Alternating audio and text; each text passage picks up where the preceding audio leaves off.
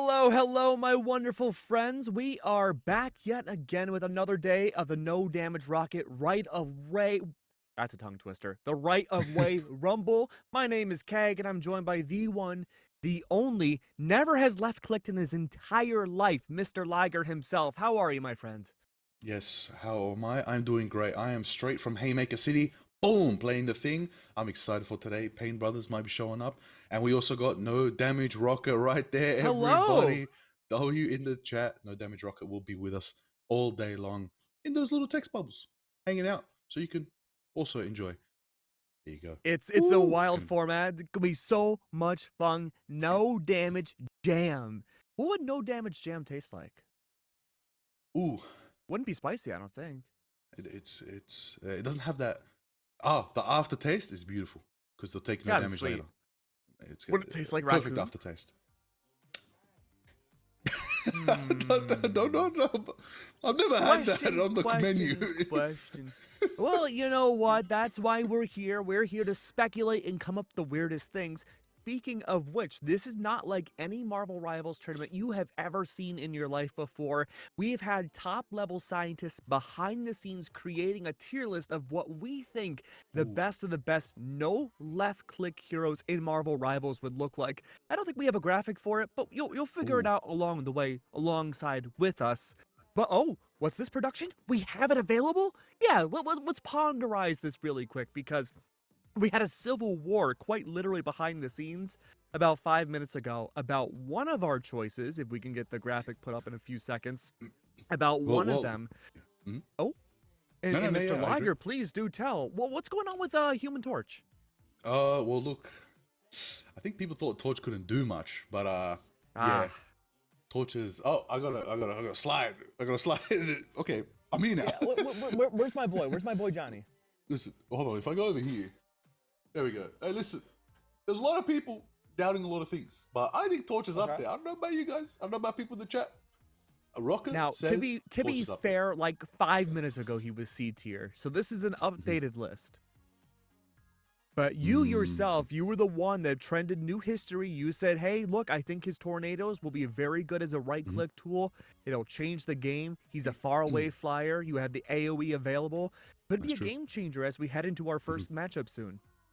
And I think people just miss playing Torch, and this might be the event to bring a little bit of Torch, a little bit of Johnny Storm Thunder back into the fiery madness that is the fantastic Human Torch. We'll find out very, very soon, but there's so many other picks. And the thing is, as much as we can make predictions as casters, we don't know what the players are going to do. But let's have an explainer video be playing now. Fun little video made by production. Show everything off. Shout out to No Damage Rocket.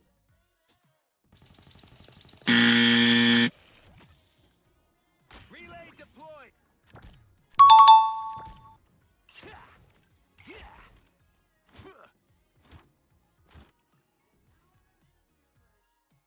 I am Groot. I am Groot.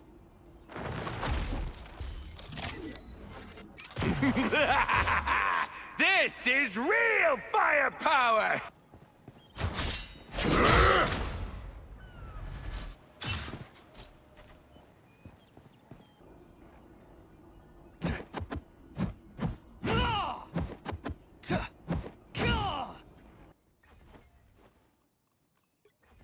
My claws may be sharp, but my mind is far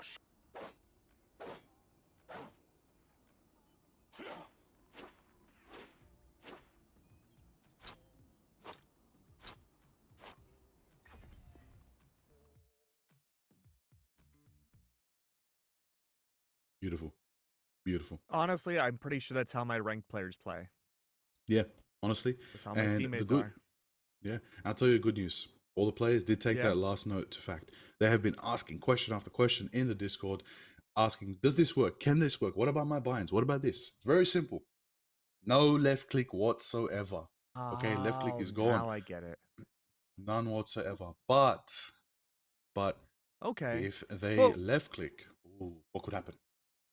well, there's a lot of variety of different things. Word on the street is that there's a spinning wheel that people have to do for a special challenge, and we have it here. Now, my eyes aren't so good anymore, so we have a timeout. Oh, whoa, Ooh. now it's going really fast. Hold on, I can still read it. We have a timeout corner, We have I am Groot. What does the I am Groot do? I'm Groot. I'm Groot. Oh, oh, I'm Groot. that explains it. I'm Groot. Uh, Let's see. We have the Boogie Bomb as well, and we have two others. Interesting. So the Wheel of Misfortune is going to be very interesting to see. I have a feeling though that look, all these players, high level, super professional individuals. These are the best non-left clickers in the entire universe, Mr. Liger. I don't think we're going to have any issues today. Nah, and just to let everybody know specifically what each one does. Heavy gravity, no jumping allowed until the end of the round. For the left click criminal, that's right, these are punishments. The boogie bomb, the entire team must emote exactly where they are. Ooh, if that's a walking emote, you might walk off a cliff. The timeout corner, as we know, left click criminal must go to the corner of the map and time themselves out for 30 seconds. I am Groot. It's very simple, Keg. They just got to say, I am Groot until the end of the round. Ooh, don't want to left click. That's dangerous. You could lose. And the role switchinator, the left click criminal must swap their role for the rest of the game. That could be good. That one's a bit of a, maybe it might be a blessing than a punishment. That's an interesting one. Yeah, but like, what are the chances of you landing that? Especially if you do it twice over. You know, hypothetically, it's like a 1 in a billion chance to get it more than once in a row too. Yeah, definitely. I believe the format of this event is also very, very nice, fun format. We got round robins, baby. We got good round robins. Oh, and we got team names as well. That's awesome. Yeah. Our first game of the day will be Think Things Ahor versus the No Click Click. I had to practice that one in the mirror a few times. And of course, each team will be facing each other, and the two teams with the most amount of wins will be facing each other in a best of 5 at the very end of the day. I'm excited to see how these all play out. Pretty much one game, I believe, from each round will be played out on stream. The other, I believe, will be played off stream. And again, we just have professional referees making sure there's no left-click shenanigans where we don't have eyes, where we can't see them. And we get to make sure we get the most competitive games going into grand finals. Couldn't agree more. That's all we want. A fun time, competitively fun games. But there is no left click. I think we got teams now. Yes. Oh, do we now? I mean, we have Think Things Ahor and we have Left Click Click going up first. The Glorp Nation will be the team that we see. The guy on the far end, Makir, looks like Baby No Money. So I already know we're off to a good start. That's good. And then the rest of the squad, you got Zotaek, the green, the Hulk player. The B-Hops are crazy. You got Mooney, you got Tater, Seniosa, and that Taffy. Going along with Makaya. That's a scary lineup. I don't know about you, Cake. They frightened me, especially the one on the end there. Baby No Money. Well, which one of these players do you think is most likely to left click? Most likely to left click. I'm looking at I don't know. Tater. I don't know. I was gonna say Tater's got that cheeky grin right now. Tater looks ready. Tater's the troublemaker. Hey, look at those eyes. That's true. That's true. Nothing but deceit in those eyes. We'll find out. What else we got next? So it's another team that's playing in the Right Away Rumble here today. Another squad on the lineup here today. We're all here, by the way, at Glorp Nation. Oh, Backline Bandits. There you go. The Backline Bandits. Tell me about this team. Kay. By all means. I mean, look at it. How much deceit is in all those eyes as well. Any one of them could be left-click aficionados. We got ourselves Full Metal Lamps, Mentality, Ducky Chunk, Rima, Onyx, and Banana Jam. All of them have, top-tier names, and I'm excited to see them play. Oh, it's a good lineup. And that's two of the teams so far. Now, our third team in the Right of Way Rumble is going to be another squad, very fearsome, very ready. It's the No Click Click. Ooh, that rolls off the tongue. That's cold. And we know that guy. Who's that? Hold on a second. Well, how did one of our casters get into the fray? Is that the Diatonic joining Is Diatonic a spy? Tournament? Maybe. But joining Diatonic is Dylan Dubs, Corrupted, Machu, and Earl, and Camloso. This is a squad right here. They're looking mischievous. I think Earl wants to click left click. That's a face of guilt. That's a criminal. But Machu doesn't even have pupils. Oh, like that's demonic energy right there. You can't even read on a real topic though, Corrupted, I didn't have the time to check and see if they're the same player. I believe Corrupted, if they are, they're also a Valorant pro from the Game Changer scene. So that would be a lot of big structure coming in to no click side, and we'll get to see that structure with their first game today. Hold on, the funniest thing just happened. I gotta call this out. I believe Diatonic in chat called the nerd on the right a nerd, and a mod banned them. Didn't realize it's themselves. Wow. He is a spy Yup, totally. for himself. Big nerd Diatonic got himself banned. Maybe he's gonna get banned in game. Maybe he's gonna be a left click criminal. Wait a minute. I figured it out. To type in Twitch chat, you have to click on the box to type, and that requires left clicking. That's already Spin a the fault. wheel! Spin it now for Diatonic right now. And I hopefully knew it it. lands on timeout corner until Diatonic has to play. All right. Enough of diatonic one more nonsense. This is a serious tournament, man. We got to see the other That's teams. true. The final team. Oh, tell me about this one. Sahur. Oh, by all means. I mean, look at all these wonderful players here. Any one of them could be, again, just as destructive as the other. I can see quite a few that I think are very willing to go for the left-click shenanigans. I will say, though, Eric Cartman was in the J3 tournament, said to be one of the best pennies in the world. And even though Penny will be nerfed by the left-click nonsense, I don't think it's going to be that big of a nerf. I know we were speculating in the green room before we got onto this broadcast that Penny could still be S tier for this tournament. 100%. I think Penny's counters are more nerfed by the lack of left click than they are Penny herself.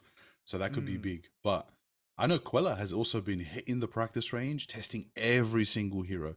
Given even advice to fellow competitors about things to do, things to note, especially keybinds in the game. Sometimes if you switch to the default settings, it may not take it to default. So reminder, everybody, no special keybinds, no shenanigans, no nonsense, and no left click. This is the right of way rumble, and you better do it the right way. Otherwise, you're going to end up on the wrong side of things Sahur. They might bring the haymakers. It took me way too long to realize right of way was a play on the fact that we can't left click. W, no damage rocket. That's a good pun. Yeah, I see what you're doing there, Rocket. So, what's the point of this tournament? What is the prize pool? What are we playing for, Liger?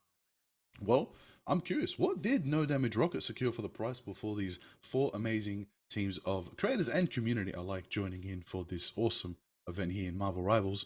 Having a look at the prize pool. But I'll tell you what, if we have a graphic. It's stacked. I believe it's stacked. I believe there are a lot of units on the table. We'll get the specific numbers in just a second, but I do believe it's 21,000. 21,000. That's a lot of units. Now, that's a lot as someone who doesn't buy a lot of cosmetics, how much is your standard pack of units? Well, it's usually, you can get 1,000, 2,500, or you usually convert them from the gold coins. Or maybe if you're a G, you earn them in the grind of the battle pass. You earn them in the game, because there's so many ways to get units, but it would take a while, like a 21k, huh? Yeah, you can get a good chunk here today. I do believe first gets 2,000 each player.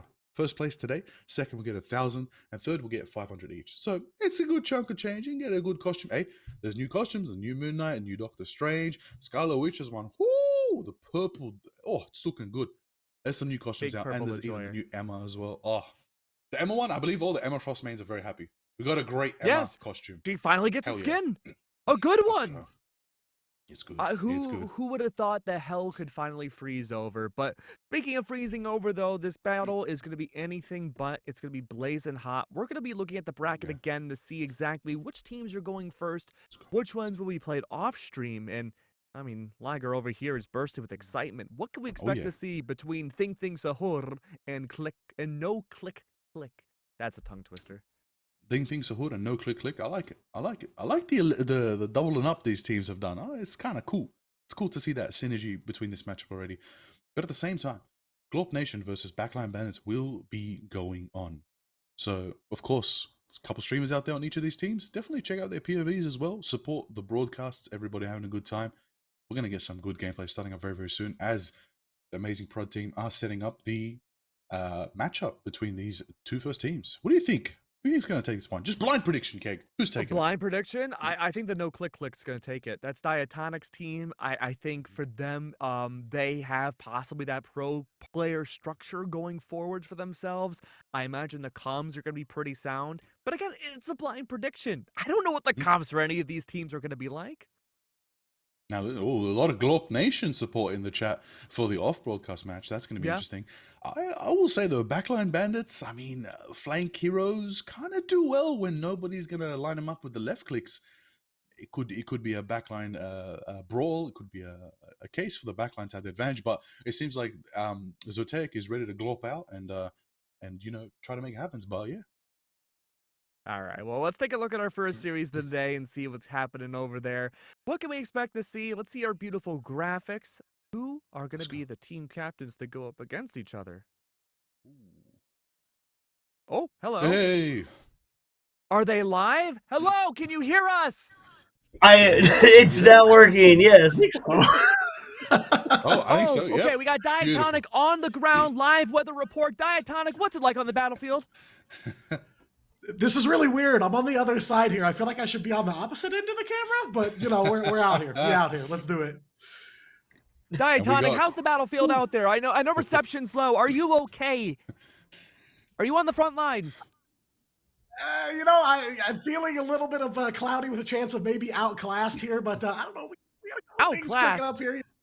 Learning some heroes last minute, so I'm kind of excited to see how we're going to think outside the box here. What are the comms looking like down there? Pretty good. I think we're in good spirits for sure. Got some interesting ideas cooking up here, kind of in the kitchen, 5-course meal almost ready to go. And how about you, Creeper Car? You're on the field as well. I believe you're at a live volcano right now, Creeper Car. How's it going? Is it erupting? Maybe. I can't hear you over all the ash. Hold on. There's a lot going on. All right, Creeper Car, how are you doing today? By the way, you ready for this event? You ready for a game in time? I've been actually ever since I saw the post saying that you could sign up for it. I've been excited and hoping to be part of this. I'm glad I'm here. Is your name so based glad, on Mario Kart? Kinda. It's a character I made with a combination of Mario Kart and the Minecraft mob. Ooh. Well, that's 2016 me. It's still held on though to this day. Well, hold on now. Which Mario Kart has the best Rainbow Road? Ooh, see, a lot of people would say it would be Mario Kart 64 because it's iconic and mostly played. But for me, it's got to be Mario Kart Wii. You can't beat the Wii. You were so close. That's a good one. You won 64, then you said the Wii. It's Double Dash, my guy. The GameCube one. Wait, Double Dash is good, but they never brought it back after. They only put it in Double Dash, never brought it back. I agree. So it was I agree, but now, good. but now I know Diatonic would know. There's a certain Rainbow Road in a certain Thunder deity's realm. Do we know another Rainbow in the Marvel lore that we can talk about? Does your team plan to bring out the protector of that said road? I'm not here to divulge any secrets as a good magician would never do, but hey, I've been advocating for this for a while now. We have ARAM in League of Legends, right? We've got, random heroes.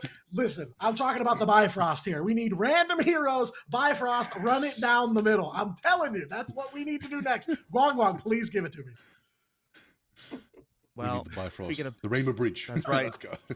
Speaking of Bifrost, things are getting cold. I know Creeper's volcano may be erupting, but the ash is falling and it's getting mighty cold out there. Keep your hands warm, you two. Make sure you're ready as we get into the server very, very soon. Creeper Cart and Diatonic, thank you so much and good luck on your battle. Good luck. Thanks, guys. Take care. Good luck. Good luck. Wow. Are they ready? Live Are they ready? on the ground, forecasting. Yep. Listen, I hope Creeper gets to play before that volcano engulfs the island at that point. Yeah, I guess so. But at least, for like a split, searing, painful second, you're pretty warm. Hey, I'm always warm because I'm always ready. And I'm ready for some Battle Royals gameplay. I want to get into this matchup. And I believe it's so warmed up, right? In fact, they're not even going to... Normally, it'd be Hell's Heaven, right? That's the one map. There's a lava pit. But actually, they're gonna actually go a further step. Okay, we're gonna go to a civilization that has gone past Oh, I've volcanoes. heard of those. Yeah, they have gone Okay. to the galaxy. The galaxy. Oh. In fact, they've taken it over because we are going to the Galactic Empire of Wakanda. First map of the day will be Burning T'Challa, right? Ah, It's I gonna be a see good what one. you were doing there. It's pretty burning Yeah. indeed. I'm very Oh excited yeah, to it's see how burning. this plays out. To be honest with you, keeping my analytical reservations aside, I have no idea what to expect for any of these matches with no left click available. This is going to be one of those days where you really can't expect much analysis. We're here to have fun. We're going to hype it Yeah. up, and we're going to be extra goofy with it. Let's do it. Let's have a good time. Right away, Rumble, everybody. First match is starting up very, very, very soon. We're going to get into all the impactful action. It's going to be good, Keg. This is going to be a fun one. It's our first cast together, by the way. I'm looking forward to it. It's going to be a great time. First one public. You know, word on the street is that it might be the first of many. Anyways, enough mogging the camera. I want to just say a quick thank you, everybody. Do we have My cortisol Rocket? spiked. Is Rocket here? Can we get a message from Rocket before we start our first match? We got an awesome message. Ooh, down in the corner. Rocket. The right of way. got him. All right. Oh, damn. Unlucky for now, but we'll get Rocket back very, very soon. Rocket's probably saying hello to everybody playing, checking in with everyone, because that's what a good host does right now. But on top of that, Keg, predictions. We already made them already. We have a feeling who might take this one, but I want to predict something crazy. We've got bans. We've got so much to also talk about, but we're going to go to a quick break, and when we get back, it's game time.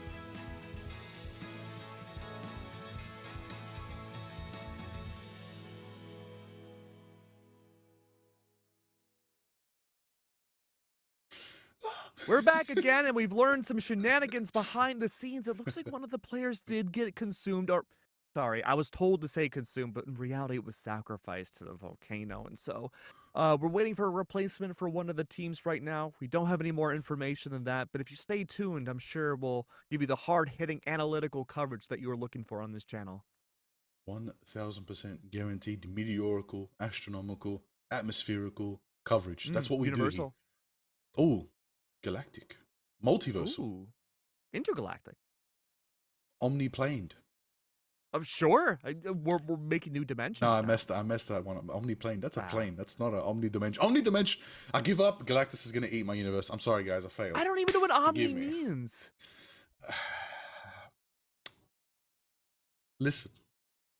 Did you guys know that Spider-Man is the original Power Ranger? Anyways, besides that fact, besides that fact that I will not talk more about, we have a game coming up very, very soon, Keg. Oh. We have a game. Oh, we do. We do. Yeah, I was born ready. My whole life was meaningless up until this moment, Liger. All right, well, double checking with Prod. I believe Jarvis is setting up the matchup as we speak, and here we are, Burn T'Challa. It's looking good. All right. Here we are. So, again, name of the game now is going to be that no left click is available. We had the explainer video. There are some minor caveats, but we'll cross that bridge when we get there. But for the most part, it's not going to be your standard Marvel Rivals. It's going to be, I would guess, a little bit slower of gameplay, but I could easily be wrong about that. Alrighty.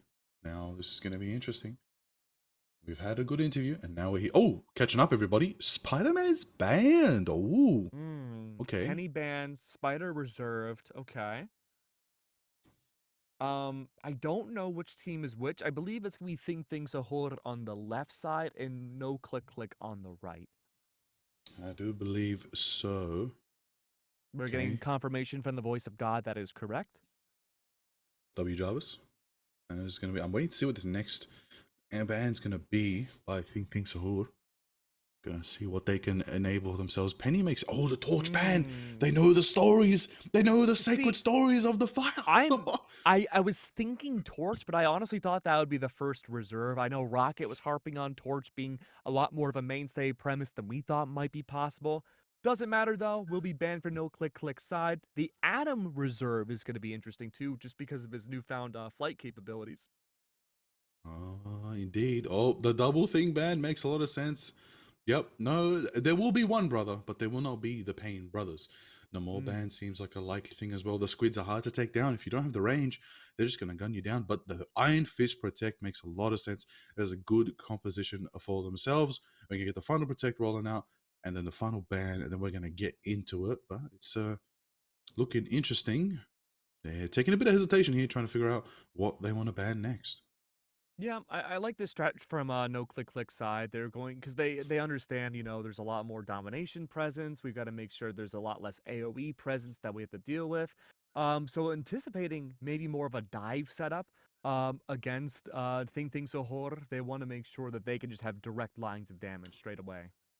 Oh yeah, definitely. And I just gotta say that double rocket is so smart. Banning it and taking it for yourself, and in return, they do the same, but with Adam. So both teams got some powerhouse strategists right now locked for themselves, at the same time denying that resource from the opposing team. I will say the revive's a bit stronger. Is already breaking because I'm thinking like, okay, yeah, Adam is banned, Rocket's banned on the other team.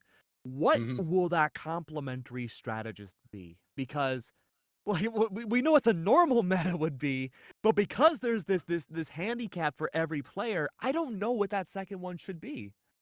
Ooh, you know who's available and is kind of good? Stratpool. I think Stratpool might show up.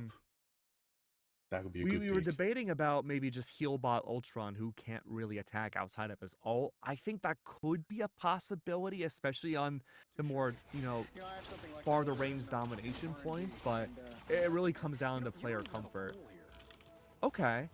Not a bad idea either. Dylan Dubs is looking to opt into the Mantis pick. I like this from Diatonic and Dylan. I think this could work really well. So the idea is you're going to have the faraway AoE heals of both, of course, the Rocket and the Strategist of Mantis. But what's most important is that Dylan's going to be able to supercharge Iron Man and Black Panther. That is going to allow a lot of his on-site healing capabilities.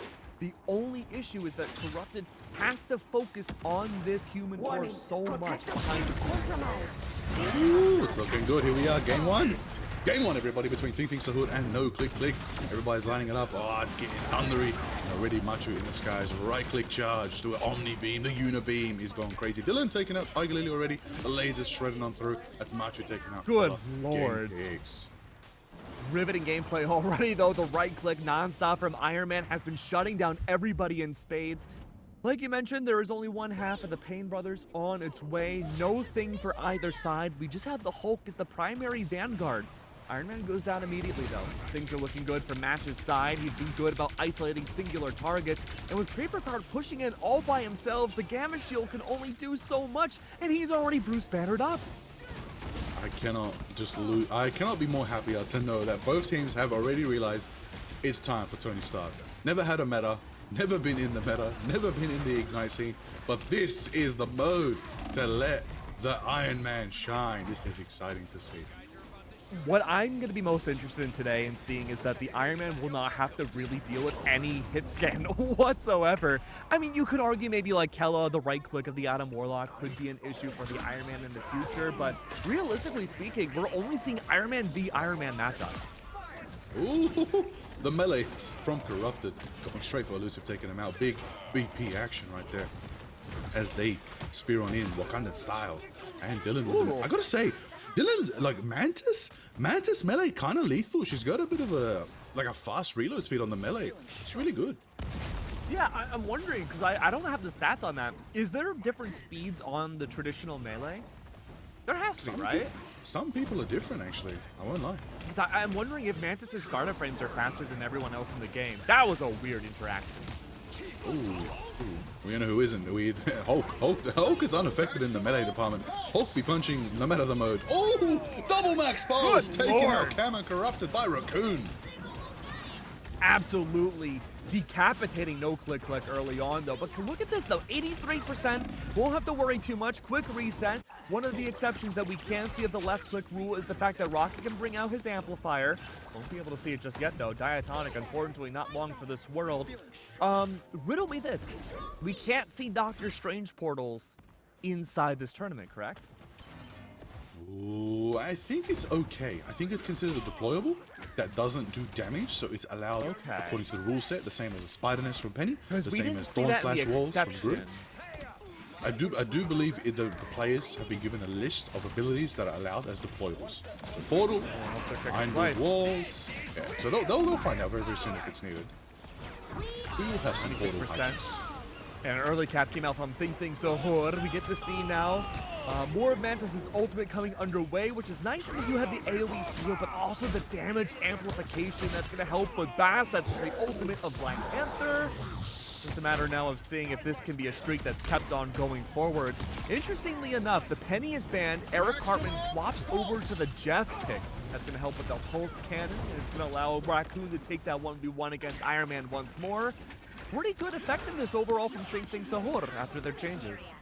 Ooh, I gotta say, I thought the gameplay might be a little slower without left click. No, everyone's on everyone. It's a complete fiesta right now. They're just going crazy. Lasers are flying, right clicks from Adam, big punches flying in from both Gamma Demons. Like, it's active. It's gameplay. It's active. I'm wondering if in future games we're gonna see an Iron Man ban, and that will drastically slow everything down. You might be right. Right now, really, Match and Raccoon have been the playmakers of this, at least the first round thus far. Keep in mind, too, you're going to have a little bit more open space. It's not quite like Warrior Falls, but depending on who wins this one, you win the one that's pretty similar to it as well. Predation does come through. Ion Cannon, of course, goes on top. Is that going to be enough to defeat the 1v1 against Matchup? The answer is no. That is going to be, again, a huge severance against Think Sahur, as most of your members have gone down, but they do hit overtime. Overtime has been achieved, 99 to 96. It's pretty close. Either team could take it right now. As much as Unibeam is lasering in, trying to get some value, taking down as much of Creeper Card's HP as they can.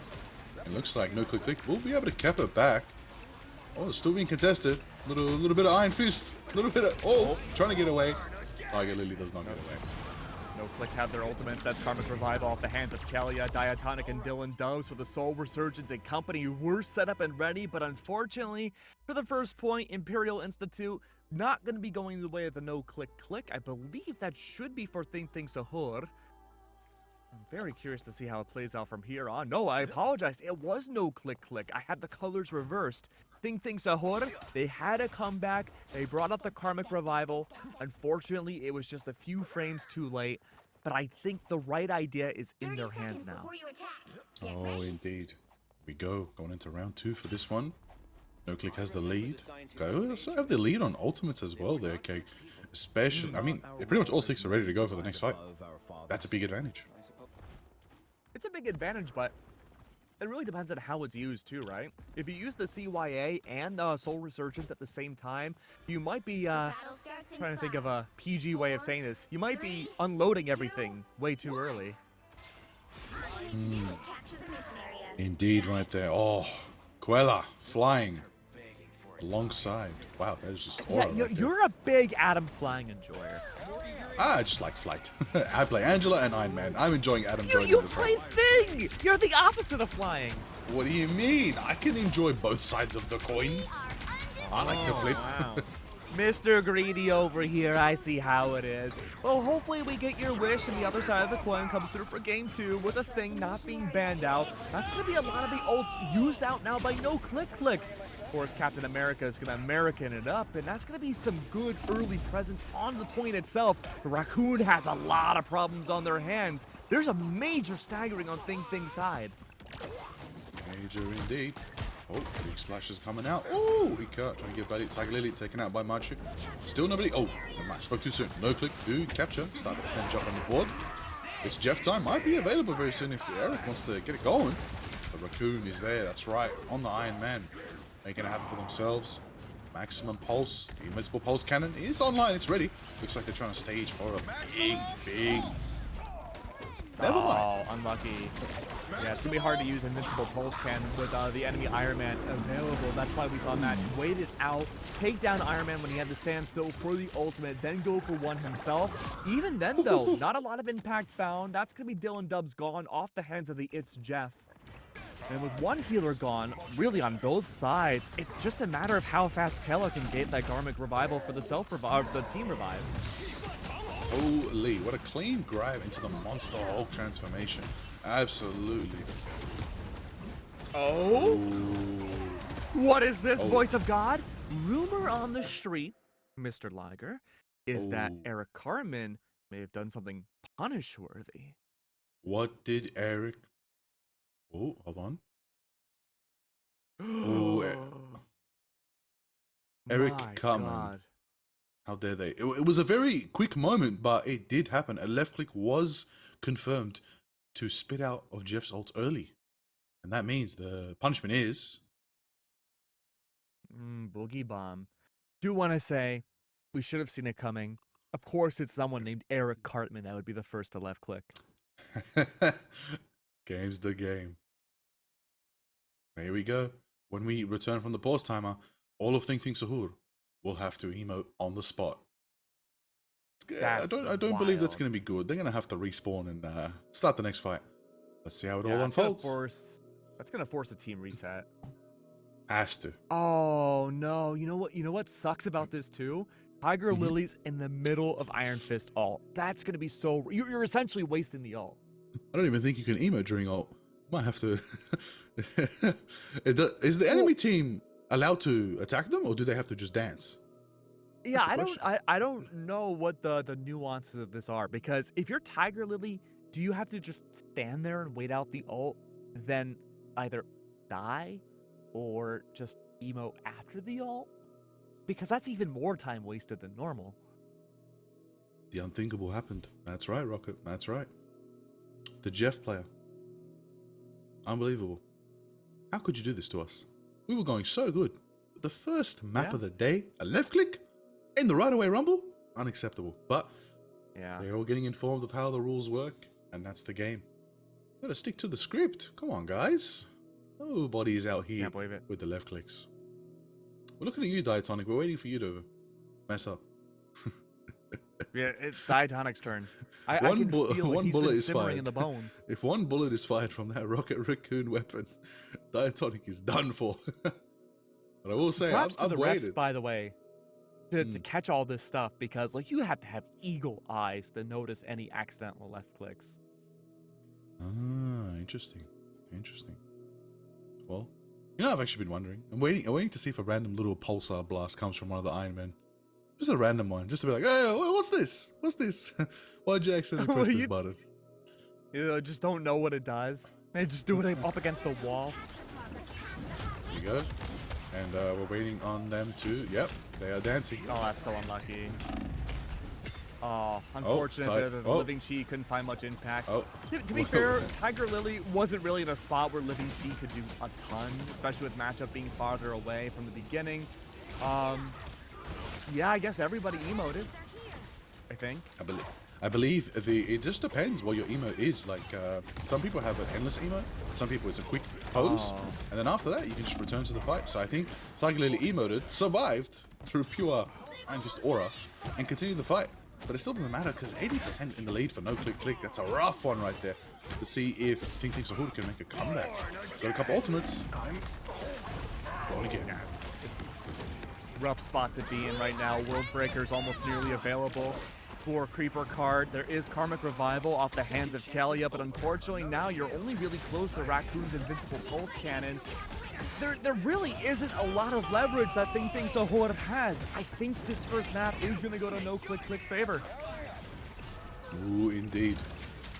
See the action, so many lasers are flying, but Machu's the one with a Unibeam that's going to defeat the Raccoon Man right there. They're going to be taking out the Iron Man mirror match. Everything's going. There you got Cam swinging on Cap.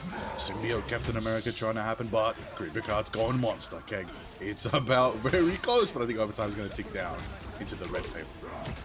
Yeah, it's not looking great right now. It's a game of stall now from the hands of Creeper Cart. Can it be enough? Everyone and their mother's attacking him, and even then, because of that refresh of the animation, there was no way. Stellar Spaceport and Imperial Institute. Usually, if you win one, you'll win the other. That's gonna go to no click for game one. And there it is. Interesting to see. Machu on the Rust Bucket Man, doing great things. Okay. Ooh, talk to him. Ooh. So here's an interesting point.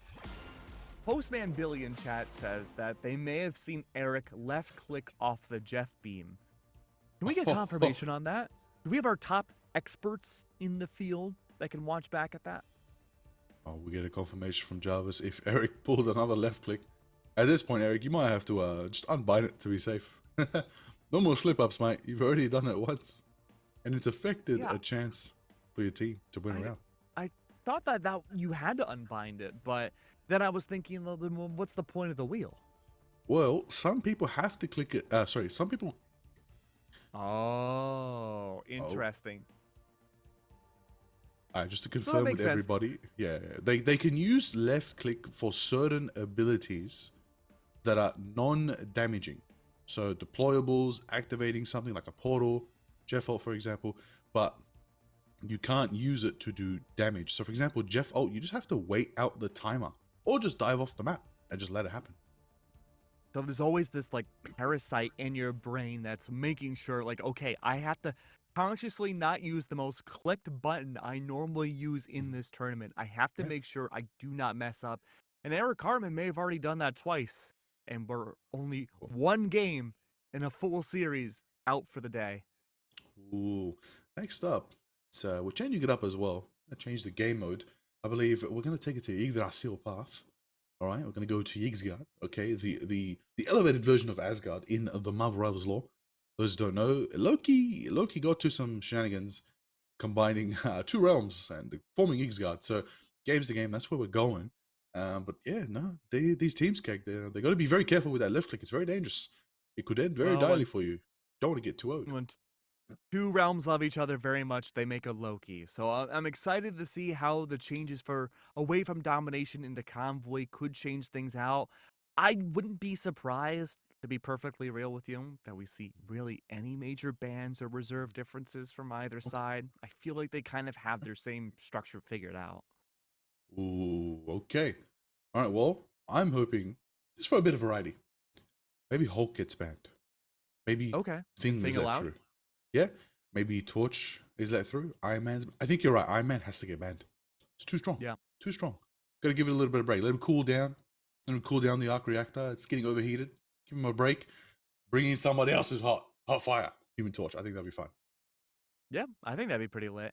I imagine, like, you ban Iron Man, you probably go for Torch next. I just, in my soul, like, realistically, the right-click in Iron Man is just too good. But, like, besides that one factor, I think Torch would just be OP. I can't, off the top of my head, think of any reliable non-left-click utility that would take him out when he is so up above everybody and can just right-click AoE people. There's a few that come to mind. Maybe Adam? Adam's a good pick. Yeah. No more could be a pick. No more could be too far. Too far. Because you with have the right click. a 40-meter radius with well, I guess the right The click squids? spear The could squids, do it. maybe. Yeah, the squids have a limited range though, and I think Torch can be outside of that. But I forgot about his right click, his weapon, his primary. So that might work. But again, that's hard to hit. There's a couple options. You know who would be absolutely great, no doubt in my mind? Angela. Yeah. She's got that shield in the air. She can just go up there and assassins charge him and just completely slash with that sword and get to book. Surprised we didn't see any Angela. Yeah, maybe I'm just not in the hero pool. Maybe the next Yeah. two teams. Maybe they got it. I could see that. Keen to see some Angela. Or maybe you're saving it for Convoy. Yeah, that could be true. Oh, speaking of Convoy, here we are. Yggdrasil Path. Ah, perfectly timed. Head over to Yggdrasil Path. We're going to see what the bands and reserves look like. My guesstimation, Mr. Liger, is that we're not going to see any changes. maybe the strategists, maybe the Adam and the Rocket are swapped. Or maybe both teams get access to both of them. Oh, you know what? what? Options. I don't think there's a world where I'm thinking this one through. I don't think there's a world where you can have double flyer bands and a Spider-Man band, because that would make the strategist way too powerful. Yeah, true. Spider-Man. Big pick we want to see. I wonder if Venom does well. Primary Fire is missing, but still options. Oh, Iron Fist band makes a lot of sense. Oh, never mind. It's a double Iron Man band. Okay. Yep, that makes sense. So we're probably going to see Torch be the first reserve for no click. Has to be. Oh wow. Okay, we I like swinging. that. I think that's a soft ban. I think on Torch. Indeed, Rocket Band to follow up. Think so good. Cool to see. Thing is protected. Okay. Yes. All right. Do you think there's gonna be a Hulk band next?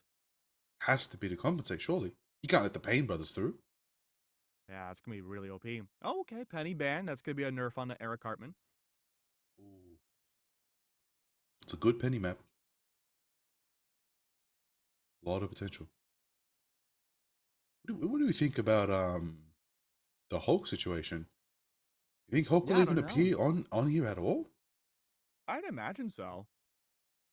Okay, double rocket ban. That's gonna put a lot more pressure on the strategists. So my question, now that we see the Adam ban and reserve, is what is the primary idea now for no click side? They have the Spidey. I don't know what the Vanguard camp's gonna look like for them. I imagine until possibly it being banned, it's gonna be Hulk and maybe Angela, but you're not gonna have a lot of crazy good strategists.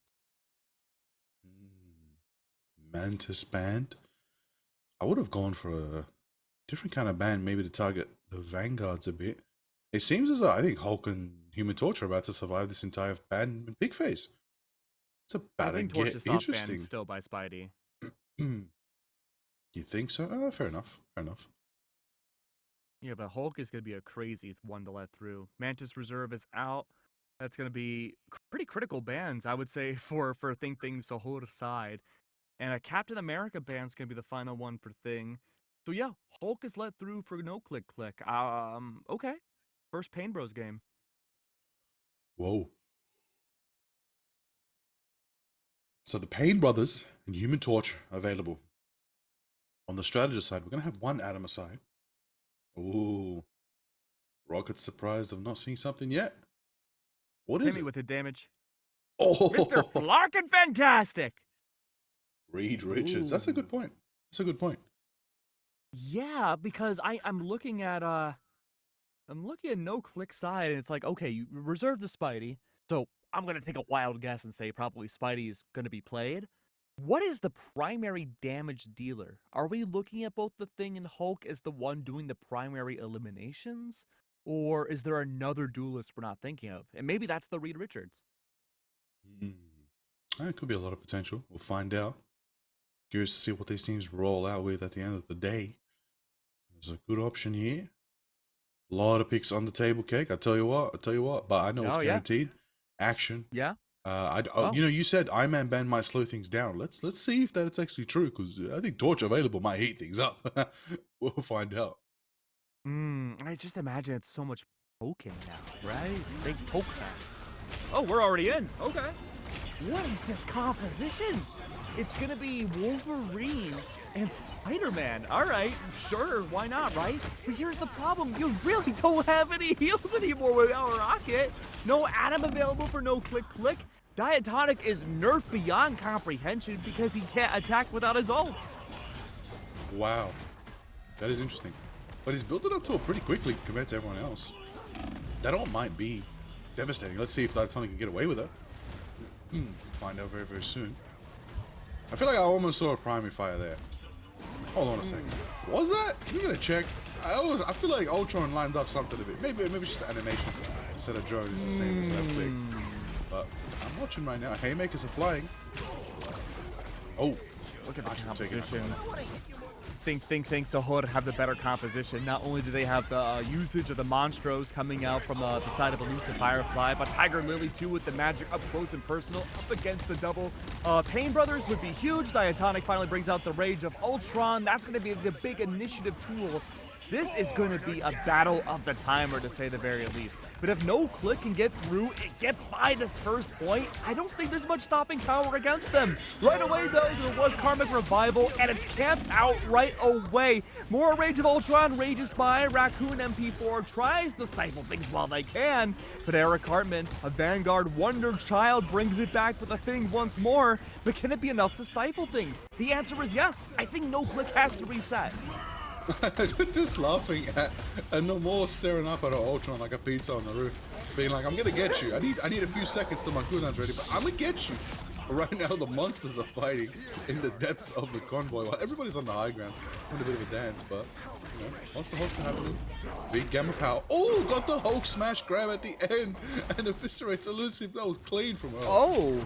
Whoa, hold on, Liger. Look at this. NoClick have opted to go for a singular strategist. They only have Ultron at the helm. 86% will soon be a damaging healer as well. That's going to make things very difficult. You're playing essentially for your death ball, quite literal death each time you go in. Oh, wait, I really question, what is the value of Wolverine? You can't even put your ult. That is a great question. Wait, I'm waiting I to guess see the Wolverine team up value. would thing to maybe backline against Namor. You're right. Because you can't really backline against Kelly's Adam Warlock anymore because, spoiler alert, homie can fly now. You're right. You're so right. Both cannonballs available. That makes so much sense. Wolverine works with both Pain Brothers. He's part of the Pain family. He brings the pain. You want to He know? is the pain. You know what's super big brain? So the Monstros, right? They're super powerful anti-dive tools, but the thing to defeat it in a dive composition is overwhelming them because they can only target one player at a time. You have Hulk going in, you have Thing going in, you have theoretically Wolverine and Spider-Man all going in at once. That's still gonna overwhelm the double Monstro dive of Namor. That is true. That is true. And I believe Wolverine melee is the same as his primary fire, so that does give quite a bit of value. I doubted myself for a second there. I thought I checked that. No, I believe it was Magic.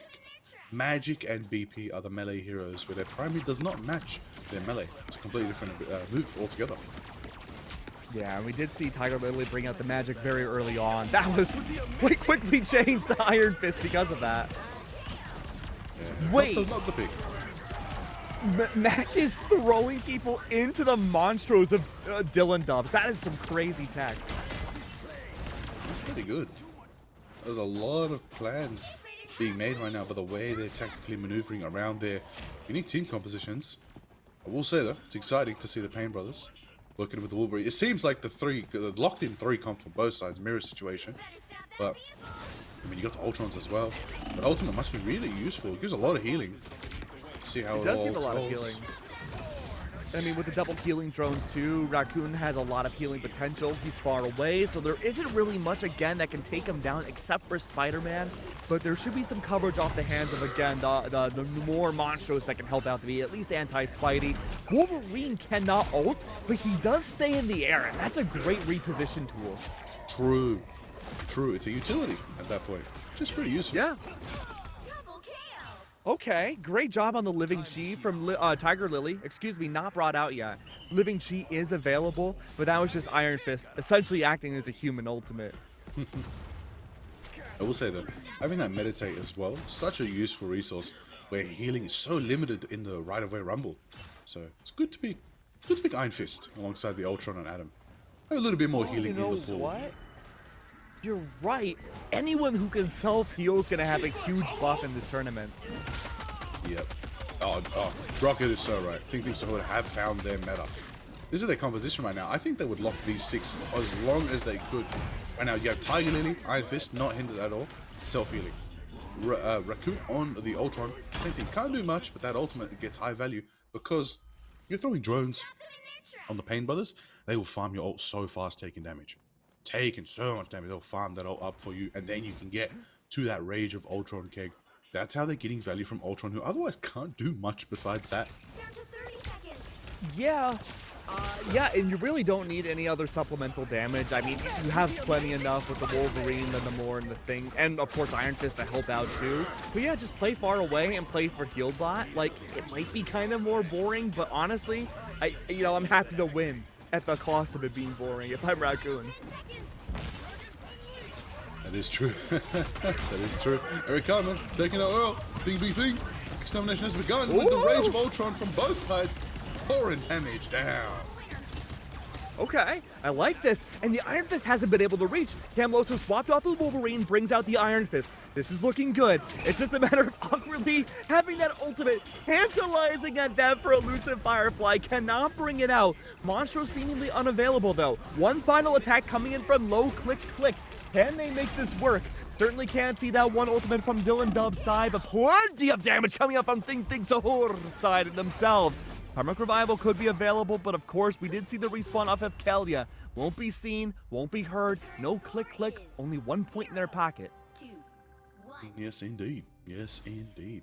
Time to switch Okay. things up. So it's a fair push, but you're going to need an even stronger defense. Right now when it's your turn, as we flip the script. I'm looking at all these hovers. I don't think anybody's changing their pick, really. Oh my god, Match has a level 100 Spider-Man. Sorry, level 50. Woo! Respect that. That's a lot. gross. Hey, they're out here. Represent what you play. I mean, props to you for being able to play Spider-Man for that long. I don't think I could do it, but good lord. What are we thinking about this down here? This composition. Wow. They really got it down. You know, I'm actually curious. There's 2 teams still playing off broadcast, you know? Wonder what their compositions are. Yeah, if it's any different. I don't know. My question going to this second half is like, it's Convoy, right? It's not domination. So you have a defensive and an attacking side. Are the metas going to be versatile enough where you can be both attack and defense with the same composition, or will there be critical changes? Here's my thought process. With such a lack of healing, you know who would do great? Blade. What's up? Blade. Oh my god, you're right. Blade is unhindered by the right of way rumble. Completely unrestricted, except for the fact he has to fully charge his ultimate. He cannot quickfire it. But it doesn't really matter too much. On top of that, I'm expecting to see some DP, a little bit of Deadpool action. Any of the roles, honestly, they're all great. You don't necessarily need the gunfire. You can just melee with the swords, get quite a bit of value, get your ult off, and you can even access the book. You can use number inputs to access the book. Did you know that? I didn't even know that. I thought you had to use left click to input where you want to upgrade. You could use number inputs. But at the same time, it doesn't necessarily do damage, so it would probably fall under the left click to deployable rule. Left click to read a page. You think that's against the rules? to upgrade an ability? I don't think so. How do you check for that? You know what I mean? True. You know, Deadpool just got the book out. You don't know what he could be doing that book. What could Deadpool be doing with his book? Go dog go. 50 Shades of Grey open. 50 Shades of the Pool. That's Ooh, what I'd read that. That's what DP gets a bit. He's getting a bit excited. But you know what excites me? The Thing going crazy right now. Yeah. Getting value. Oh, Iron Fist punching. It makes you it's rock just a solid. melee fiesta. Yeah. Listen. Keeping it PG. Keeping it PG. We out here represent. Having a good time. I hope so too, No Damage Rocket. I hope they're having fun as well. curious to see how this plays out now. Looks like both teams have essentially gotten the same amount of distance for this first convoy point. It was that initial turn on P2 that started giving NoClick a lot of problems. We've seen NoClick essentially adopt things to hold his team composition. Only core difference is that because of the Atom ban on NoClick, we have Corrupted bringing out the Mantis instead. Soul Resurgence, I think, would be pretty powerful, but I think the biggest advantage here would be the fact that you can get the damage amplification off of the Mantis. That's true, that's true. Oh, rotating around. Bit of a tough situation, but unfortunately, Tiger Lily fighting the 1v2 did last quite a bit, but gonna have to regroup with the squad. My life energy. Regroup. Oh, somebody left clicked. Who did it? Who Who was did it? it? Who was it? I bet it was Diatonic. Oh. Aha! Ooh, It was Diatonic! Oh, wait, which Wow. Ultron? Well, hold on. We were just told a Ultron. Jarvis, we know you hate Ultron, but which Ultron did it? Aha! It was Diatonic! Unbelievable. Bro did it for the content. Diatonic has done it, which means Boogie Bomb has been the wheel selection. Oh no, we're spinning again, or? Yeah, we had Double Boogie check. Bomb last time. Oh yeah, we had Boogie. All right, we're spinning again. We're spinning again. We're spinning around and round and round and round and. Oh, No I think it's Boogie Bomb way. again. You know, looking at it now, switching the roles would be a lot more devastating than I initially thought. True. Because, like, if it's Diatonic and you're swapping down to one strategist, like, there's not really another role that would work well for their team comp. That's true. That is true. Let's see how that unfolds. Shocking or Diatonic. Diatonic, you should know better, man. This guy. Shaking my head. This guy. This guy. Telling you, he's the spy. Who's he spying for? I don't know. What organization? Hydra. You might be right. You might be right. You might be right. We need a villain from Hydra in this game. We need someone. Maybe Hive? That'd be cool. I only Red know Skull? Red Skull, and I think he'd be a boring, boring character. I wonder what his abilities would be. Maybe he has like just chance. He just shouts things and gives buffs to his teammates. Or nerfs to the Maybe enemy. just Just he's shouts in at a you little and you lose cave. damage. Maybe he shouts at you and you lose the ability to left click. Oh, wow. Oh. Where have I seen that before? No. Oh, No Damage Rocket has cast the power word dance, which means because of Diatonic's criminality, insubordinates, unbelievable actions, Diatonic's left click has now led to no click click, having to click the emote button Stronger. right then and there. Now dance. Okay. I'm waiting for it. Have they danced? Oh, they're There it is. dancing. There it is. Is Diatonic gonna fall? Diatonic will. Oh. Why did he get airtime on that one? He went up, then back down. That was his dance. You know, he was doing the robot. Fair enough. Gotta put some oil in those grooves though. Those moves weren't clean. Gotta oil up a bit, you know? Hey, come on, man. Gotta He's a smooth dance with it. master. Yeah, come on. You You know gotta the do the shows your robot. moves that land. Listen, he can be a criminal, but you gotta be a smooth criminal as well. 60 seconds left. Ooh, but I don't know if Annie's okay. And listen, the Wolverine ult is just too funny. I'm just waiting for the second half. It just never lands. It's just and then that's it. He just rings and then nothing happens. Like, what happened, man? This is good group up coming out from the no click side. We do have to see at least Dylan Dubs just everlasting teasing us with the ult coming out there. We're not going to see any Hornipodius, unfortunately. But that being said, though, again, the monsters have had a lot of big impact. Elusive Firefly and Delia have their ults that I think could find a lot of impact. Excuse me, not Elusive Firefly. I have to get that out of my head. But Eric Hardman could absolutely find impact off of the ult. Here we go. They do make it through with 15 seconds shy of the time up to overtime. Got another 230 added to the time bank. Creeper cut. Going to pick on the side, taking out Machu. And quite a bit of value. On the other side, we got Keg over here. Keg, tell me, Keg. Yeah. What are we thinking about these ults? What are we thinking about? Big Thief Sahur have 4 ultimates and barely any of them amp left to push. You think they got this one in the bag? Yeah, I think they have it in the bag. I mean, it's going to be up to NoClick and how well they can cycle their next round of ultimates. I think the fact that Matthew's already used his, Dylan Dubs can't use theirs. I think that Karmic Revival will probably be the game ender here. It really comes down to Tiger Lily finding effectiveness off of Reliving Chi right here, right now. That's one. That's the most critical pick you could possibly get. We are undefeatable. There it is. Clean as can be right there. Making it a result. Honestly, we might have to update the tier list. I think Ultron does not belong in B tier. I think Ultron is up there. Straight to A tier. Wolverine as well. Bump up from Z to B. It's kind of resourceful. Crazy. I was expecting to see more Iron Man just hard countering Raccoon, but we're not really seeing a lot of that. I think the maneuverability of Ultron, like you mentioned, is pretty dang good. It makes me think now, Iron Man, if unbanned with Ultron, might be the move. Iron Man Ultron might be the move. On top of that, because there's just such aerial dominance, so you can protect your Ultron with Iron Man. You can put the drone on him as well in the sky. You can turn him into a raid boss of the night in the skies, but at the same time, there's not much time left. They are literally on the cusp of victory. Maybe one more chance to defend. Can NoClick pull it off?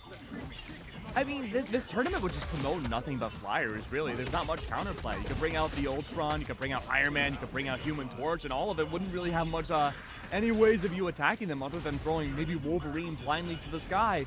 Let's see what Diatonic can do, though. Might be enough time. What's up? Yeah, true. I think you're right. You're definitely right.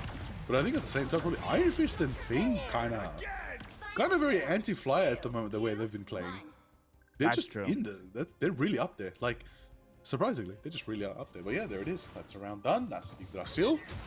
Luck again.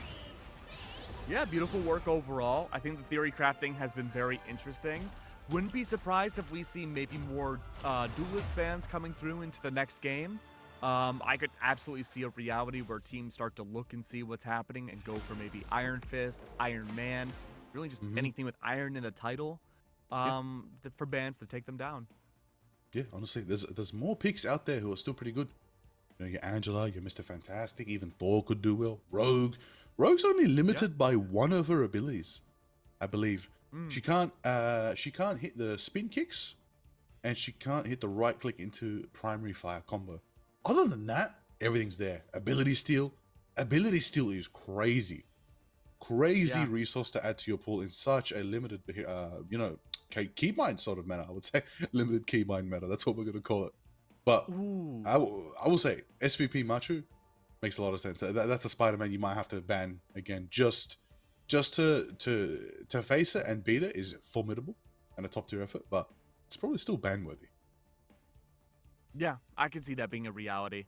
I believe we're 1-1 for the series now. We have one more map after this to see who the tiebreaker for our first round of the day could be. I'm very curious. Both these teams have shown incredible strengths and, honestly speaking, not a lot of weaknesses. I think it's been pretty even all throughout. But as we head to Central Park, it's going to be convergence. It could go any which way. Yes, indeed. Ooh, Central Park. It's going to be a fun one. I'm excited for that entirely. A lot of good things coming. These teams, tough match so far. We'll see how it all unfolds in the third map. Again, remember, round robins. It's a standard round robins, which means you do play all three maps to gain as many points as you can to get your spot in the finals. Every point matters. And we're curious to see how this best of three series will unfold between the two squads in front of us here today. It's going to be good to see how it is between, of course, NoClick and Think Sword. It's looking good so far, Keg. I think they got a lot of potential for something cool. I will say though, Human Torch was unbanned but not played. What's stopping the Torch pick? Are people just a bit rusty on how to play Torch? Like that ultimate's crazy. Speaking, I couldn't tell you, man. I thought for sure on Convoy Attack we would see it from at least one team. No, didn't see it. No. There's a potential chance for flyer composition to be right. You could get out. You could have one grounded Vanguard. Maybe it could be Deadpool. You have Deadpool, Angela, Torch, Ultron, Iron Man, Adam. Could be good. Maybe even swapping out that grounded Vanguard for a Venom or Cap. Yeah. Cap, Angela have very similar playstyles. Really just in your face, constantly holding it down. Could be a move. I want to see if teams are going to try experiment with that and try different things. But right now, it's looking very much like we've got a meta. kind of. What the Flark is a meta, as they say. We do have it with the Pain Sometimes Brothers, I with barely Wolverine know. and Ultron. It seems to be a thing, Hulk, Wolverine, Ultron. Iron Fist sprinkled in every now and again seems to be the current leading trend. We'll see if teams keep running that. I don't think Wolverine's gonna stick around into this new meta. We saw the effectiveness of Wolverine steadily go down and down and down as the game went on. And you can throw him, you can reposition him. It's great, but it's not really anything that the Iron Fist can't do. It really comes down to how punishing the bans are gonna be from here on out. True. The bans really changed the game a lot, and it makes it spicy. It makes it different here in the Right Away Rumble. Otherwise, we would have the same same meta composition every single match. That's right. But Now, we're just waiting on game 3. Yeah, definitely. I believe so. We're gonna get into that very, very soon. Moon Knight is a question people ask about as well. Moon Knight, he plays more like an assassin in this. Without the left click, he does have a one-shot combo with the Ankh double glaive. And if somebody's a bit higher HP than that, grapple in with a melee. The batons are very reliable. And another great hero, Invisible Woman. Her third melee in succession is actually a boop. So there's still chances for her to get some value. Just no primary fire healing, but Invisible Woman's kid's crazy, guys. Especially that ultimate. You got a lot of ways you can build that up. A lot of cool things can happen. I think Invis is a great shout for this tournament. I wouldn't be surprised if we start seeing a lot more of her. I think just given the nature of it being a creator tournament and stuff, we're not going to see players really play on their own as much. It's mostly just going to be group fight after group fight. And I think the value of like players like Moon Knight are just going to get so diminished when all the damage goes straight to the vanguards and they get soaked up by heals right away. True. A lot of value there. A lot of potential for something crazy to happen in the Right Away Rumble. We're going to find out very, very soon. The next map is getting ready. I'm just curious. We're going to see another left click. Is somebody going to mess up again and become a left click criminal? I hope so. Oh.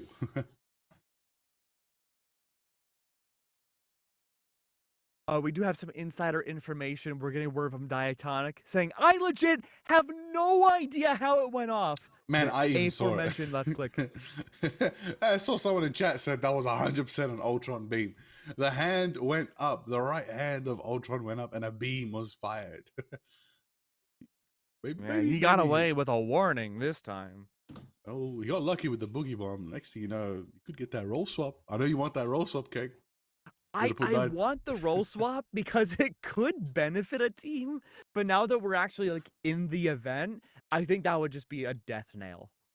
I was gonna say, what if it's a if all the strats are open, you add on your Warlock, your Mantis, you get that duelist who left clicks tactically, ooh, a bit of intended crime, and gets forced to swap to strategist, and they run triple strat. Ooh.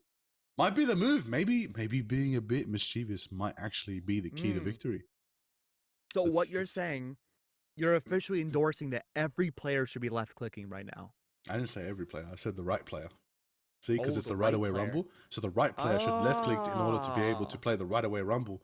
And then what's left is right and right is left. I see what you're doing. Yes. It's called redirectional logic. Just left or right. Yeah, you go straight down the middle. Yeah. I mean, it's the same way thing says left, right, good night. That's it, That's all you need to send someone to sleep. That's how I became a world championship boxer. Yeah. Nothing too crazy in the bands. Standard. Rocket Reserved, coming from Think Sahur. That's going to be different. Thing Reserved, like you mentioned, pretty good to see. Spidey Reserve comes out. Iron Fist band coming out from no click side, I think will be a lot more detrimental to Think Sahur than they probably realize. But, okay, I think it's Iron Fist. The last one. Ooh. It's definitely Iron Fist, but I will say though, I gotta mention this map, especially first point on the Dracula's outpost. Angela's very strong. You know who else? Yeah. Doctor Strange. Doctor Strange is actually a great pick. Like, not having primary fire on Doctor Strange isn't too bad. Eldritch Rip is an AoE swinging melee. You can build up Maelstrom so fast, and everybody's so boxed in together, and you've got a shield. Having a shield's still very useful, especially if you want to block Iron Man's Unibeam. So, like, or even Human Torch Fire, or anything, just to give you some space some movement, right? But Eldritch Whip into Maelstrom, Agamotto, there's so many variables. I really think Strange and Torch should see some more play. I really would like to know the ruling on whether or not you can portal. I'm assuming you can, because just because you're constantly deathballing on the attacking side, I think theoretically on convergence, you could just portal early and get the first convergence point and just play a battle of attrition. This sure is a long way from Yeah. Yancey Street. Oh, Hold on. okay. Oh. Okay. Oh, Having a this little is bit of a... interesting. Okay, Daredevil's out here on the Tiger Lily. They can see everything that they want to see. Oh, Elusive is taken out. The Gambit's out of action. Corrupted's bringing out that Human Torch. I'm very excited to see what kind of AoE it can bring out. Creeper card's good for one. That's Earl gone. The matter now of seeing whether or not these Vanguards can survive the ordeal, and the answer seems to be no. Where are the strategists? Who is helping them out? The answer so far is we're not seeing a whole lot besides Raccoon up above helping Creeper Card himself on the heels. Helping it down, making it happen for themselves. Let's see if they can keep it rolling right now. Switching stances on the card, but it's clobbering time. That is big. Right there, the Haymaker flies, taking out Diatonic. Another Haymaker flies, and that's going to be Machu taking out Quella. Tiger Lily's going to get started for the clobbering time coming out. Machu's going to be spectacular and start spinning it up and taking out Elusive and taking out Eric right there. Raccoon in the favor takes out Dylan Dubs. But the rage of Ultra from Raccoon MP4 is going on. Yeah, letting the devil out might be more important than I would have thought. Tiger Lily on the Daredevil pick alone has been pretty beneficial. I'm pleasantly surprised. I wasn't sure off of the Iron Fist ban what we would possibly see, but works out well. Yes, indeed. All right, we got some Torch. Corrupted. Burn it up right now. You're going to get that ultimate soon. We're going to finally see, does the ultimate actually have value in this situation? Will it give them Pyro Tornado, Pyrotechnics that they need? Machu taking out Quella right there. The rocket is out of here. BRB Beacon not available. We're raging it up on both Ultron and the Daredevil. Tiger Lily and Dylan are both there, but it's going to be Tiger Lily taking out Cam, and Dylan takes out Raccoon. And that is massive, massive pressure right now. And it looks like, oh, that was a lethal melee from Dylan.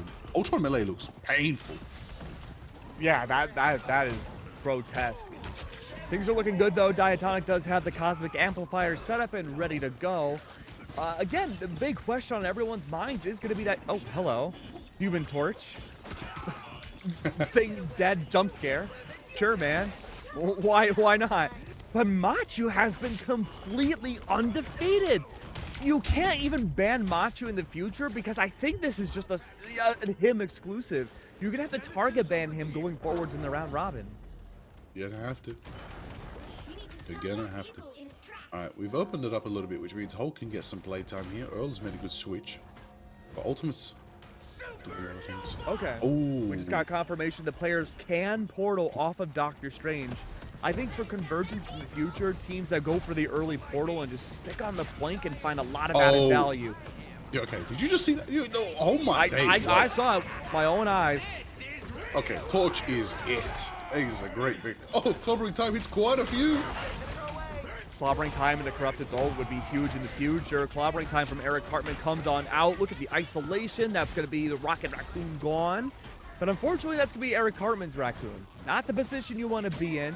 Once more, Machu, I believe deathless thus far. I could be wrong about that. Maybe one or two. They have been unstoppable in the air. They do. Let's see right now. Gamma Charge is going off from Earl. See if we can get some value. Radotovska is chugging away. Convoy is moving, making it happen for themselves. A little Jeff action from Quella. Tiger Lily has the rage. Once again, ready to go. Devil's let out. I like this AoE though. They know Daredevil can't see a whole lot, so they try to put the triangle on the ground to get that chip damage up against them. But alongside the amazing Spider-Man ultimate, that's going to be so tough to coordinate. Everyone's getting isolated at once. Eric Hartman falls. Kella's up next. One shot, one wonder. That's Machu again with a near team wipe. Say that again? Machu again with the near team wipe? Sorry, no. Rocket said he's the thing, and by default, I have to say that again. It's fantastic. I apologize. Oh, At the end of the day, I see. I'm picking up what you're putting down. I'm putting down but not as much as Earl is right now, putting down Elusive with the KOs going off. Gamma charge. There it is. Clobbering in time. Cam, wake up, everybody. Haymakers are flying. Tiger Lily almost lost HP, but got recovered because Elusive brought the resurgence out. That was a Neo from the Matrix level dodge from Tiger Lily, evading that right click from the Thing, ensuring that they could stay alive and go for the heals. Still playing around the payload, ensuring that they could avoid Eric Hartman to this very moment. We could see the tornado coming out once more. AoE Oblivion. That's going to work alongside Cam Lozo and decimate the entirety of Think Sahur. Okay. It is definitely a fantastic situation right there. Throw in Reed. I think there's movement for the boys from the Fantastic Four. I think maybe even Sue as well. Why not? Like, they may have lost their team up. Maybe we did this tournament a week too late. A week or so too late. Because if the Fantastic Four team up was still in the game, my goodness, the resources that these four would have in this concept. Wow. But Human Torch is getting better. And Cam takes Tiger Lily out. Big question now is, where's the Rage of Ultron at? Dylan Dubs is ready and set to go, and that's going to be the finale here. Shove back into your own spawn. Laser beams are underway. Kella has to wait out the Jeff ultimate. Cannot go for the left click and get it early. That's going to be at least one to spit out. That's the Wolverine. Again, more value to do so. With Diatonic and Earl gone, you've just severed many heads of the Hydric Beast that could work out well. And unfortunately for no click, they only have less than 2 minutes left to get up onto this platform, and the spawns aren't too away for Think Sahur to keep coming back. 2 minutes left. Let's see if it's going to be enough for themselves right there. Making it happen. Rocket has the no damage. Ready to go. Seeing if we can make it happen for themselves. They got themselves an amplifier, as well as Creepy Card's going to have that last stand, but to match, you know, Corrupted. Oh! Off the map from Creeper Card, taking out Earl with the kidnap. Wait a minute. Creeper Card's gonna get a buff here because this map looks like Bowser's Castle. Oh, you're so right. You're so right. Oh my god. Good to see it right there. Oh. Once again, thank you to the Observer who keeps catching the first half of Wolverine's ult, knowing we'll never see the second half. Thank you so much. I laugh every time. Waiting to catch him in the act to go for the accidental right click. CYA is back out and underway. Rocket's going to go for the long range heals. Everyone and their mothers directly onto the convoy itself, looking for that slice of the pie to move it on forwards. Dylan Dubs should be the one to open things back up. He's got to time his ultimate with Cam Lasso's clobbering time. If those two go together, that's a team wipe against Think Sahur. But they don't time it. Okay, Dylan's raging on the Ultron right now, taking out Raccoon. Supernovas are fired up right now. Corrupted wants it. Oh, Creeper Card trying to go, but unfortunately is burnt away. Expectations are hindered right there. As Macho is landing some uppercuts on the Spider-Man. They take out Elusive as well. They go 1 for 1. They go for bang right there. As Corrupted does get a bit of pyro action in the back line, taking a pick right there. But they got the BRB beacon. They got Epic Eric Cartman trying to make a move and keep contesting. The fight is on. The final brawl. Can they hold it before the throne of Dracula? Looking for the World Breaker now, threading down a Hulk's HP. Can it be enough to stall? That overtime timer is going to keep dwindling on down. Earl TC realizes he can't do anything without being able to left click with the puny banner gun. That's truly unlucky. Fighting up against Daredevil, that's a fight you have to lose. And with too little time left, no click, may be able to win the battle of attrition. Only Tiger Lily and Eric Hartman are left. That convoy making its way back, but the spawn timers for Think Sahur are looking pretty dang good. Such a long distance to go, and low click, they're gonna have to make their way forwards. They do. It was only 3 meters, and they get all 3 points. Yes, they do right there. Switch it up, switch sides. Let's see how Think Sahur do on attack. See what kind of compositions they'll run. Reminding everybody, you know, Iron Man's not available to both teams, nor is the Adam Warlock, nor is the Dragon of Shaolao, aka Lin Lee, the Iron Fist. Captain America not available for Click, and Penny not available for Think Sahur. But Spider-Man protected, Rocket protected for both teams, and Eric has that thing on lock. Oh, wait a minute. Yeah. Are we getting Cannon? Are we bringing Blade? If we get Blade, remember he's buffed on this map. Why? because there's a certain sort of vampire at the end that he wants to take down. Yeah, he's gonna be extra angry. I think the big question is Corrupted going to be staying on the Human Torch? Because Spider-Man is available for Ting Ting Sahur, but I don't know if anyone there is natively a Spider-Man player.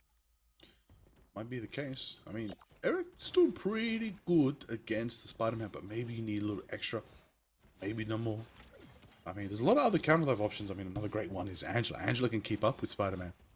And with the lack of primary fire to, well, literally fire against Angela, she can really hound the Spider-Man and not get contested for it. I'm gonna give you a hot take. I'm not a fan of defensive flyers. Oh, okay. So whenever I see someone like Corrupted playing Human Torch here, I'm just thinking like, I guess in a left-click happy world, it's a lot worse. There's no hit scan, so I guess the value for Corrupted does go up a lot more. I guess you could stick with it. Yeah, it's all situational. That's true. Yeah. That's true. Oh. Both the torches, like, It's firing side by side. Are they, like, refusing to attack each other? Like, I go for my guys, you go for your guys. End of story. Yeah, they're like the commanders of the battleship. They don't want to get their hands dirty. They're gonna leave it all down to Thing to do the dirty work. It's like they're playing auto chess right now. But we'll see if the value of all these picks is going to be enough for themselves. Wait to see who's going to make that first mark going forward. Looks like Eric's going to be there. Clobber in time gets cancelled by... Oh, that was a great web from Machu right there on the penny. Now, interestingly, we do have a brand new hero that we haven't seen before. Elusive Firefly bringing out Invisible Woman. Longer range shields off the hands of the shield. You do have yourself the Psionic Beam that can help rack up that small chip damage. Anything will help at this point. You have a battle of no-click clicks who's just looking to death ball forwards, absorb as much damage as possible. And Think Sahur has done a pretty dang good job making sure that no-click can't stay afloat. Match does switch to Doctor Strange. We've established the portals are available. This will be the stopping moment to see how effective a Strange could be to stop a convergence point. And we talk about it, everybody. Sorcerer Supreme finally has been realized. Let's see if it's going to make a difference.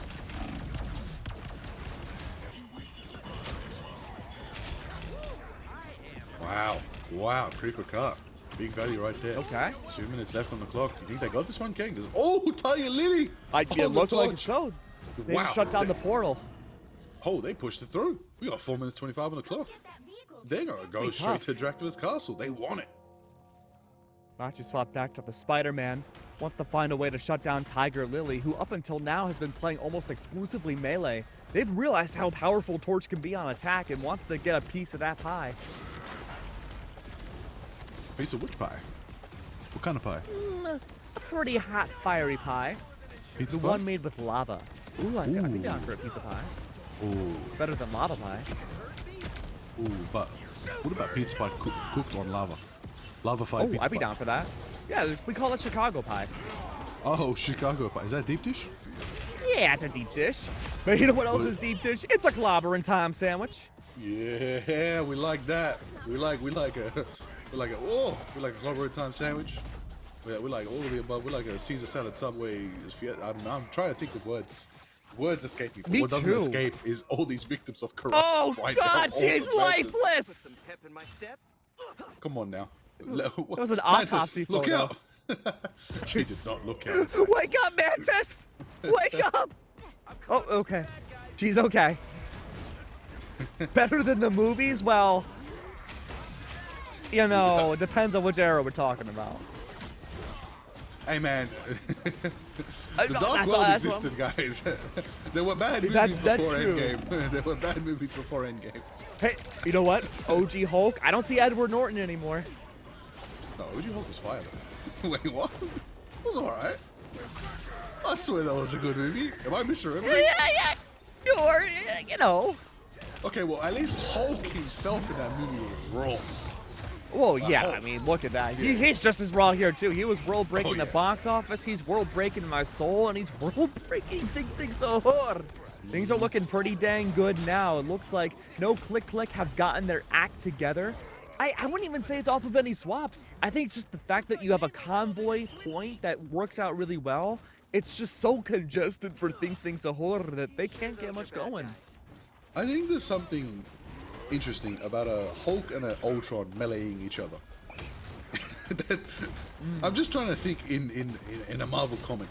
Has Ultron and Hulk ever scrapped and had a fair fight? Because it makes you think. I've just wondered. Because I just witnessed an Ultron throwing daggers at this Hulk, slashing. Speaking of slashing, 1,000 folds for Tiger Lily right there. Making a hand for themselves. Gonna nullify the healing resources that quickly have, but into the action. Okay, Tiger Lily. Oh, Wow. value. So riddle me this, right? Because we saw Tiger Lily bring out Blade, found a lot of effectiveness. Earl did the same thing just a few minutes ago, back on the convergence point, swapped away back to the Hulk. Is this just a comfort difference? Might be. Comfort picks definitely will be a factor to consider. It's a tough situation when you're on the back foot right now, and this is exactly what they are encountering. But supernovas are flying. The field is just burning up right now. At the same time, the amplifier's there, and the webs are going to be mixed with the fire. The best friends in the Marvel Universe, Spider-Man and Torch, Corrupted and Macho, are going to bring the combination themselves. Now it's going to be Eric trying to return the favor, taking out Macho, taking out Dylan. Hey, Bakers are flying, and there's just so much right now. It is absolutely fantastic seeing a thing do what they do. The Berserkers are out right now, and there's just a lot of firepower once again pouring in as Diatonic brings out their own amplifier and brings their team some power to be able to hold the line. Berserker with no rage! Oh! Uh-oh. Who did it? Who done did it? Did it? Who Always done once did per it? match. Who I done bet did it? it's Diatonic. Nah,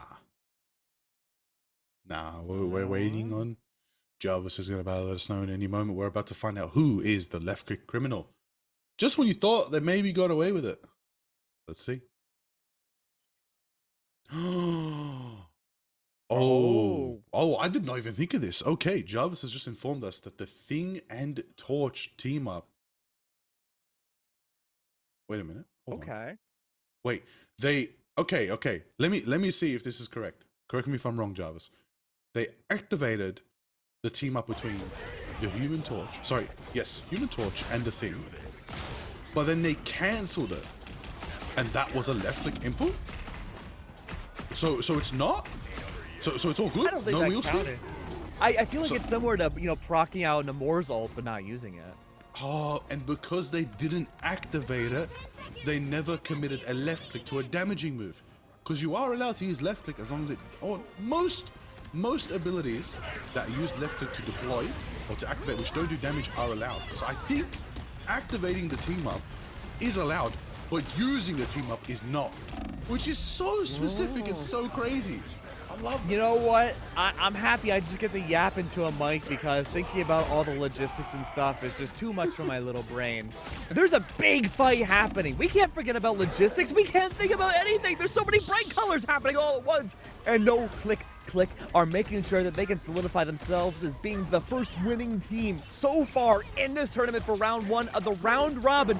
Elusive Fireflies, the final line of defense. The resources are out. There's no more time to come back in. That's going to be a 3-1. No click. Team Diatonic looking pretty dang good to round out round one. Excellent. And Moon Knight getting $5 is any great victory screen. It's the greatest of all time. Machu with the Future Foundation Spider-Man. They say even he understands, hey, listen, if I'm going to do better, I got to roll with the Fantastic Four. See? Oh, yeah. They there with him. They know. That's a team effort right there. And that's no They're click. knowers. They know. They got that victory. Wow. What a performance. No click. They were the team that probably had the most amount of left clicks in their click. So, we'll let the liars of their name get a free pass, I suppose. They've been punished enough with their boogie bombs.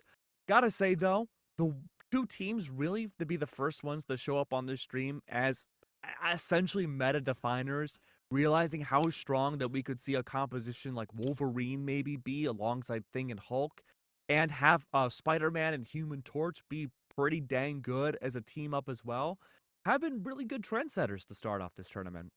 Absolutely. I like what I'm seeing so far. I like it. We're learning. Everybody as well watching. We're learning the combos. We're learning what gets value.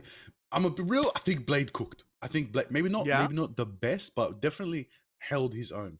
A little bit of Angela Mm. there at the end, a little bit of spiciness to the picks. I like seeing more Torch. Iron Man or Torch. It's kind of like a give or take. Which one's going to make it through the ban phase? You're going to have the other one. Same thing with Adam. Same thing with Rocket. It seems to be right now the best strategist, Adam Rocket. The best vanguards, easily the Payne brothers.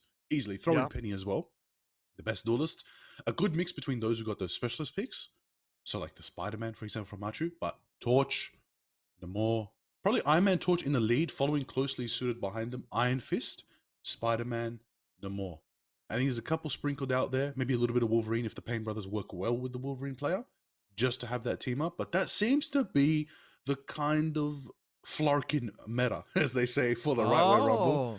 So we'll see. We'll see. Down. This this is interesting. We'll find out. You know, Oh, he was. Oh, hello. Okay. So we had Glorp Nation lose out to the Backline Bandits. Okay. okay. Very interesting. We saw Wow. Glorp Nation have a lot of support in chat, so I think that's I would consider that an upset. Okay. It's a very it was pretty close in their first map as well. 2-1 on the domination on Burn into T'Challa. Very excited to see. Those are some good results. But this was a very close series that we just casted, Cake. This was a very good one. Yeah, Between this the was two, a this was a banger of a series. He won MVP for the last map. I would say, geez, I don't even know if I could give like a match MVP off the top of my head, but I think the biggest advantage that I've seen so far in terms of player specifics has to be Machu on the Spider-Man. He's the only player, at least we saw in that first series, confidently playing him. I don't know if it's worth teams banning Spider-Man just to target him out, but that's probably going to be one of the biggest factors that needs to be considered when facing up against no click in the future. True. You gotta get that Spider-Man. If there's a specialist, you said level 50 Spider-Man. Get out of here. Don't even try. Don't even try. This person knows their hero Turbo to nerd. the nth degree. Gotta get out of here. But I'm glad to see some Payne brothers. That was nice. Because again, Yeah. a concept I think we've established, any heroes with self-healing do amazingly. Blade, Yeah. Thing, Iron Fist, Ultron technically. Like Ultron's doing great. We thought Ultron would fall off, but it reminds me of season 2 meta, Ultron and Torch. It's a bit nostalgic, honestly. It's a bit nostalgic. Yeah, I mean, how long ago was that? About a year? But yeah, somewhat I think now. so, yeah. Thinking back. Think to the month, yeah. Whew, what a time. What a time. I remember good. being so hyped for Ultron coming out. Like, yes, finally a flying healer. And then he was all right. It was all right, but then he became crazy. Then he became too Yes. dominant and a problem. And my guy was not a healer in disguise. He was a demon. No. He was a a demon. And hey, he's been a demon in the right of way server so far. Right of way Rumble has been going pretty well thus far. I'm very curious to see how the second series goes through. Again, the issue that we're going to be running into now is that I don't think a lot of teams that were streaming or playing in the off games before are going to be watching to see what the mainstream meta looks like. So there could be an advantage of teams that finish early, seeing what the mainstream people are up to, and have that advantage going into the next series. But that's enough of us yapping. My brain is turning into soup. Mr. Liger, what can we expect to see in Series 2 before we head to a break? Well, in Series 2, it's going to be a fun matchup. But you and I will be back later. There are going to be two new faces on your screens. But we won't spoil the surprise. Be back after the break. I bet Stanley.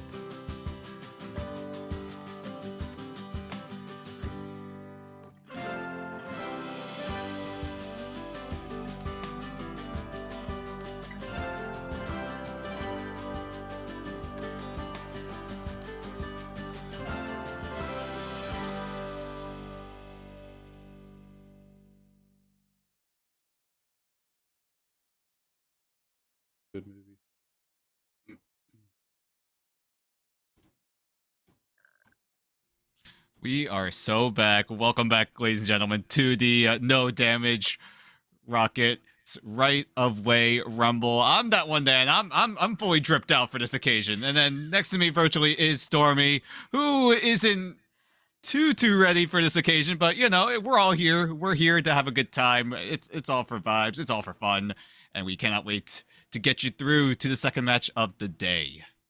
Look, I don't know about you, Dan, but I am having the best time watching this event because we're just seeing like the most obscure, odd combinations of teams coming through. And it's like the last game that we all watched live together, watching the teams kind of adapt and adjust. I think it would have just been an absolute, like, you know, when you've been in Cerebro for like too long and you're using it and your mind's just all mush and then you pass out. I can't even imagine what it would have been like to play with no left click. Like, I think that is crazy. I think props to all the teams who have done their first round of games now, because just to get out of that mindset when you've been doing it for so long would be insane. And we didn't actually see too many slip ups, hey? Maybe yeah, we saw like one per map. It might be one too many per map. I think No Damage Rocket could give his own opinion on the amount of violations that have happened so far, but yeah, seeing the adaptations coming in throughout this that first series only, we've got what, two more best of threes, and then one more best of 5 coming up. So still, there a lot of room for adaptations. We saw some very interesting compositions. We saw the return of the terrors of Season 2 and 2.5, the Torch and the Ultron. Considering that I've covered Ignite, that was a fun time to cover, and reliving that trauma was not fun. But here we are again. And keep in mind, these teams are also using the Ignite style ban, so it's going to be asymmetrical. Whatever you ban is only affected for the opposite team. So a little bit awkward, a little more strategic depth for this ban draft. Yeah, absolutely. And I think going off the bans and the saves that we've seen, and now I've been taking some notes, Dan. I've been taking some notes. I'm going old school, handwriting these notes, okay? I feel like I'm like Iron Man in the I'm like Tony Stark in the caves. I've got all like my diagrams and stuff like all around the room. There's just a single sheet of paper in front of you. It is, no, multiple sheets. Thank you very much. But in terms of bans and saves that we've seen on the stream, not including the match that happened off stream, the popular ban at the moment, which I feel like makes sense because this character is very, very good as Iron Man. Iron Man with the pulse charge and stuff as well. Like, we saw that very, very early, very, very quick to ban later. I think there were at least about like 5 bans there. In terms of popular saves, I mean, I guess Rocket, Spider-Man were, I believe, the saves that were made the most, which makes sense. And you know, Rocket also was getting banned as well because he's such, like, I think we talked about this just before the event started, that we expected Rocket and also the Thing to probably be the most popular ones, and Adam Warlock, oh my goodness, I also believe is such an instrumental part in terms of the like strategist players like picking, and he did get banned like quite a few times, probably like almost just as much as Iron Man. So it'd be interesting to see over the course of the event today how many of these bans and saves, like these patterns, still emerge, or how these teams kind of evolve over time. And I mean, I'm interested to know your thoughts. Do you see things changing very much now that all teams have had a little bit of a taste of what it's like to play with no left click? It really depends on how the ban draft goes. Like, so far, there's been a lot of different adaptations going on so far. Some teams are putting more prioritizations on other heroes more than others. Another pick that's been a little bit surprising for some people, I would argue, would be that Namor. Something that hasn't really been too considered, but on that second map on Yggdrasil, that was definitely one of the power picks, with the Monstros being able to be put up at really high angles. It's going to get very, very difficult for a lot of meta characters, at least for this tournament. So we'll see how the meta decides to evolve even more. But what's also going to progress is the interview right before our second match. And I believe we are about to get Machu and Maker on the phone here. How you guys feeling after 3 maps of this fun little gimmick? I am feeling great. It's kind of crazy. Especially Spider-Man. He's nearly unchanged, except for the fact that I can't run when I'm on the wall. which is something so small that you would never think would like affect the gameplay, but it's actually pretty big. But other than that, he's like really, really strong still. And Maker, how are you feeling after your first match as well with your team? I'm feeling well. We learned a lot. We learned a lot of things through our matches and everything. And I feel like we have a good strat to go with.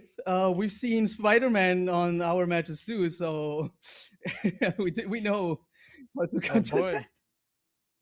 I think we're in a cooking, yeah. Go on, we're Maker. cooking up. We're cooking up something. Cooking.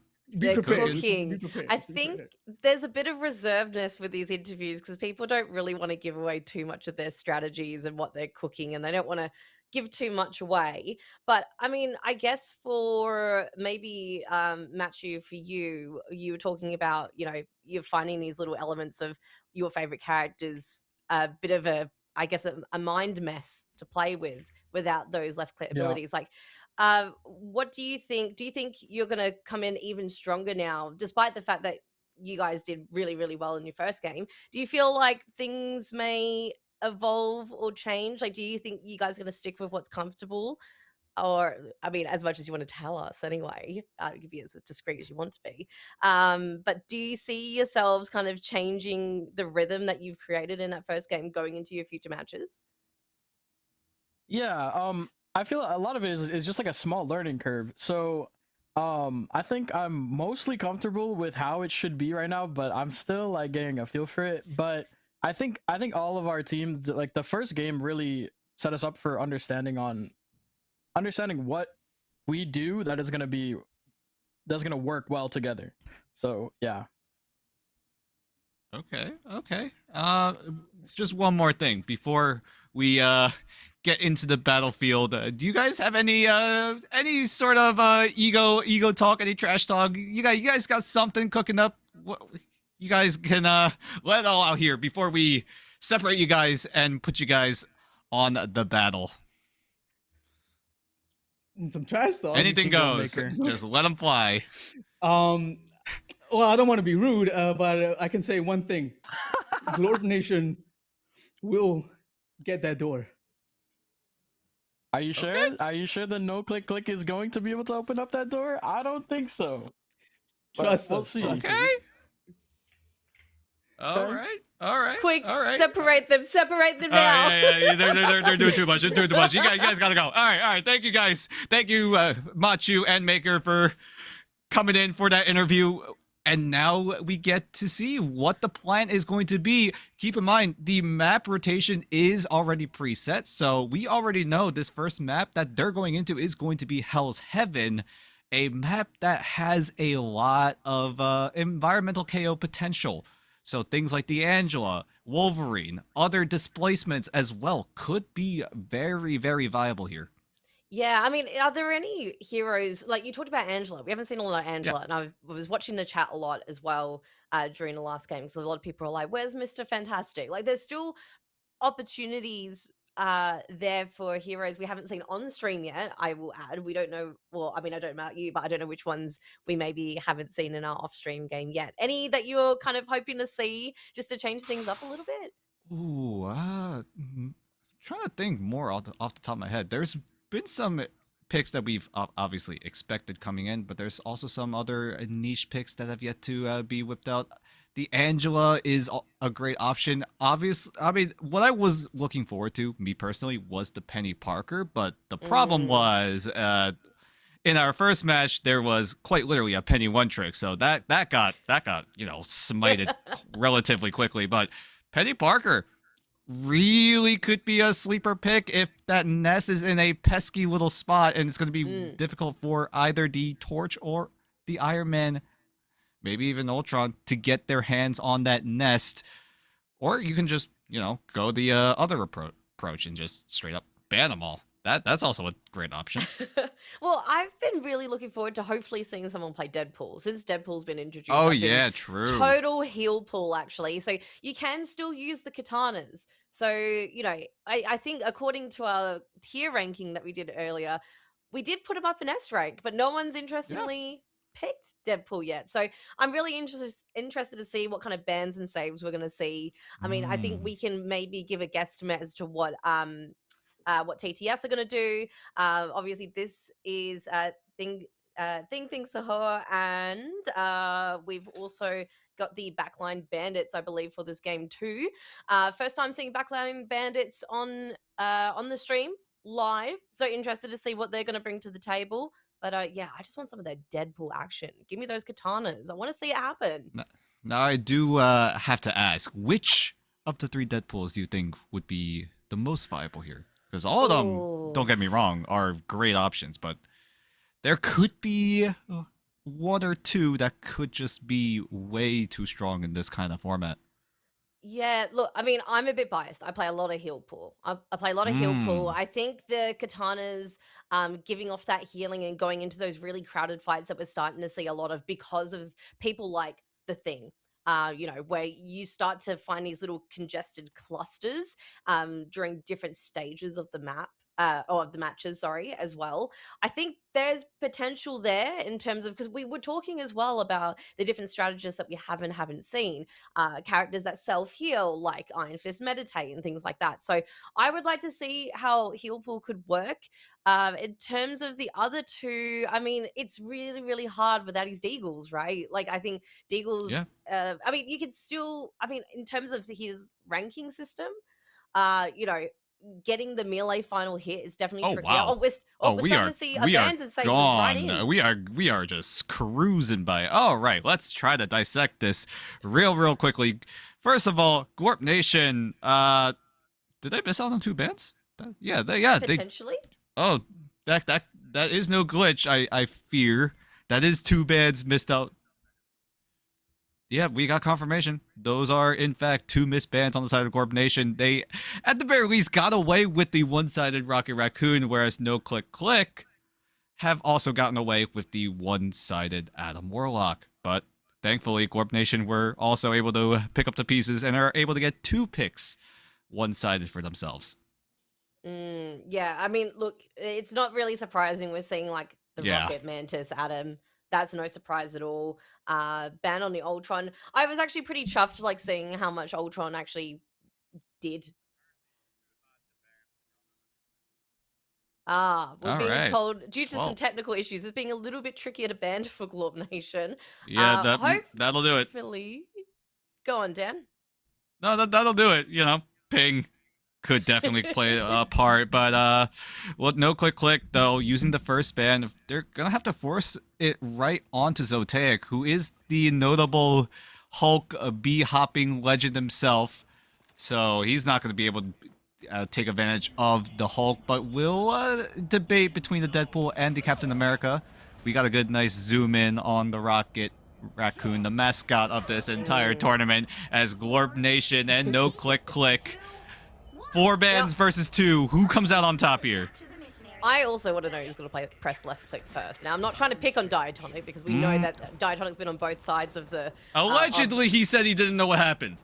Allegedly. Okay, likely story. We need to see his POV. Usually, the left click symbol would be on his left click. We just gotta have to confirm that. We'll see as the site does open up in 10 seconds time. Keep in mind, first fight, very, very important for both of these teams. You want that early momentum. You want to go for those full court presses. And as soon as these eliminations come in, things could start getting a little dicey. And lo and behold, that Iron Man does in fact go through. Absolutely. It's interesting to see. We've got Iron Man v Iron Man. We've got Captain America v Captain America here. Interestingly, it's the first time we've seen a bit of Cap here.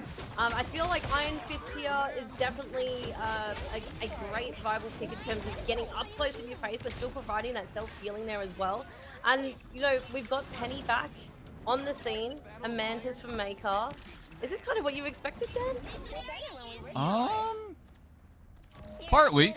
I feel like Penny, still a really strong pick if you're able to position the nest to perfection. And on the side of No Click Click, they don't have great options to take away that Penny nest. Yeah, you have Machu with the Unibeam, but that's all. That's about it. That's kind of Either way, you're gonna have to literally just go right in, brute force, take out the nest, and then proceed with the fight as Cam leading the charge. But a great sleep will put him out of action for a few seconds as Machu close to that invincible pulse cannon, but Glorp Nation will aggress first with the CYA and the Freedom Charge, providing so much over health as Tater is able to punch down Machu. Corrupted also getting Unibeam down, and the rest of No Click Click just cannot get a grip on the site due to that Penny Nest just zoning everyone away.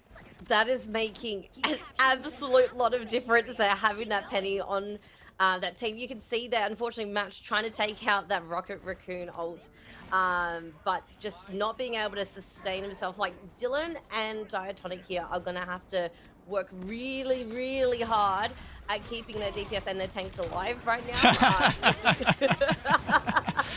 Sorry, I was reading that while I was talking. He is right. He ain't wrong. He ain't wrong. Corrupted on the BP just gets Penny Mine down. But there is a invincible pulse cannon going off that does take out Seniersa, who does get brought right back. The spider web almost stunning him up too, but it's not going to be in time as Why Not does have the spider sweeper, will just zone so much of that site as Glorp Nation climb closer and closer to that 90% mark. We're going to head into final fight territory here as Glorp Nation have all this momentum as No Click Click. All they have is a Karmic Revival, so it's all up to Dylan Dubs as he's able to time that resurrection perfectly. And so far as that overtime meter goes up, No Click Click looking to get the retake down, and they might just be able to flip it over. Unfortunately, no value there on the Iron Man from Glorp Nation, but No Click is still putting up a pretty strong fight here. I'm really feeling for these guys because there's only from the pending. Oh my god, Cap. Okay, you got the. Oh no. Embarrassed. Anyway, Seniersa. The Olimcam.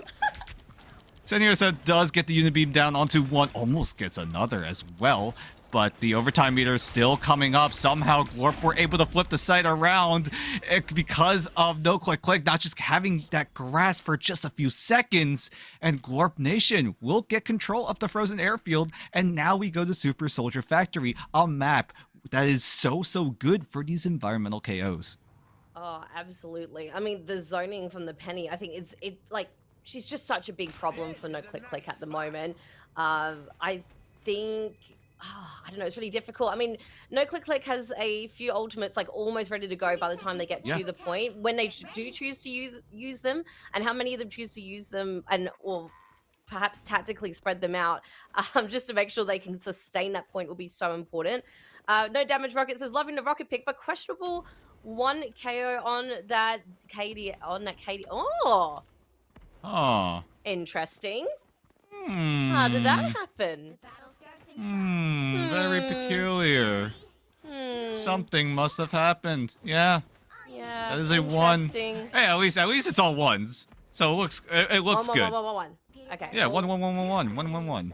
Perfect. Keeping an eye on But Beri now. we have to It see could be melee, what the plan is. Yep, it definitely very well could be a melee, but Glorp Nation, they do have two very defensive ultimates to work with, but No Click Click, like you said, have all these offensive options as the pulse cannon goes off, but he's not able to find the value as Tater is able to find one as the CYA gets strung out by Glorp Nation. No Click Click, do they have the damage? It looks like it's going to be a resounding no, as they're just going to get wiped out, and quick as you like it, Glorp Nation will take early control. Look, I mean, Soon. Corrupted has an There we go. opportunity. Yeah. Corrupted has an opportunity here to really throw Glorp off that point to try and retake it. So really glad that that ult there has been saved from the start of the match. We also have Diatonic ready with the Rage of Ultron, but I don't know, with the Penny back out, you can see like the mines all out. This is a really big hurdle for them to get through right now. Yeah. Just noting that Camloso has just changed from Captain America over to Iron Fist, but unfortunately has not sustained themselves to get to this point. Yeah, it's going to get really difficult. Corrupted is able to pop the Supernova. Diatonic will team up with it as well. So that's going to be a lot of zoning for No Click Click. But Glorp Nation do have the Freedom Charge that was saved up for oh so long. And now Maker, they were able to buy enough time. But Maker crucially goes down by Machu. Tater is able to find a trade, thankfully, as Dylan Dubs is forced to use the cocoon to bring himself right back. But Maker, without that Soul Resurgence to help out Gorp Nation, there is a world where Gorp Nation will have to concede the site. Look, this could potentially Oh turn no, around. big cancel! We have a living Chi, no! No, Tater! Living Chi gets just swiped away. And now Yeah, look, Gorp Nation, yeah, they just don't have the control now. No click, just have to look for a retake. They do. Both Ironmans do have their pulse ready, locked and loaded, ready to go. Okay, but Maker is able to Okay. pop the Soul Resurgence. Yuri tries to run up a wall to avoid the Pulse Cannon, but Machu is quick to deny it. Gorp Nation still looking for a retake as embarrassment on No Clicks. No, it's the Gorp Nation's Rocket Raccoon, I'm sorry. As Dylan Dubs is able to get the Karma Revival down, but there is so many people clamoring right on his head, but he's able to live through the damage because no one is able to use their left click option. And now everyone on Gorp Nation, despite being down a member, having to relocate themselves back towards the spawn room because these staggers are just way too much to handle. And now No Click though, they're gonna invest in the Spider Sweeper. They think it's winnable here as the ultimates start to file on in. Why not just get melted away? No CYA will save you from this one as Seni Ursa is still holding on to that Pulse Cannon and it's just waiting for that perfect opportunity. But No Click, do they have a way back in? They have the Rage of Ultron. They have the World Breaker Hulk as well as that percentage point climbs higher and higher. Diatonic even taking to the skies. Everyone on No Click controlling every aspect of the map. Earl inside the closed quarter, Diatonic up in the open area, and Glorp Nation, they may have to resort to a portal. Oh, look, we can see here, we've got the Doctor Strange under 50%. Might not be enough time to get them to portal to point, but however, Corrupted has the Supernova almost ready, just in case there's any contention here. Potential to take back this point. Oh my goodness. They are able to secure it over time. They were able to step foot before that 99 meter comes into fruition, but Zotaeus is able to find a quick melee onto Corrupted. And Zotaeus, keep in mind, you're not able to use the daggers. All you have is a whip and a Maelstrom of Madness and a Shield of the Seraphim. That's all you got to work with. And it might be enough here as No Click looking to find more options, but no! The Pulse Cannon gets denied, and Zotaeus and the rest of Gorp Nation using the portal will be able to retake the site, and we go again. No. I have faith. I have faith that No Click can come in. The Strange with Meta. I'm glad the Strange with Meta's back, especially since we got confirmation last game that Portal is a viable and legal pick in this event. But here comes a Supernova trying to make a push here. Living Chi has been kicked off by Camlo. So what are we seeing here, Dan?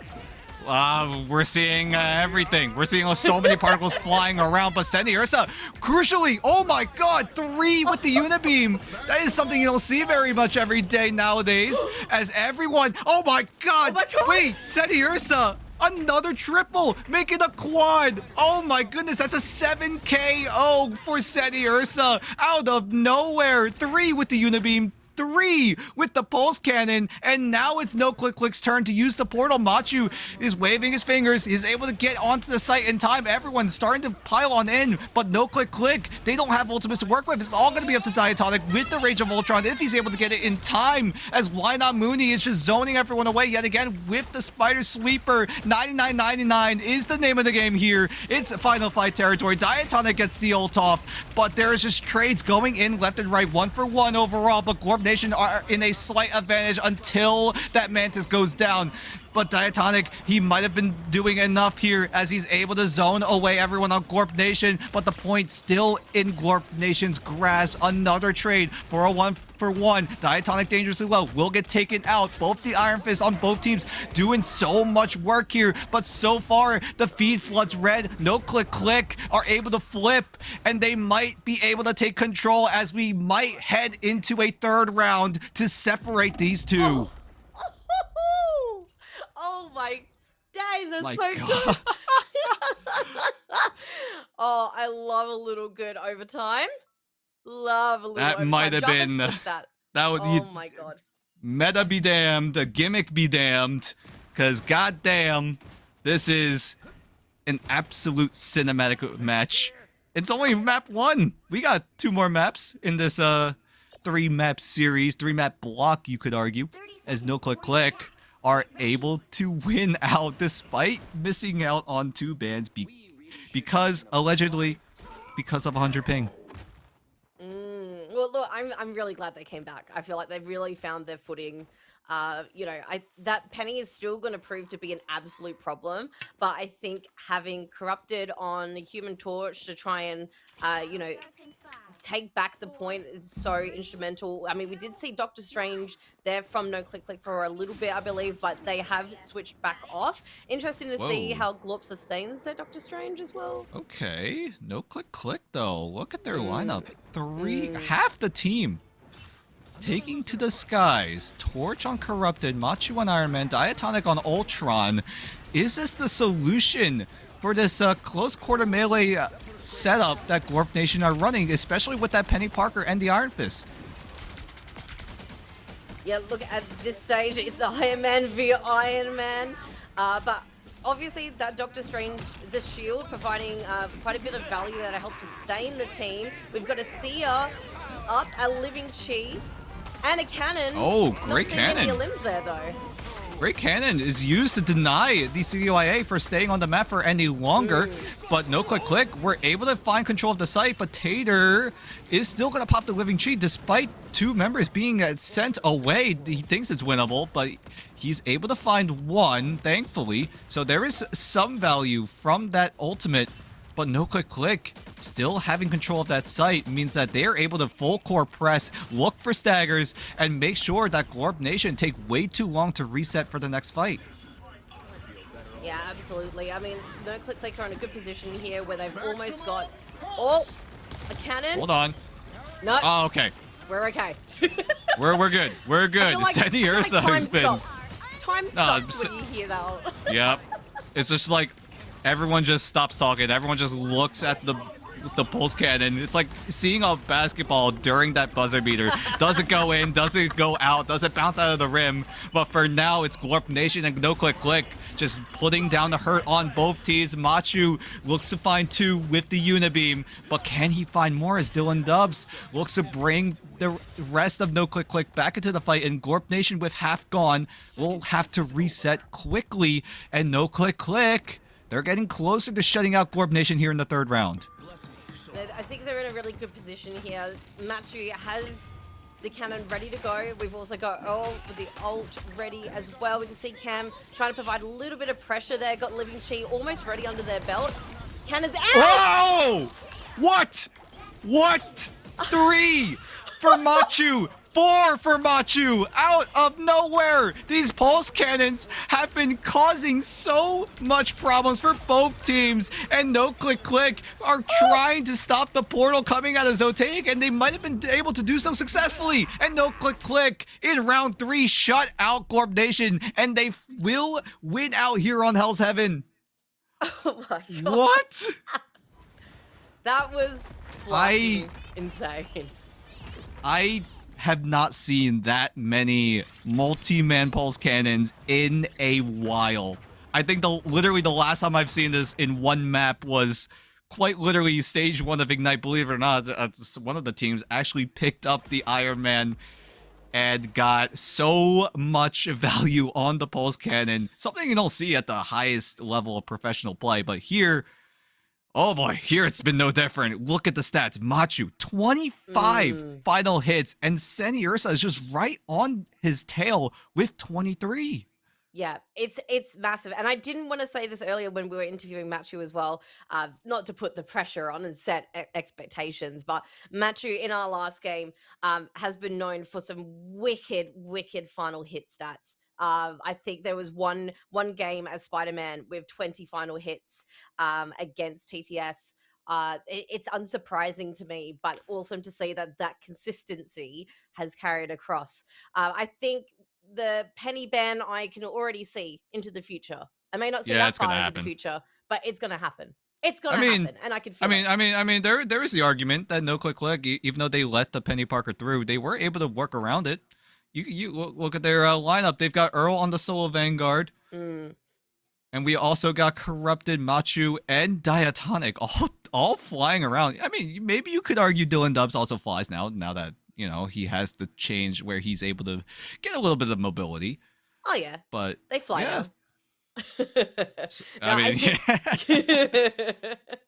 I think the flying meta. I just wonder, like, it was actually quite fun to watch Earl kind of chase down these flyers as much as they could, just then throw them off balance because they're so good. Yeah. I've been told something really interesting from our Jarvis. Dan, would you be interested in? Oh, I don't know, just for fun, because Just no for one, fun. no one Jarvis misbehaved, right? Jarvis saw way too many clips of 3-man pulse cannons after 3-man pulse cannons, and why not throw a pulse cannon on the punishment wheel? And thankfully, Stormie, that was the first map where we went through without a single one violating the no left click rule. Look, they're off to a good start, but I feel a little bit like Loki. I want to be a bit mischievous, you know. I think I want to spin the wheel. I'm excited. Why don't we do that? Should we do Why that? don't we do Now, that for those for who haven't fun? seen the wheel, we've got some really wicked punishments here. For those who do use their left click. So let's say Something other than Boogie Bomb, please. Yeah, we've had 2 Boogie Bombs already. Ooh. Now I wish. How Dan, does this work? How would this work? So We know what that happens- none of the none of the teams violated the rule. So the question Are they is, both first gonna of do it? are they both going to do it? And first of all, Stormie, you can explain what this really means. Yeah, so I am Groot. So the team that would be punished, if you hit left click and you spun this on the wheel, the team must communicate with each other by only saying "I am Groot" until the end of the round. Now, is this going to apply to both teams this next round? And also, I wish, this is what I was going to say before, I wish we just had a little listen in to these teams. Maybe not for the whole round, but just to hear how the comms are sounding, because maybe All we right, can so hear like Jarvis, a little sneak peek. Jarvis is being a little bit lenient today. Instead of 5 minutes of this, we're just going to only suffer for 1 minute of "I am Groot" for both teams. We'll see if Jarvis wants to extend this to the casters themselves. I don't know if they want to poke a little fun at us. We'll see what they say. We don't know. We'll see. But for now, both teams will be forced to speak Grootinese for a singular minute. All right. Well, I mean, I know I mentioned this before, but a penny ban is on the horizon, surely. Yeah, surely. No doubt. I think, you know, it's going to be really interesting to see. I mean, I was really worried about no click in the first round. I was like, oh my God, I really don't like, because sometimes that first match can really, it can really mess with your mindset. It could really put damage on the spirit. So the fact that they came back in that second round, I was like, thank God, because anyone that's seen me stream Rivals, you know I love a tiebreaker. Except when I'm playing. I love watching other people have a tiebreaker. So even in that second round, going 99-99 overtime, love that. Love it. I'm not gonna lie, I straight up forgot both teams weren't able to do left clicks. It just felt like a normal match at that point. I don't know. That was just me look in the moment, but my God, yeah, that was insane. Being able to get a 99-99 final fight overtime scenario. Yeah, I think I nailed all those checkpoints. Yeah, we're good. We're good. I reckon. I just want to quickly shout out as well, looking back at the stats of the last game that we had. In terms of final hits, I mean, you've already mentioned Machu, 25 final hits. Senorosa, 23 final hits, not too far behind. I'm looking forward to seeing how these two play in the next map. I'm really looking forward to seeing if there's just a little bit of healthy competition to sort of see if you know, especially when you're doing like a mirror match like that as well. But as a strategist main, I really need to shout out the healers. Most assists came from Diatonic. You know, no left clicks from Diatonic. Very proud this time. Only one. I feel like we're allowed a little bit of friendly flaming only because. Yeah. I'm sure Diatonic will understand. Maybe this shows up in the next Rivals report where he just roasts right back at us, but we'll see. We'll never know. We'll see what he decides on doing. But yeah, huge props to Diatonic. From what I've heard, he did top out the healing charts. Yep. At the very least in that first matchup, and I think so far it's been every single game. Yeah, I mean, I want to know what your favorite moment is from that last game, Dan, and I'm just going to quickly steal what might be yours, but it has to be the massive pulse cannon. Yeah, the pulse cannon. And all the Sandy follow-ups that Ursa? came up after. It's got to be Sandy Ursa. I mean, I saw 3 go down with the Unibeam, and then out of nowhere, pulse cannon. Boom, 3 more go down. I think that was a 7K. Something. And Yeah, that's really rare. And I feel like, and correct me if I'm wrong, because it's all a blur to me now. I sensed a little bit of. I've sensed a little bit of bullying up into the spawn point straight afterwards, just to secure that final point. But I'm hearing here now. I just want to check with our Jarvis because I feel like the chat is saying that there have been some slight changes to the team. We have the one and only, the legendary, No Damage Rocket stepping in for Glorp Nation. Wow. Okay. So the host of the tournament decides to throw his hat into the ring. Alrighty. No Damage Rocket. I swear, if you violate the left click, bad things may happen. We might see another rivals drama pop up. Even Purple Pen Case says, is that even allowed? I agree. Is this even allowed? Is there... I mean, I feel like this is almost an advantage, maybe some might say, for someone who is so used to, you know, this is what he's going for. This is why they're legendary. Hello, no left click. But, you know, it could be really funny if they did do it would be really fun. I know Diatonic, especially knowing him, he is fanboying so hard right now, being given this opportunity to play against No Damage Rocket. He looks up to him. It was the reason why Diatonic is a Rocket main. And now he gets a chance to go toe-to-toe against his inspiration. This is some insane storytelling right here, and I can't wait because they're about to scrap it out on Midtown. Oh, look, I'm looking forward to it. Can we hear a little bit of the team against each other? That's right crazy. now So on wait, does that stream? mean we're not going to ban Rocket on either side here? Rocket v. Rocket? Rocket v. Rocket. Oh, okay. He wants a Rocket v. Rocket. I respect the Diatonic. People always tell me I'm a Rocket one trick. I'm not even a Spidey one trick at this point.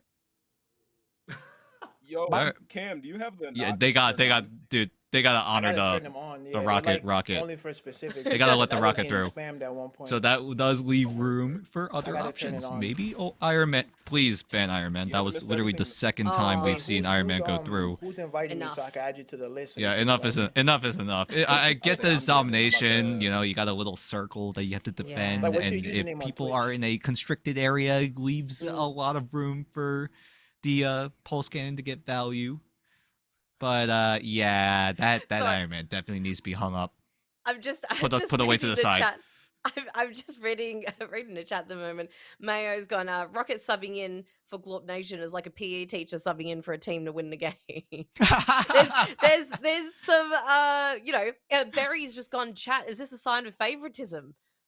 You know, maybe there's some interesting little discussions being had about having our incredible host be part of the team. But the trash talking's already happening in the chat. And chat, we hope you're enjoying it. Let us know maybe what your predictions are. I might read them out before and after. What are you expecting to see? And what are you hoping to see? Which characters have we not seen yet? Still no Angela, Dan.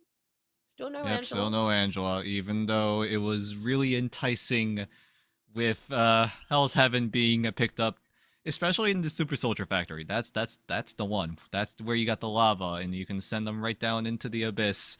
But now we go into Midtown, so I fear Angela will be set aside for another map. I do think so. Make us go, please, Rocket, we need this. Please, just give us that Angela. But at least we got the Payne brothers. That was great to see. Yeah, that was awesome. I still find it hilarious that they were able to get a team together finally. About time. Yeah, I think so too. Absolutely agree. So we shouldn't be too far away, hopefully, once No Damage Rocket, the one and only, gets all set up and settled in with the team.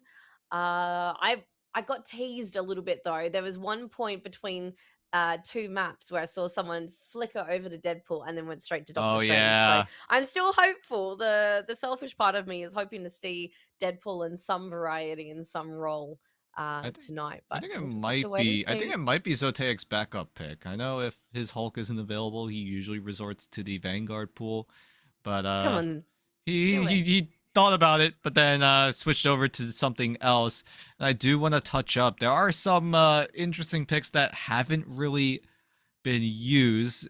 Mr. Fantastic definitely is going to be one of those interesting spots. I did rank him in the A tier, but so far he has not seen the light of day. Another one as well is Thor.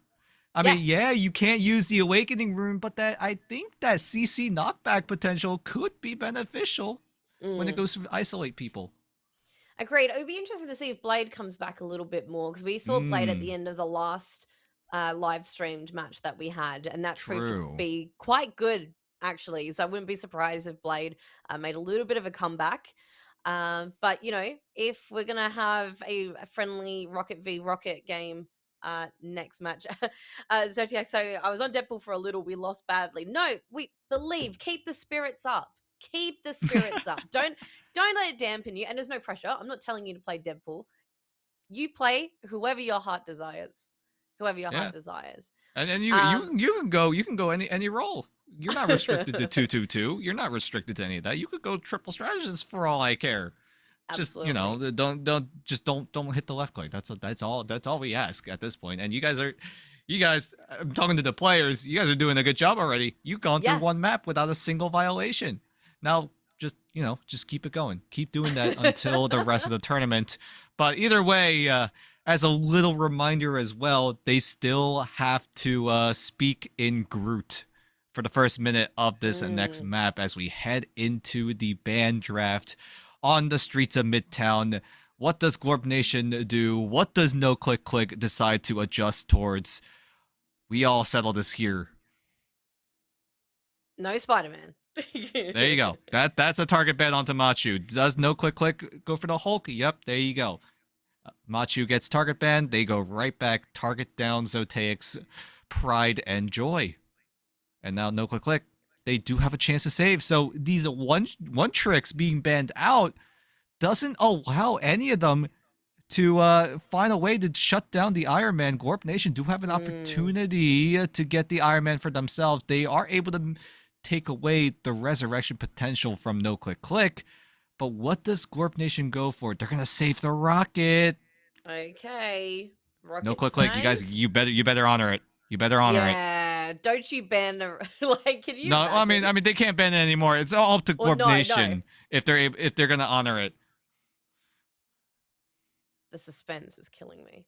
The suspense. I believe both teams are banning one hero at the same time.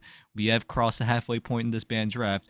What's it going to be? Gorp Nation, I think you guys have to ban out the Iron Man, but that Iron Man is already one-sided. So what does Gorp Nation decide to ban out? Mantis is a decent option. Ultron, I think, would also be a great choice for them as well. But No Click Click are going to take away the Atom. So no Atom shenanigans. Yep, there you go. Ultron needs to be banned. And Gorp Nation, great choice with the Mantis. Yeah, their Mantis has actually been super, super valuable. Like, Maker's doing absolute work. 36 assists, I believe, in the last match. We see a ban on the Iron Fist, and there's the save on the Rocket. We love to see it. We get the Diatonic versus No Damage Rocket. It's like it's like the Jedi Lord versus the Padawan. The student up agast the master.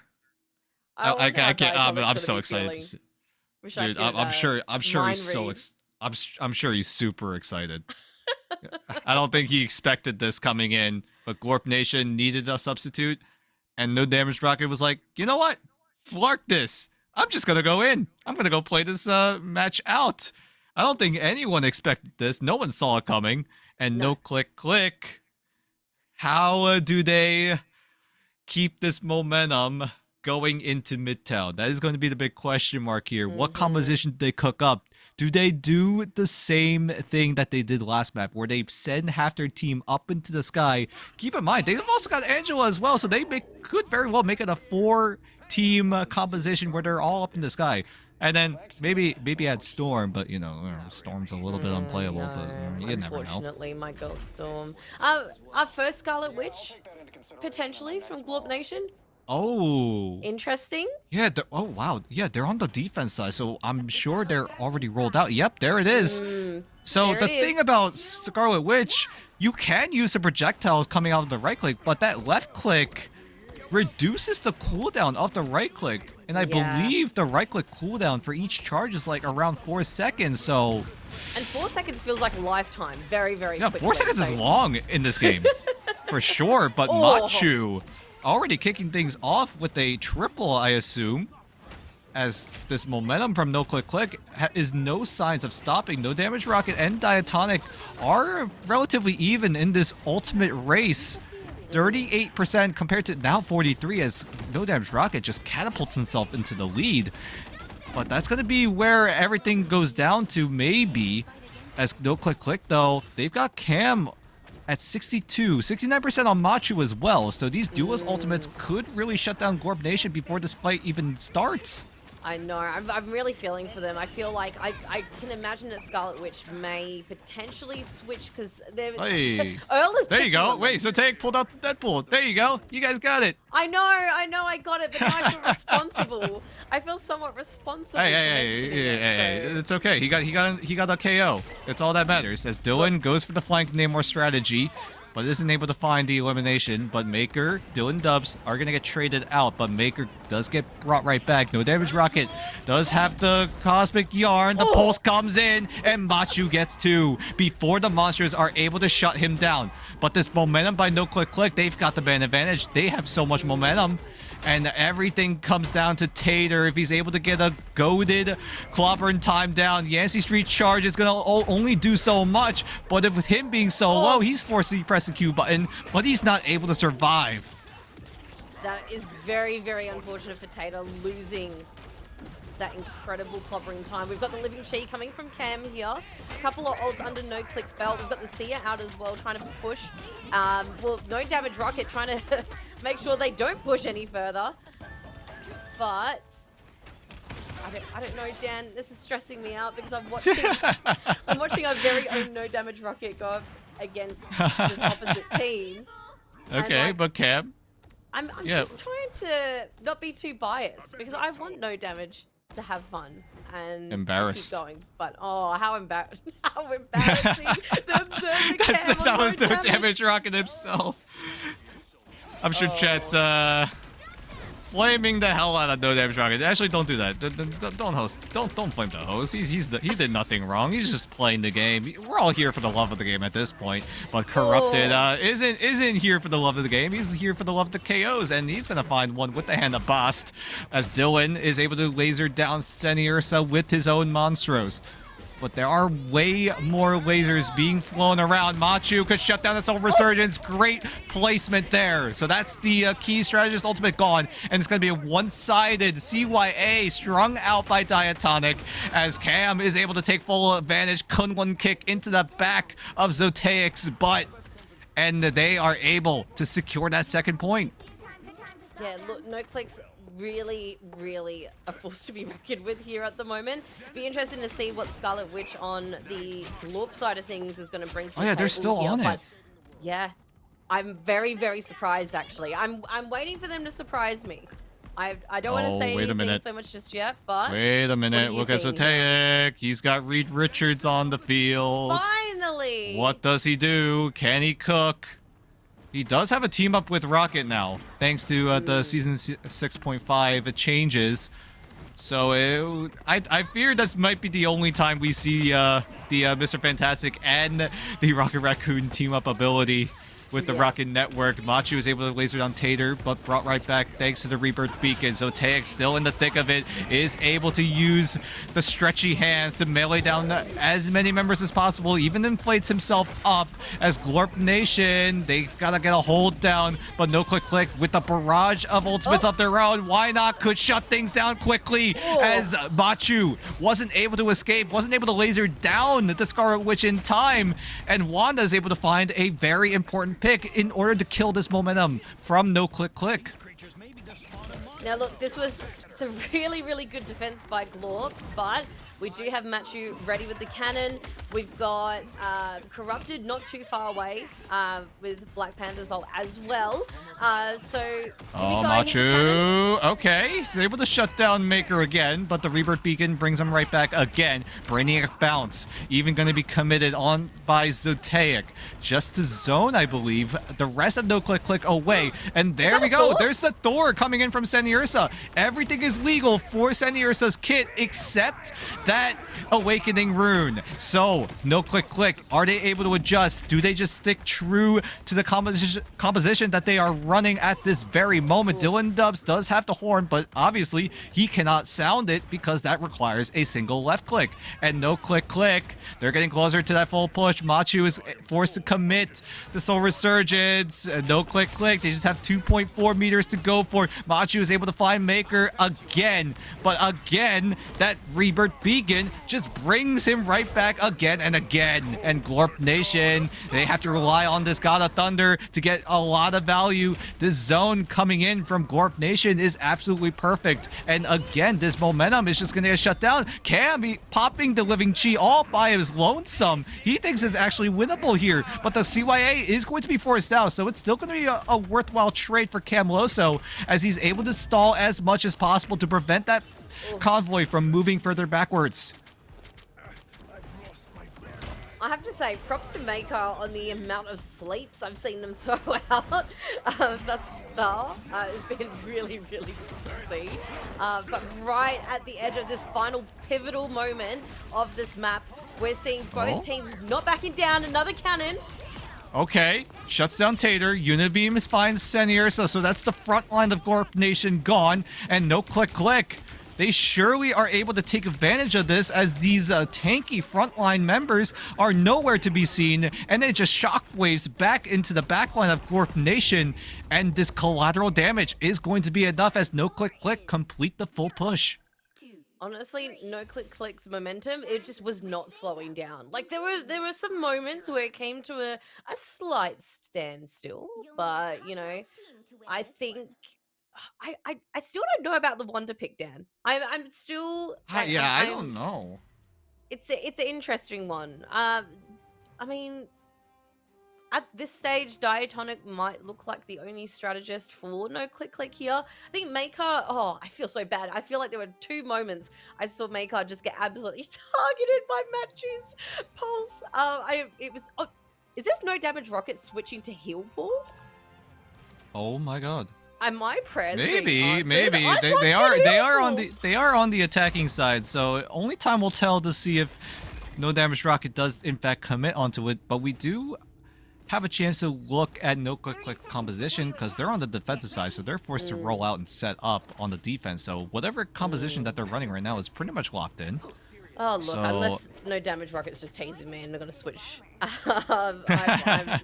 I will wait patiently and see if we leave through those doors as Deadpool. But look, Petty Parker's back. Petty Parker's back. No more Scarlet Witch, which I think was a really good move, to be honest. I think that was probably one of the decisions that kind of held him back. You might want to take that back because they're still sticking with it. It's just going to be on Seniursa this time around. They're just playing with us. I spoke too soon. This has to be, this is quite literally a caster curse, but so far, no damage rocket though is going to commit on to the strat pool, is able to weave in the katana strikes, is able to weave in those melees. But Glorp Nation have to find that momentum, have to find that opening pick, and there we go. That's going to be right onto Corrupted, but he's going to be brought back. So another opportunity, but Dylan Dubs is just being a nuisance to the backline of Glorp Nation, and that disruption is enough to send no click into disarray. But Gorp Nation are going to get traded out, though. So Tag is able to find one. Gorp Nation needs to keep that convoy moving forward and forward. No click, click. How long until their defenses start to crumble? As, again, this one-for-one trade is going to be... That's just dirty. Dylan Dubs just hiding in a corner, just lasering down Maker. Embarrassment for Maker as well. Oh, my God. I don't know, You don't see Dan, that like- every day. You just throw it on a squid and just stand there. And it's just aura farming. Now, look, I mean, at this stage, I can see what Dylan's doing, right? I can see it, and it's a little bit mean, and it kind of works, but I feel like there's so much other potential there. But we've got Cam Losa going in, Living Chi. Oh, he's got... Maker's put up a seer as well. So there are options. Yep. Oh, no, Machu. Okay, something blocked it.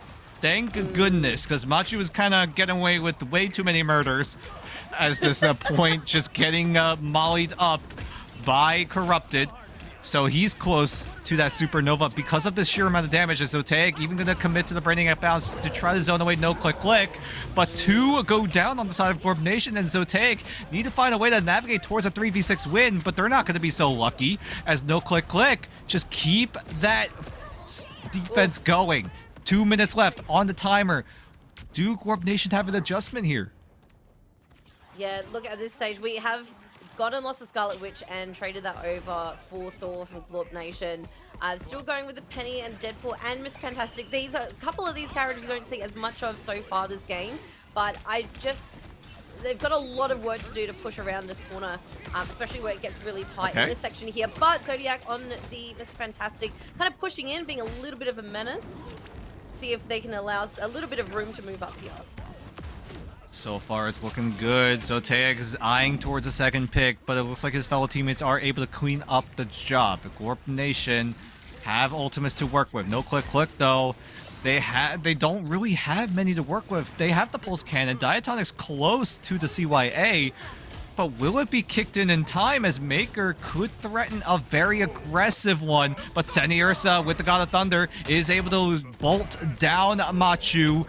Another falls on no click click as well. It's going to be a two-man advantage on the side of Gorp Nation as Diatonic is forced to use the CYA as Cam Loso trying his best to try to get some sort of value as Tater is able to shut down the Living Chief for a few seconds with the clobbering time. But the pulse cannon could be devastating, but it's only going to be used onto the CYA to shut it down. But Maker gets caught in the crossfire. Not Maker again, getting stuck in the line of the cannon fire. Oh, it's such a shame. But Maker, I mean, obviously instrumental, I believe, in Gorp Nation's sustainability as so far. I feel like a valid little pick here. I swear to God, I swear to God, I saw Earl use the blaster. I swear to God. But I'm going to leave it to the refs to confirm that suspicion because the overtime meter is coming right up, but Gorp Nation are just going to cruise right on through. No click click. No one is home. Corrupted's clobbering time even gets canceled by the spider web. And now he's just stuck out in the open. Oh my God, he actually finds Maker. So it's still a one-for-one trade, but surely he doesn't get out of this. Okay, he gets taken down. And now the rest of Gorp Nation will follow suit. As soon as they get that first point, that momentum quickly shut down. Oh wait, whoa, Machu. All right, I saw Machu's teabagging. No. I need the POV on Machu. I need the POV. I need to see him teabag more. That is hilarious. But this fight is just gonna keep on going. Corrupted is able to get the clobbering time onto 3, and 3 will go down, make it a 4. As no click click just throw all their ultimates into the kitchen sink. At least they have Machu's ultimate. As Cam is just making sure. Using the barrier as a punching bag, as he's just gonna, stand right in front of the spawn room, R-farm a little with the dragon defense, and now we go again. Wait, hold on, Machu. Okay, finds one. Dylan Dubs finds another. This fight just keeps on going. It's just gonna go and go and go. Both BRBs are used up. No damage rocket, even gonna use the final exam as well to keep everyone of Gorp Nation healthy inside his radius. But that radius is very, very small, and Tater might have stepped a little too far out as Earl is caught by the Deadpool in your area, so that disruption could be meaningful as Maker is able to string out the Cosmic Yarn, and this fight just keeps on going as Seni Ursa tries to take advantage of the God of Thunder, but that CYA gets shut down immediately. Stun does go down, but both teams are still scrapping it out. No, they really are. I mean, No Click has definitely solidified themselves in a really good position. They've always constantly got a few ults under their belt to make sure that Glorp does not progress forward. They are moving in this corridor just a tad. You can see here No Damage is using the katanas to both aggravate the enemy team, but also keep his team alive. We love to see it, but whether it helps keep them off the point is another thing. We've got a Brainiac bounce just completing to kind of make some room, but they are not leaving this corridor, Dan. No Click is not backing down. Oh my goodness. No Click are just stalling for all eternity, but Glorp Nation, there's a problem. That timer hitting 0, and that overtime meter will come into fruition as why not using the Spider Sweeper to at the very least deter the barrage of No Click members just storming into the site. Earl is stuck on Puny Banner. He is forced to only use the grenade and the melee, but he's just going to get Haymaker down, it seems, as Tater is able to find it, but it's going to be Zoteic cleaning things up. Machu even committing onto the Wolverine. Last Stand not going to do a whole lot. And this momentum on Glorp Nation is looking good so far as No Click are just getting staggered left and right, but Zoteic might have overheated a little too much. I don't know what it is about overtime that maybe just gives both teams so much adrenaline, but I cannot believe the cart is still moving. We are still Yeah, I don't moving. know how this is happening. But that CYA does come up, so it's going to keep Glorp Nation's momentum going. Zoteic even committing on the Doctor Strange. I assume the portal will come in. That Spider Nest needs to be shut down.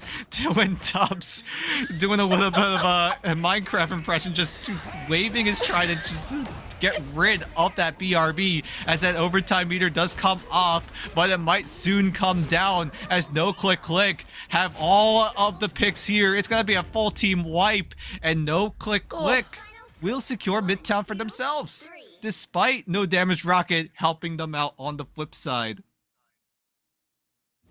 Look, that was relentless. That was relentless from both teams. Like, look, I'm really impressed that Glorp did push it as far as they did, because it did not look like for a good 3 minutes they were going to move anywhere. Yeah. But look, in the end, No Click. Aggressive, relentless.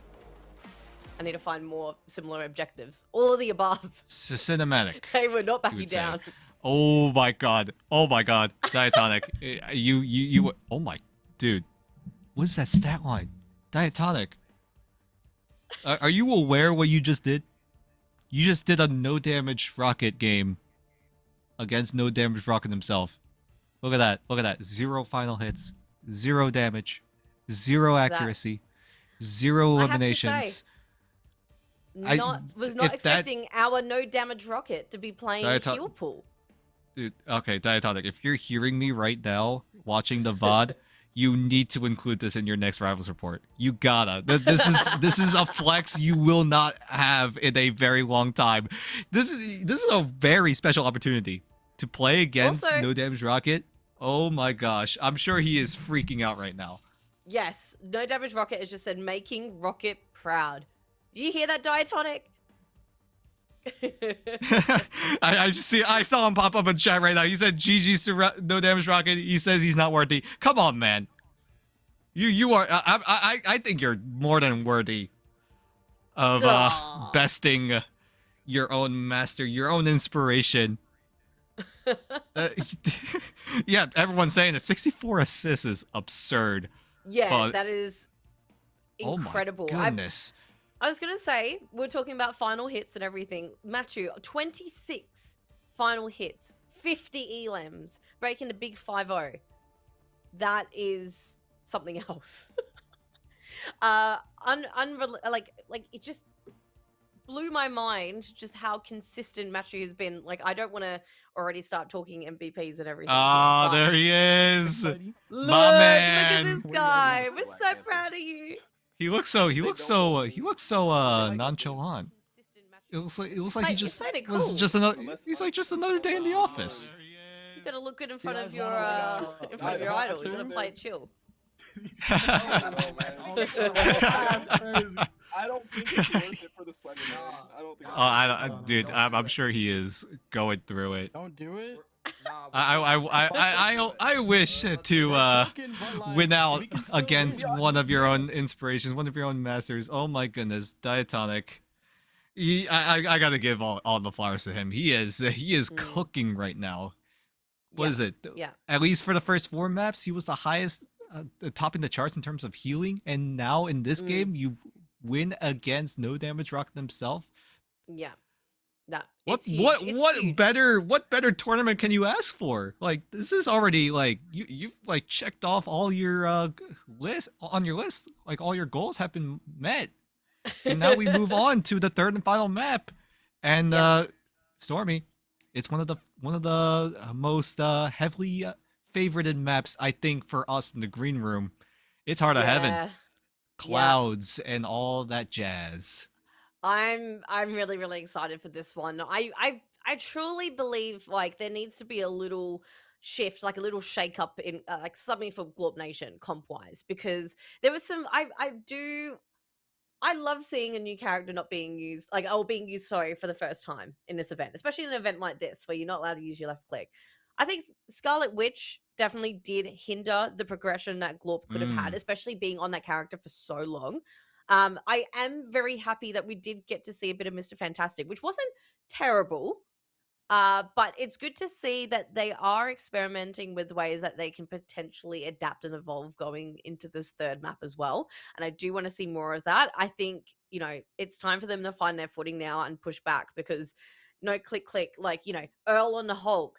We've got, you know, Machu. And I feel like any DPS is terrifying and knows exactly the right people to target. They know who the threats are.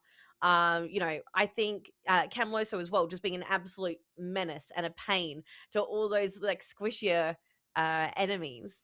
I think they've got a really good rhythm and they can keep that momentum going. But I do truly believe Glorp has some fantastic players on their team that they could potentially bring it back. What are your thoughts? I mean, Zoteic did a really solid showing on the Mr. Fantastic, obviously with the team up as well, so there's a little bit more value when it comes to the Mr. Fantastic pick. But so far, I fear that the burst and the damage potential from the Mr. Fantastic is just a little too underwhelming, just a tiny bit. Yeah. So all the sustain coming out from No Click Click was just enough to heal up all that AoE damage. If you obviously leave the Mr. Fantastic alone, there could be problems coming up where he out of nowhere could start ramping up in damage and start just chipping away on the opposition. But I think No Click Click were able to handle the adjustments well coming in from Glorp Nation. I gotta give props to Glorp as well for looking for different adaptations, looking for different team compositions. But I gotta criticize. I'm sorry, I gotta criticize the Scarlet Witch. That was a little bit questionable. I do respect the ambition. I do respect the attempt, but I mean, you got one good ult off, but that was really about it. And it was only on Machu, right? It was just. Yeah, it was only on one. I say like, it's only on still. Machu, but we know that Machu is a force to be reckoned with. I think it would be interesting. I felt like strategists, like healing wise, with the no Adam. I think both teams really felt it as well. From off memory, I feel like No Click Click was just running Diatonic on the Rocket solo majority. I could be wrong. Oh yeah, Someone it can might fact check me here. have been just solo strat. Yeah. Whereas Glorp Nation, Maker, I love Maker's Mantis. Love Maker's Mantis. Switched over to the Rocket, and then the Deadpool was actually pretty decent. And I'm, again, trying not to be biased, but even with the katanas, still providing that value in being an absolute pain in the butt to deal with, while still, like, we saw those clusters of both teams going head to head right near the point. I think he's actually quite good in those situations. Not a bad pick. I think I'm also really interested to see how, I guess, the shining light kind of characters have proven themselves as worthy to play in an event like this one, which is so unique.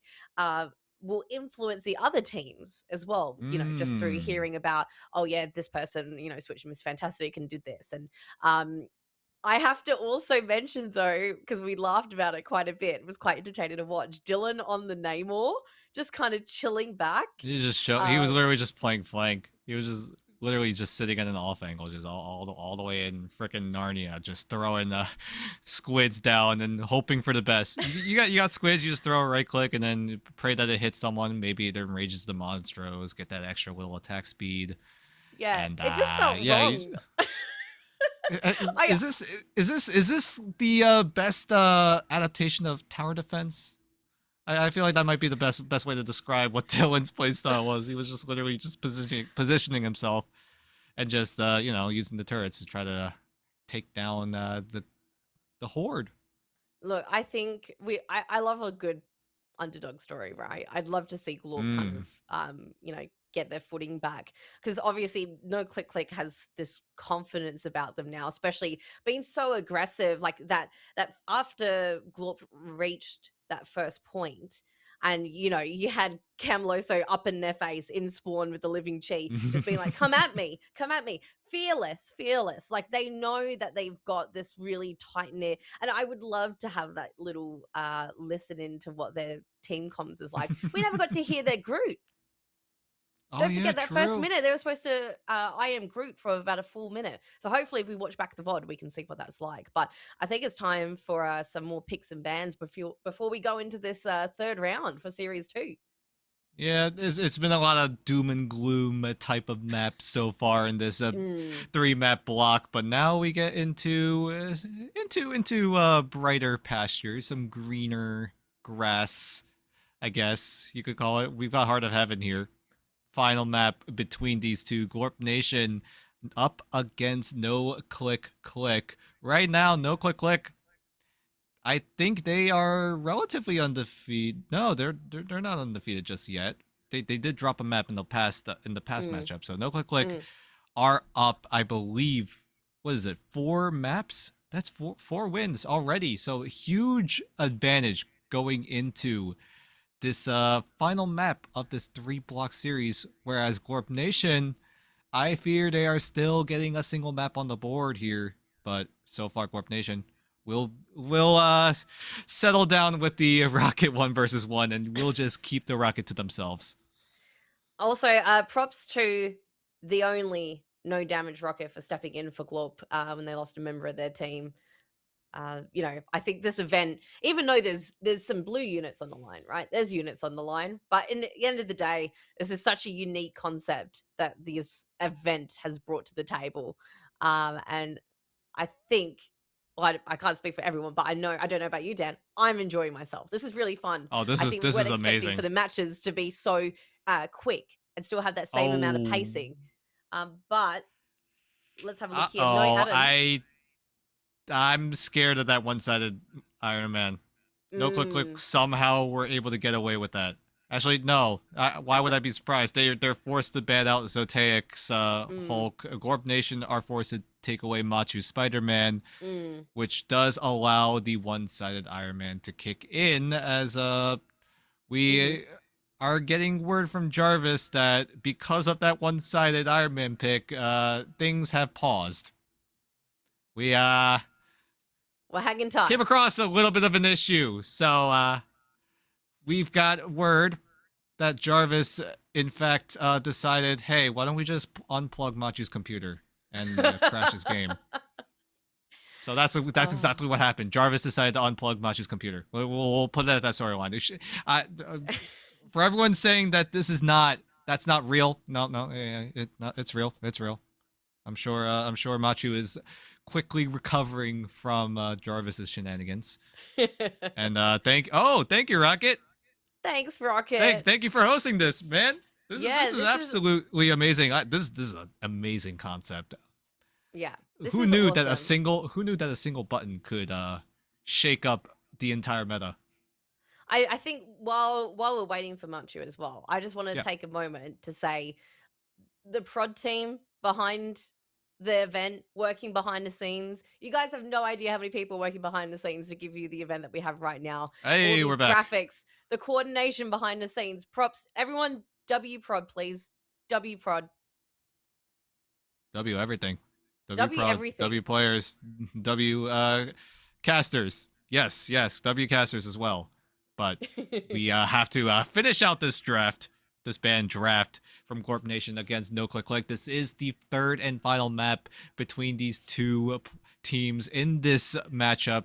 So after this, we're going to go over to a next match. So for now, Corp Nation and No Click Click, they've got one more map. No Click Click in a very comfortable spot to get a spot in the grand final, which is a best of 5, whereas Corp Nation are still finding their footing. A little bit of a slow start. They're still finding a map on the board, and No Click Click, I fear Corp Nation might not find that win on the board anytime soon, because a one-sided Iron Man and a one-sided Iron Fist, you got the two irons. This might be cooked. It might be slightly deep fried. I don't know. I think slightly might be an understatement. I don't know. I really like No Click Click's draft. True. Their comps are good, but anything can happen. I will just quickly note, I was just having a look because there is a game that has happened off stream.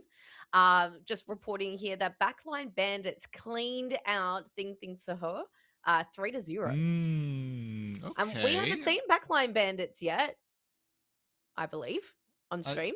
I believe so. That is the correct. That Last is in few fact hours correct. A bit of blur. I was like, yeah, I'm pretty sure we haven't seen this them is yet. crazy. So I'm excited. I'm so excited. A clean sweep. Clean sweep for Backline Bandits.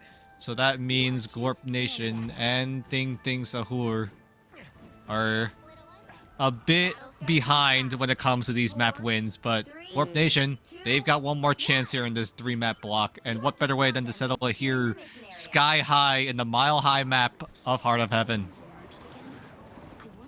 Now, look, Gorp Nation, we've got Maker back on the Mantis. I'm very chuffed with that. We've got their Thing. We've got Tater on the Miss Fantastic this time. Let's see if they've just had a bit of a refresh and they can hold this point here. Okay, we have lost Dylan Dubs. Alright, good luck for Gorp Nation in the early stage of this fight. Why not even using the Penny Parker? A very great pick when it comes to these defensive sides. On Heart of Heaven in particular, you've got so many different off angles that you can put the nest at and make it really, really difficult for Dylan Dubs and Diatonic to try to focus it down. Those are really the two most reliable options. Actually, no, screw that. It's only Dylan Dubs. Diatonic can't use left click. We already see him use it once. He can't use it again. And Gorp Nation, though, are able to stave off the second wave of No Click Click. Now, listen, Dan, I don't want to jinx it, but we haven't seen any left-click shenanigans yet, which means we we haven't spun our wheel. Will we go a full series without it? Yeah. I hope. That would be cool. I'm sure No Damage Rocket would be really, really happy with that, as the Gorp Nation still looking to get a defense down. Great takedown onto Dylan Dubs with the Thing vulnerable, as well as much more anti-mobility options as Tater able to slam Corrupt down to the ground 6 feet under. And now No Click Click. Adjustments need to be made here. Whatever they're doing right now, they've got a triple flying composition now. Corrupted has switched over to the Black Panther. It's worked for them once in Hell's Heaven, but we'll see if it works for them again here on Heart of Heaven. Yeah, look, we've got a pulse coming in. Not gonna find much. Not finding much value there, unfortunately. The Seer is out and about, trying to maintain that point, but Dylan's just nicely taking it out. he looks like a laser at a rave. Yeah, he's just literally chilling. pointing to one spot, putting on a show as he's able to get the heal from Machu, but is it going to be enough to save him in the end? Corrupted isn't going to be so lucky. Cam also not so lucky as well. Wasn't able to find a respite inside of that Soul Resurgence, and Gorp Nation looking really solid here as Maker is still holding on to the Soul Resurgence. Diatonic even going to commit his own ultimate, but it's going to be easily countered. So No Click Click and Gorp Nation are just going to continue to duke it out. Why Not is close to stalling the point with the Spider Sweeper, but with No Click Click's ultimates being available right here, right now, they have to eliminate Gorp Nation quickly and efficiently. No, correct. There's so many ults kind of jumping out and about at the moment, coming from both sides. Obviously, using that supernova here, Corrupted is trying to make some space to have the rest of the team come in. Rage of Ultron, did I hear that? No, I'm hearing things. But both strategists from Glorp Nation are down. However, Penny is trying to zone out, make some more space there. I don't know. It could go into overtime. There's only 40 seconds left. Yeah, 40 seconds left, and no click only now are able to touch onto the site, but Glorp Nation looking solid here, but I'm gonna have to eat my words because no click are already at a man advantage and are gonna start putting some percentage points on the board. But why not is on the site, but that Spider Sweeper already gone to the wayside, and the stall is surprisingly enough from a Penny Parker that doesn't have any more sustain other than the webs on the floor. Diatonic's able to laser down the CYA, so the retake attempt from Glorp Nation is just gonna be ever so slightly more difficult. But it's gonna matter if Glorp Nation are able to get the ultimates down in time. Machu does not land the mark with the pulse cannon, but the rest of the team and the unit beam are going to be enough to at least control this first point. That's a shame that Cityros are trying to contest that point there. We have a night. very, very good overtime, but yeah, good night. Look, I think Glorp was really... I don't know what happened, because overall character-wise in the comp, it stayed the same, but there's something about them that just seems a little bit more sure-footed, kind of in the defensive side. We did have Machu on the Mantis there for a little bit going into that point, but very short-lived. I think Machu back on the Iron Man is going to be a fantastic pick. God, those flyers. What a pain. I wouldn't want to be... apart from Ultron, I would not want to be any other strategist right now. And all they have to do is get through that tunnel, right? This is going to be a really difficult place for no click to take control of, and they're already making adjustments in respect to the overall terrain that they're currently in. Dylan Dub switching over to the Namor, but he gets destroyed by Zotaic, takes a haymaker to the face, and now no click. At a man disadvantage, just have to look for a reset. Maybe look for disruptions on the backline of Glorp Nation as Yuri is going to get 2v1 down. Oh, Yuri. Corrupted. Just going to get exploded. But Machu tries to shut down the Soul Resurgence. Isn't so lucky this time around as Maker is able to fast foot his way out of the site. Earl and Diatonic teaming up with their own ultimates. Tater going into fridge mode, trying to find another elimination, but it's going to be Machu with the value. God of Thunder going to get nothing as Glorp Nation just have to go deeper and deeper into the stall playbook, and Tater will come out with a double. Might even find a triple dunk here with the Brainiac bounce, and now it's just all up to Machu. Oh my god, guys, stop pulling! I respect the attempt. Machu. Let the Iron Man go, please. That's the strat. That is the strat. Oh, that was hilarious. I respect it. You have all my respect, Zotaic. You went for the jump into the haymaker. I can't stop laughing. That is so funny, man. Oh, this is such a sticky corner at the moment. Glorp's doing actually a really fantastic job at not getting that point move too far, but we are in overtime, so who knows, maybe no click will get a second wind. Might be able to make some plays here. We do have hopefully Corrupted to come in this really isolated space to try and make some moves here. Point is coming around the corner. We do potentially have some clobbering time on the way, but Senioros is really making... There it is, but Maker somehow got caught in the crossfire, and that's going to be no Soul Resurgence available on the side of Glorp Nation, and that's going to be no click, getting that momentum that they also needed, and they're going to be able to move on forward, march towards that second point. But is there resistance on the side of Glorp Nation? Look at the movement coming from Machu, a different off angle. Do they realize where this Iron Man is? It looks like Maker is able to find it and suss him out, but Machu goes for the pulse cannon from downtown, and it does not land onto anyone, so it's going to be empty-handed for Machu, as that overtime meter is already so low. Zoteic attempt 2, but this time he has a floor to stand on as Zoteic looks for the clobbering time, finds 3, but are there eliminations on the way? It looks like the answer will be no, as Yuri is able to string out the Cosmic Yarn. A little bit frame of embarrassment as Diatonic needs to march on forward, needs to get angry, needs to rage. The rest of No Click Click, they have the vision, they want to take over the second checkpoint, and they will do so by the skin of their teeth. Camloso, holy moly, really putting their foot down, saying, no, you are not touching this point. Get off my turtle, move. And just like, was that a quad? Was that a quad KO I saw there? I have no idea. What? Wait, what? Oh, whoa, Dylan. Oh. You better not press left click. Don't do it. Don't do it, Dylan. He's just... I thought there was an animation for Dylan. I thought there was a pose. He's just standing still. Oh. Oh, no. No, not again. God. No, not again. Yuri, no, not you too. The 3 people that tried to shut down the Iron Man, that they all go down. Not again. I see the vision. I respect the vision. They wanted to go for it, but I just can't prove it. I don't know. As Dylan is able to find the melee down onto Why Not. Yeah, Rocket, your suspicions are correct. There is a 1 strategist only composition on the side of No Click Click. And so far, it's looking really solid. Machu even going to use the pulse cannon. It's going to find Zote. Oh no! Do it, yeah.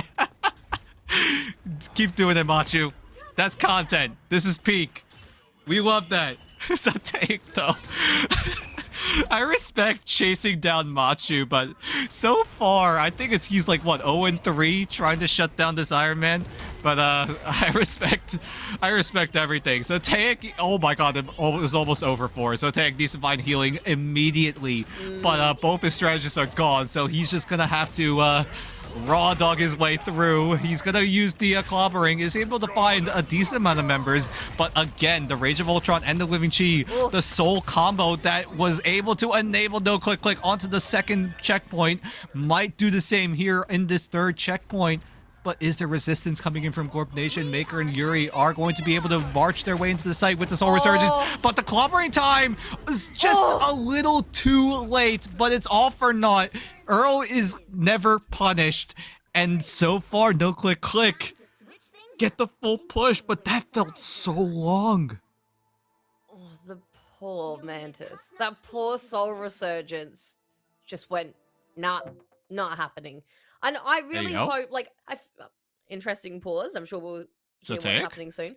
What happened? I really hope Glove hasn't lost any faith here, because I couldn't help but feel the unnecessary leaps at Machu were hopefully not them giving up and them just being a little bit funny, because I truly believe they could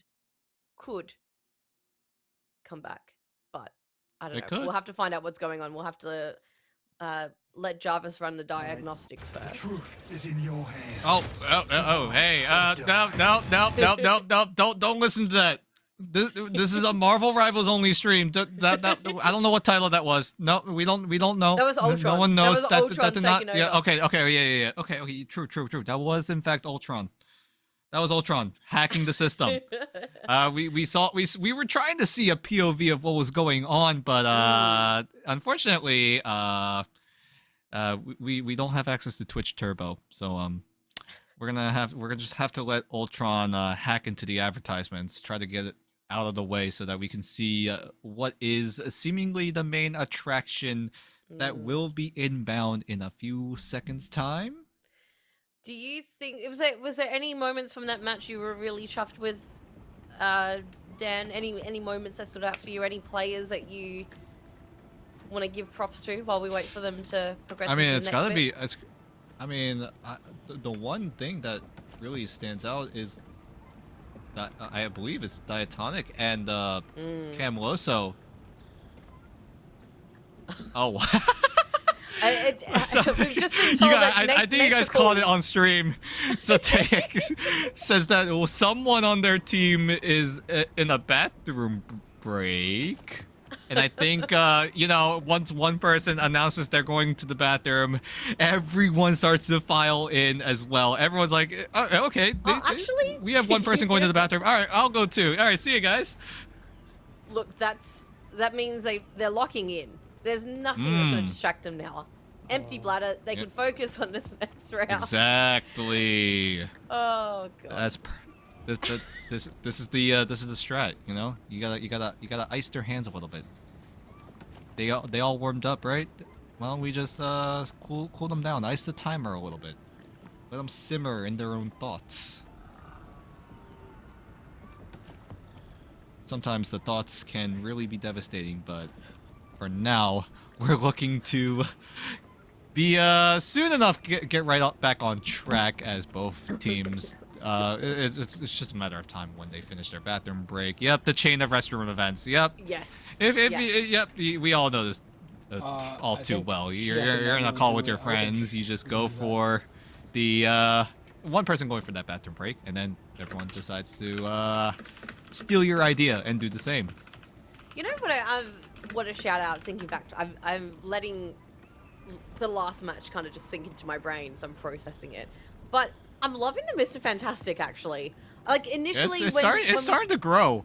Yeah. It's starting to grow on it. Initially, I was like, I thought it was going to work, and it didn't seem like it was working, but that last game, I'm pretty sure we saw like a triple KO, like a triple Elam with the Brainiac bounce. Really, really good stuff. I really do hope we see more Mr. Fantastic. You know, I want more of the Fantastic Four in there. We're not really gonna see soon. Let's be honest. We're not really gonna see true. it. We don't even a decent have amount of Johnny, and now we're getting Mr. Fantastic himself. And obviously, I don't think the thing's going anywhere. Let's be honest. A staple. No, you ready? An absolute staple. I just said alright. I don't have it, but I hope you're ready. Yeah. The thing is just way too strong. Not only here in the right-of-way rumble, where no one is able to use their own left clicks. I'm taking him down if it costs me my life. I don't care.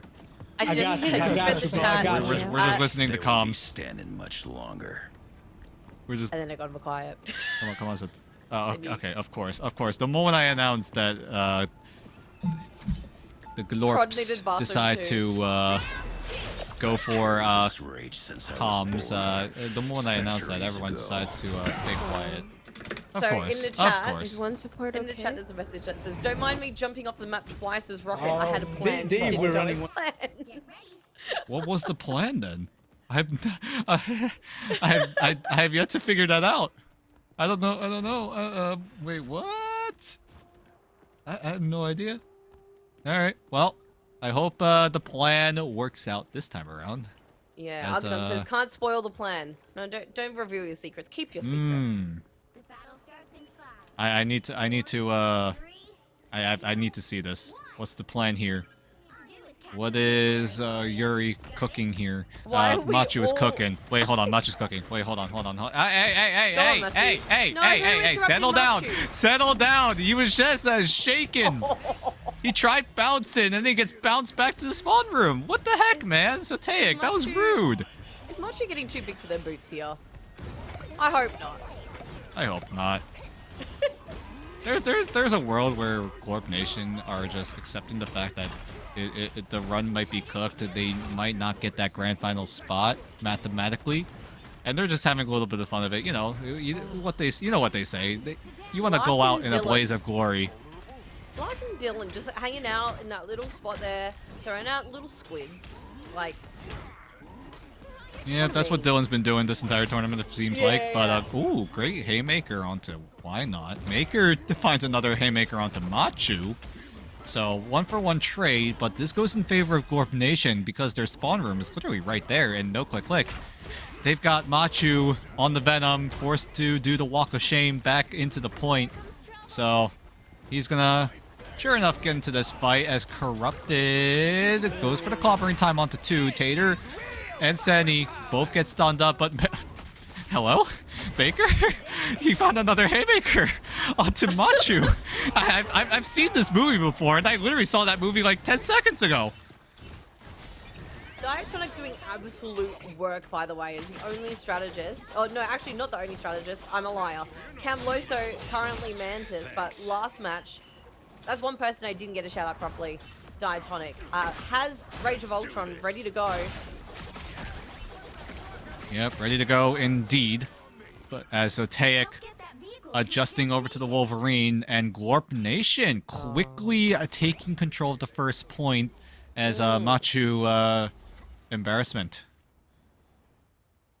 Here's Dylan. He went down like shenanigans again. I think he went down like 4 times in the span of 2 minutes.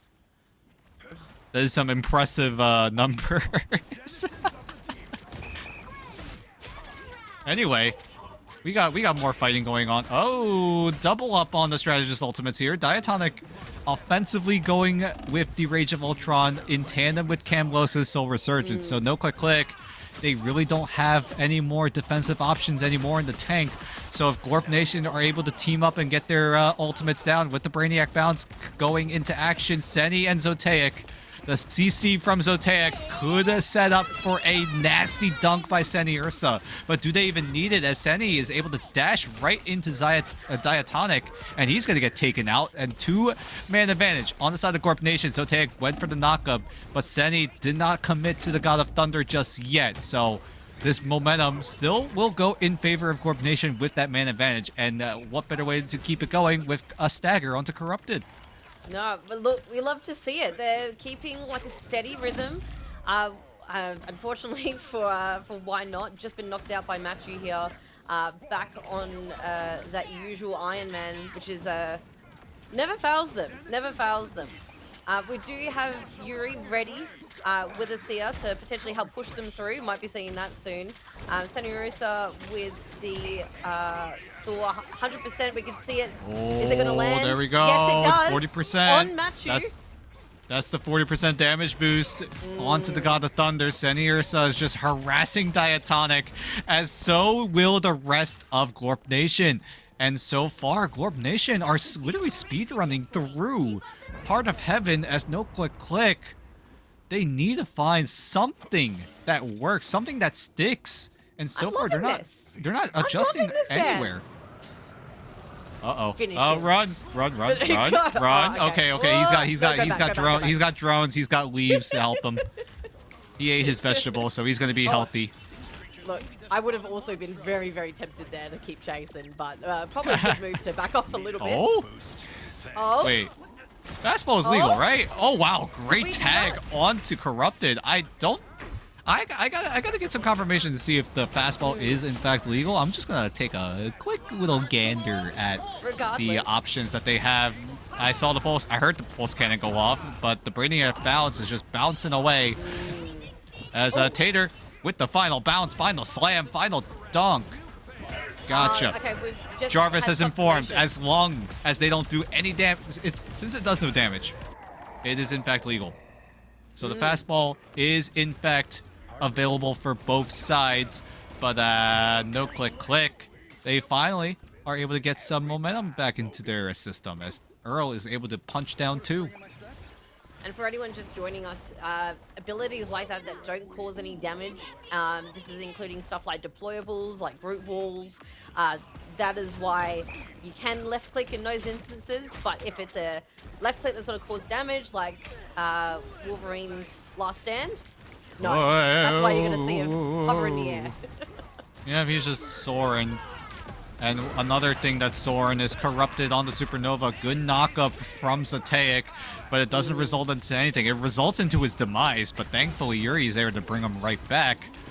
So Glorp Nation are still going to be 6 members strong and are able to outlast a barrage of ultimates coming in from no click. And now they're going to get all the value that they need without using a single ultimate. I think Yuri might have invested in the CYA, but I have no idea for sure. But Seni zoning people away with the God of Thunder, and then Tater goes in with the punches, with the stretchy hands, is able to reach and to take down more and more members of no click as they are just getting staggered again and again. Some incredible healing coming from Yuri there, just to sustain that Mr. Fantastic, which is doing some incredible work. Again, really happy with this, but there is a pulse cannon on the way from Machu, ready under the belt, ready to go, just in case they do make this final push here. They're going for it. But Machu has to stave off all of Corp Nation, who are really, really tanky. The duelist line, so strong, so healthy, as Machu goes up into the sky, uses the pulse cannon to shut down the CYA immediately. So that ultimate that Corp Nation were trying to rely on to take advantage of is just going to get taken straight away out as Machu gets tackled down by Zoteic, and then Tater bounces him down. Maker is able to find the Yancey Street charge onto Earl. Haymaker's corrupted. The 1-2 punch coming in from Maker. Top it off with a clobbering time, but Diatonic with the Rage of Ultron is able to keep whatever is left of No Click Click healthy. But so far, they're all staggered, they're all bruised, and Glorp Nation are cruising their way towards that full push, and we might go to overtime here. 1.7 meters separates the two with 20 seconds left on the timer as No Click Click run out of resources, run out of options. But here we go. Cam with the Soul Resurgence brings them right back into the fray as Dylan is forced to use squids, forced to use melees, and Yuri is able to get the second cycle of the CYA. Is this going to be enough to stave off the push coming in from No Click Click? Corrupted even committing onto the Supernova. This is really close affair between two of these teams. Glorp Nation, they have to find a way to get a map on the board. It's 2-for-2 trade. Maker's able to find two. Earl is going to clobber down the Maker. And Glorp Nation, they're starting to crumble. They're starting to falter. No Click Click are just going to take over this fight just barely. No, overtime meter. Oh, so close. Portal comes up. Everyone's trying to clamor in. Glorp Nation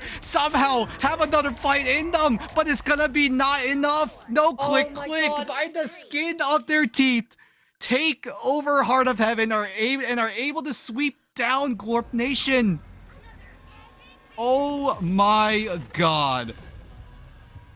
Oh my goodness. I had so much faith they were going to take it all the way to the end.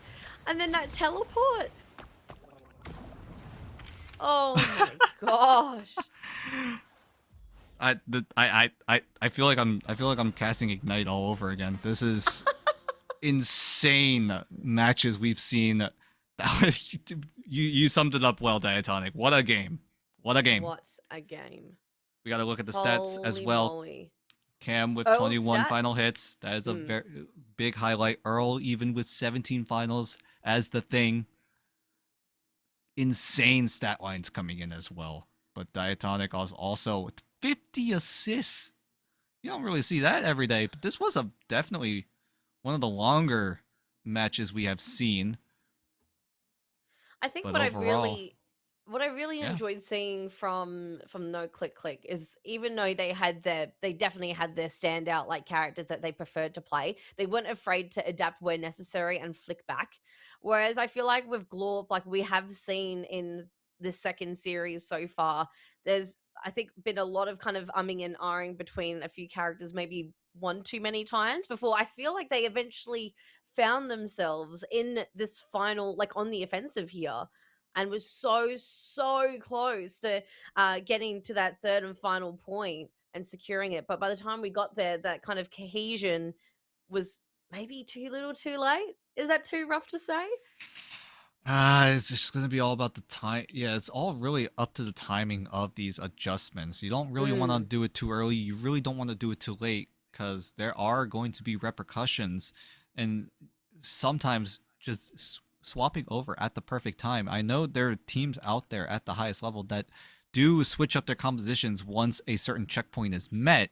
So things like that could have come into play here, but considering the whole premise, the whole gimmick of this entire tournament, it's a little bit difficult to go for those kinds of adjustments. And maybe you just go for a full dive and then you switch over to a poke composition, but poke composition is a little too difficult here. Yeah, and look, props to both teams. We had no slip of the left click. Oh, true. We went a whole block.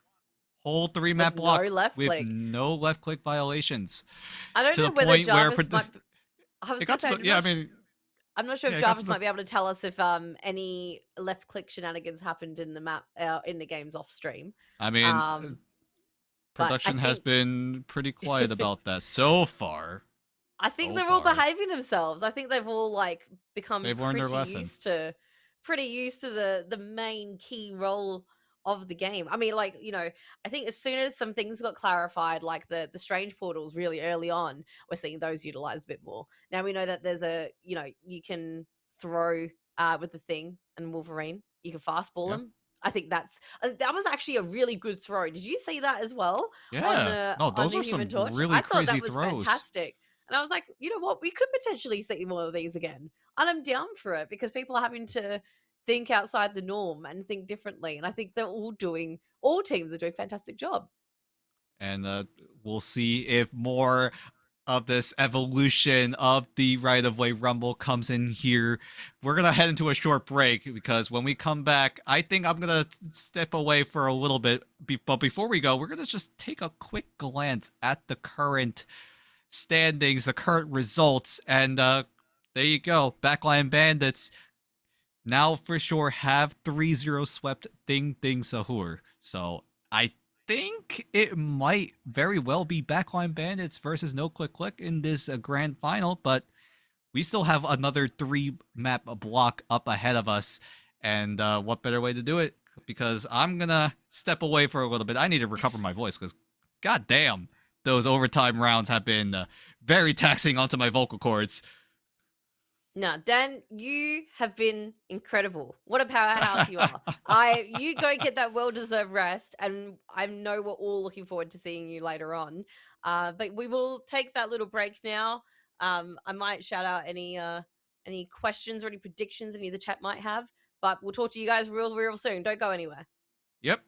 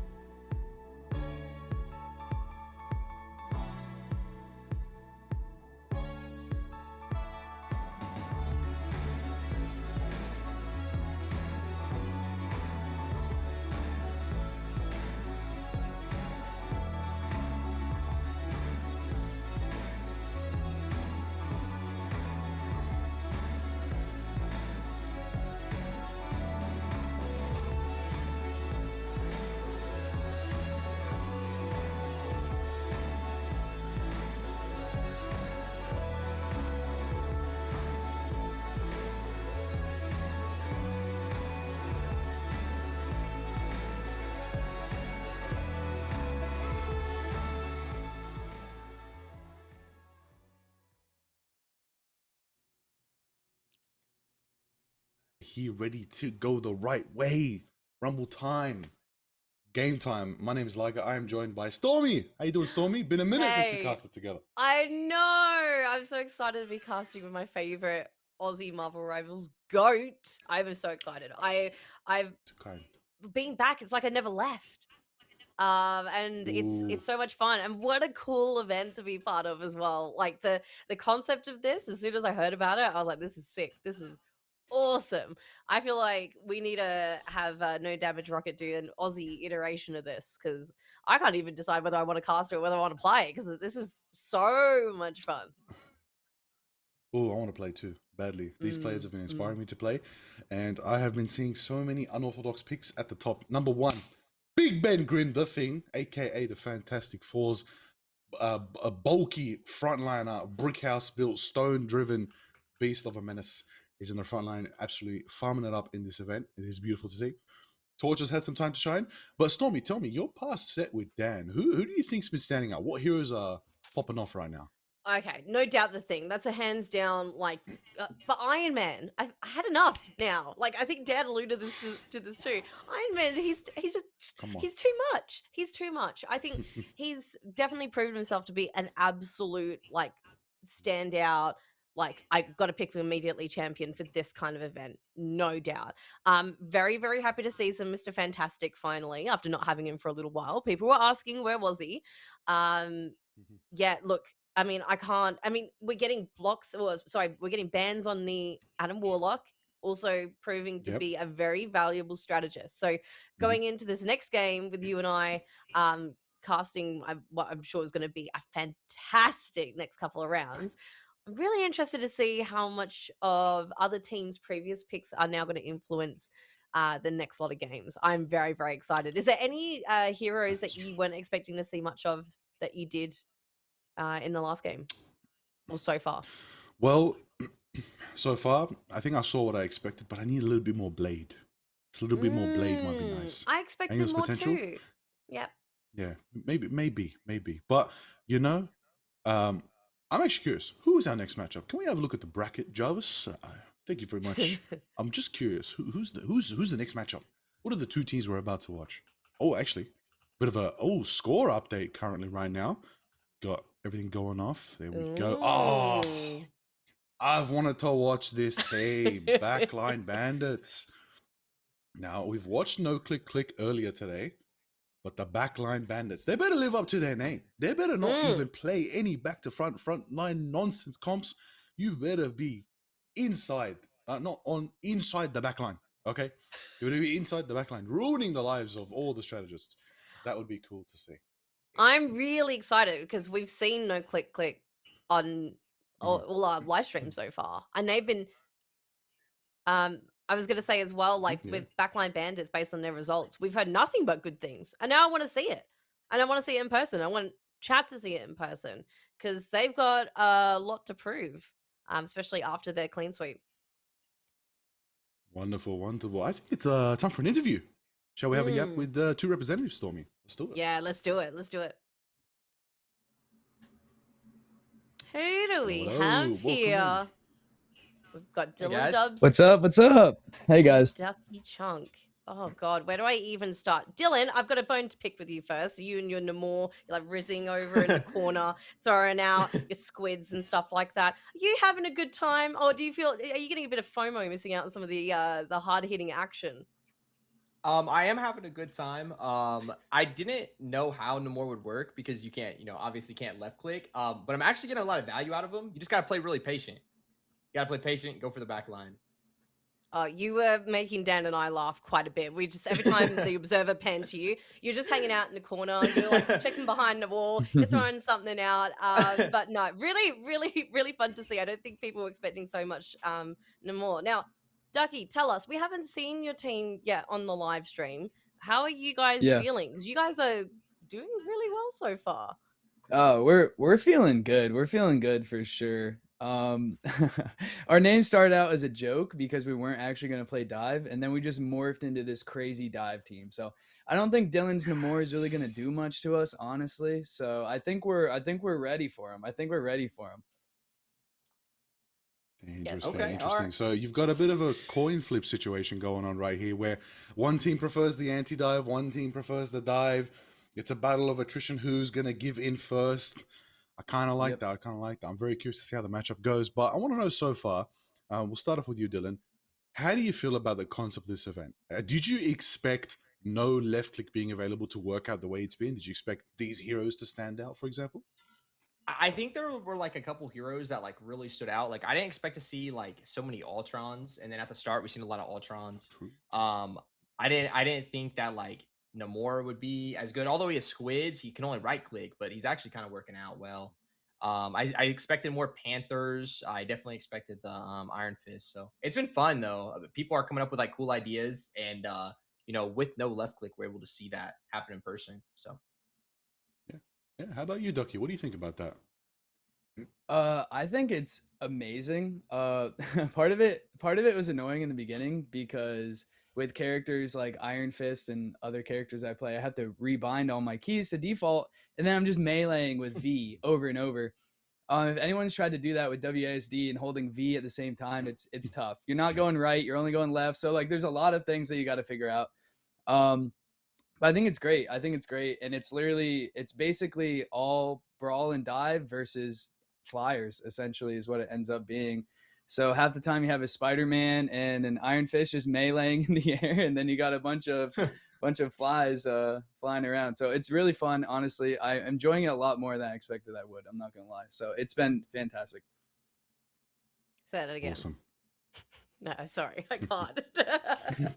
I'm wearing a Fantastic Four t-shirt again. I had to say it. So here's the thing. Say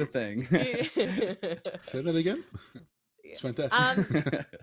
Well, I know everyone's been very reserved about wanting to talk about what the strats are going into like the next upcoming game, but I guess maybe alternatively, how are your teams, well, both your teams kind of feeling like you both your teams have performed incredibly well respectively in their own right?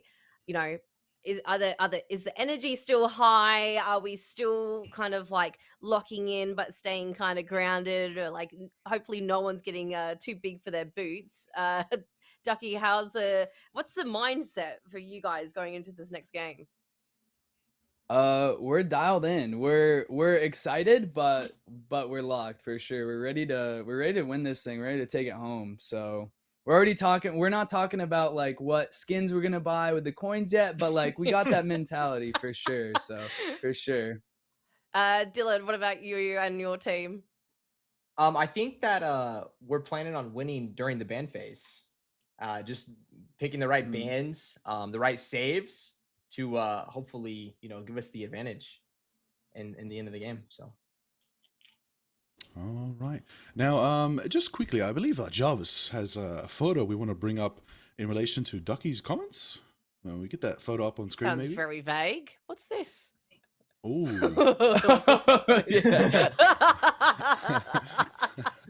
It's so bad. Listen, bad. You did do the right thing. Your team just kind of cooked you. I'm sorry. You did the right thing. You dirty. I know. I'm with a bunch of avatars and I'm just hitting the.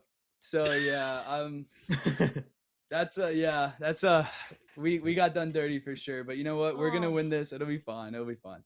Someone didn't send you the memo. I feel like to make up for it, the rest of them also have to strike the same pose.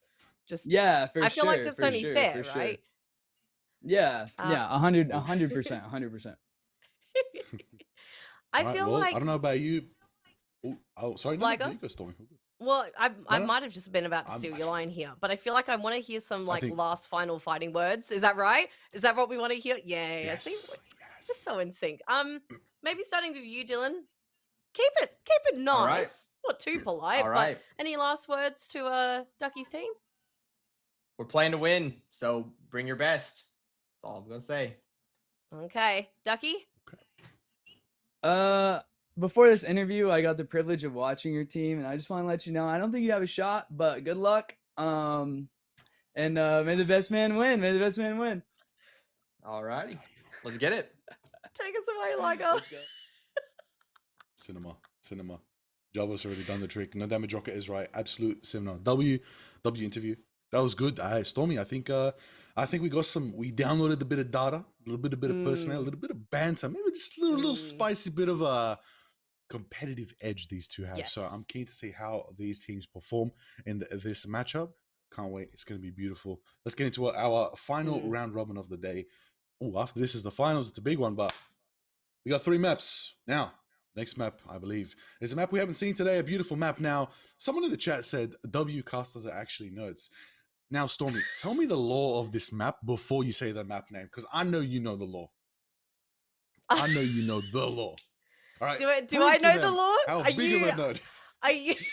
What do you mean? Actually? I know we're going to Krakoa. Okay, I know we're going to Krakoa. Okay. All right. Do you know where it is on the map? I'm bouncing it back at you. That's It's in why the you're the middle nerd. of the Pacific Ocean. Thank you very much. There's nothing there set- but my hopes and dreams. All right. But it is the land of the mutants. Yeah, It is the land that Emma usually has power of. Usually Emma's running the show. Sometimes it's a mix of a council. I believe sometimes the council has multiple seats based on seasons. Seasons. Phoenix just got a costume related to it. Magneto has one. I've heard people say seat of summer Storm maybe, and seat of winter Emma Frost. Are those 2 new predictions for costumes? Clip this now. If we're both right, you owe us nothing but your love and admiration. But until then, we'll see what the Marvel Rivals art team does. But in the meantime, I think it's almost time to get into this game, Stormie. This is a good matchup ahead of us. I'm so excited, and on Krakoa as well. And look, I said this to Dan when we were watching, we were watching our team's last game. I'm concerned, like no click. I'm not going to say they're getting too big for their boots, but they're very confident right now. But then Backline Bandits have also had some killer matches, like especially just finishing up going 3-0. I think this is going to really I think both teams are going to put each other in their place. We're going to see some very, very interesting matchups for sure. Absolutely. Okay. Well, let's make another prediction. Who's getting banned first? I want it to be Iron Man. Please, for the love of God, ban Iron Man. I've had enough. No more Iron Man. No more. No more. Like, it's too, not easy. Why? That's the wrong word. No, he's just too much. He's so strong. So strong. Give us, we haven't seen Angela yet. I want to know who chat wants to see as well. Who haven't we seen yet? We haven't seen any Angela. We haven't seen Red Skull, Red Hulk. Wait, wrong game. Sorry. Anyways, the Backline Bandits versus the no click, double click out here, but they better not double click the left click because it's the right away rumble. Now, no damage rockets, right away rumble. That's why we're here, everybody. If you don't know what you're watching, if you're just tuning in, and now you know the right away rumble. It's right there, the big logo. Look at that amazing logo. W to the prod team designing that one. W Abe, shout out. Now, W, everybody going forward. We got a Rocket rumble right in front of us, and Rocket has been banned and protected by no click. In return, the Backline Bandits shut Mr. Friendly Neighborhood out of my hood, gone, and in turn protect the golden boy, the golden child, Adam Warlock, and ban him away from the no click. That's a start. Yeah. Well, I mean, we had no Adam Warlocks last game at all. So I think this is like no skin off, no clicks, no's. Like I genuinely believe that's not going to be too much of a problem for them. They were still able to adapt really well because of it. But Adam is one of the strongest strategists in this event.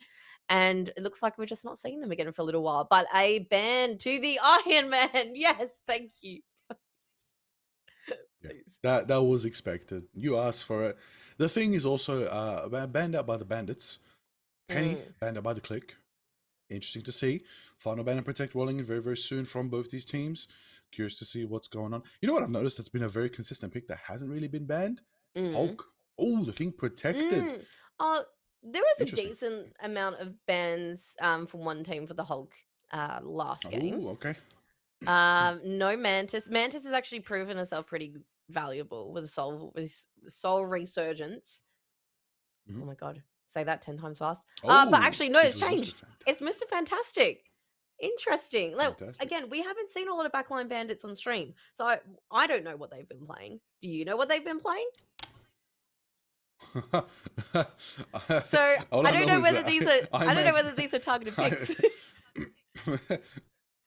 Hold on a second. Ultron's that impactful. Iron Man protected. Both these teams have realized a combo each other are going for and canceled it out right there. We love to see that. That is beautiful. That is strong. But no click do have Iron Man, do have Rocket. They'll have Amp. They'll have consistent Unibeam, which is going to be powerful. They have Mantis open, so they can go for the attack boost. Backline Bandits on the same time. They got Pain. They got the Pain brothers. Wolverine's open as well if you want to bring that back out into play. And it works really well on Krakoa, which is mostly boxed in maps. Yeah. But there is one specific round on Krakoa where you open it up to the garden with the big tree where Iron Man kind of has free flight and there's no hit scan to handle him. You might need to bring out some counter flyers. You could potentially say Iron Fist. We could finally see Angela. We could see Angela. Maybe. Not Angelina Jolie. That's which Marvel It's hero? Angelina, Was Angelina Jolie not Angela. from Eternals. I'm testing your knowledge now. And the Turtles. Yeah. What? Am I right? Is that the right actress? Did I name the right actress? No, I don't think you're swear I talking did, about right? the right one. No, I'm right. I know I'm right. She's played Focus two on the Marvel heroes. franchise. I'm focusing on my Marvel knowledge, but all right. Back into the game. Let's get into it. It was Tina. Wasn't it? One of the Eternals. Wasn't that her? Oh, okay. Sorry, I forgot we're still talking about the Eternals. My bad. I'm sorry. I was right. Eternals. I am nerd. I heard you say turtles, and I was like, Teenage Mutant. Okay, never mind. We're moving on. Are there any turtles in the Marvel universe? What's going on about? Holy moly, okay. Sorry, I will emphasize. Nah, I will lock enunciate. in, dude. Matthew's taken out 2 of the backline bandits already. Alright, let's see now. We got a big haymaker having a good time in the front line. Metality is going in. Metality? I think it's Metality. Taking out Corrupted with a double KO certified from the big Ben Grimm thing. Rima in the backline taking out Cam. Charging with the Yancey Street. Taking out Dylan with another haymaker to suit. That's a triple KO for Mr. Big Ben Grimm, aka Metality. Going in, and that's okay. We just saw a quadra KO coming out of the thing. My guy, you gotta ban the Big Rock at this point. Like it's ridiculous. Backed up by the Pain brothers. It's a lot. By the way, Jarvis has just told me there's a turtle called Mr. Dibbles. Everyone look it up. Can we get Mr. Dibbles on Earth screen? 616. Can we get a shot of Mr. Dibbles very quickly? I need Mr. Dibbles to be the ultimate counter to Jeff. I don't know why. I feel like a turtle would diff a fish. I don't know. Would a turtle beat a shark? I don't know. I feel like there's a Finding Nemo joke in there somewhere. But what isn't a joke is there my god! Look at him! Look at him! Mr. Dibbles. That's amazing. All right. Ultimates are coming online, Stormie. What are we thinking about this first haymaker? Actually, clobbering time's online. Clobbering time is online, and backline bandits do have quite a few ults up their sleeves, but no click. Do you have potential to push in here with Machu, Camloso, and Corrupted on the Mantis? Interesting to see. Yeah, that's something. That is something. Putting out so many KOs. We have lost our Spider-Man for backline bandits. Clobbering time has occurred, but Iron Fist goes, no, you know what? Not today. No click. Takes a point. It's rising up. Yep. Backline bandits almost at 50%. It was a pretty solid start for them, actually, but they do have potential to come back with, the Pain Brothers, Iron Fist, and also Comet Revival on the horizon. Actually, no click has all ults up, so let's hopefully there's no double ulting happening here. We wouldn't want that. Well, it's a matter of who lands. Maximum pulse in the backline from Machu. Double KO from Iron Man. Yeah, say goodbye to backline bandit strategists. Holy, get back again. Comic Revival, as you called it, from Onyx. Gonna give him the sauce, gonna give that little bit of living chi flowing through both of Cam and Ducky right there as they are going bang for bang. The fists are flying, they are furious right now. Onyx is there, Corruptor's gonna hit the Soul Resurgence, they're gonna go to going Mantis with the melees, fighting as best as she can amongst the brutes, the Pain Brothers, but it's still gonna go in there and slap them up as much as they can. Full Metal taking out Dylan on the backside there. Cam Lesso taking out Onyx on the flank as well. That's gonna be Diatonic dropping a massive amplifier. That is the Rocket Raccoon making it happen in the Rocket Rumble right now. And there it is, 70% and climbing for no click, as they do win a pretty nice staggered out fight and bought themselves a lot of time. Looks like Backline's gonna have to regroup for the next one, but they do have Rima's Spectacular Spin online. look, this is going to be either a very easy win for No Click Click, or Backline Bandits can just get their footing back again, make a statement, spectacular spin in there, but there's not too much ultimates like that are going to come through right now very soon for it to sway. Let's have a look. Mantis is down. Spectacular. Unbelievable right there. They timed it, they waited, they just absolutely measured everything in the right pattern for themselves to get that spectacular speed. Get quite a bit of value right there. Put No Click Click on the back foot right now. Camloso still taking some picks on the Iron Fist, getting some value. Full Metal is going for it, but the Monster Hulk is out. Earl is raging right now, and that is going to be Dylan taking out Mentality. Dylan taken out by Rima. That's going to be trades. I think it goes in favor of the Backline Bandits here, but No Click Click, No Click Click are going to make them fight for it till every bit of time. Overtime was achieved. It's probably going to dull on out as the Backline Bandits probably will win this. Never mind. Portal is up. The fight is still on. It's not over till it's over, Liger. But I think Rima's going to prove to be quite a menace towards particularly Machu. Machu potentially switching to Doctor Strange for a... he is down. Sorry. The portal is up. Living Chi is in effect. No Click Click trying to secure this point. But clobbering time has come into effect for Backline Bandits. Doesn't find any value. Mentality takes out Diatonic. Ducky has also taken out another member. Half of No Click Click is down. And Backline Bandits takes the point. Oh. Yeah, they definitely do, you know. Oh, Mentality getting a lot of value there. That's good. They bring it back. 99% was the lead for Click Click. But, you know, Backline Bandits will take it back. At the same time, Living Chi is online.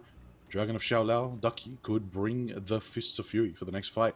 At the same time, Earl coming back as the Hulk. They're waiting for something incredible to happen, you know. We've got a couple of Hulks on our screen. Hulk rarely seen in our tournament screens, on the streams out here on the interwebs. But it's nice to see an event, tournament where Hulk is, I'll say S-tier pick at this point. Definitely proved himself, but speaking of proving yourself, Iron Fist Ducky is going in. Right now, there is so much clutter happening. We've got the Resurgence trying to just keep everyone alive there for No Click Click. But Backline Bandits is slowly moving up. We've lost 2 members, No Click Click now. Hulk trying to make a stance on there, trying to take that point all the way to the end. But there's just not enough people there to back him up. Fatality's coming in, trying to clear that space.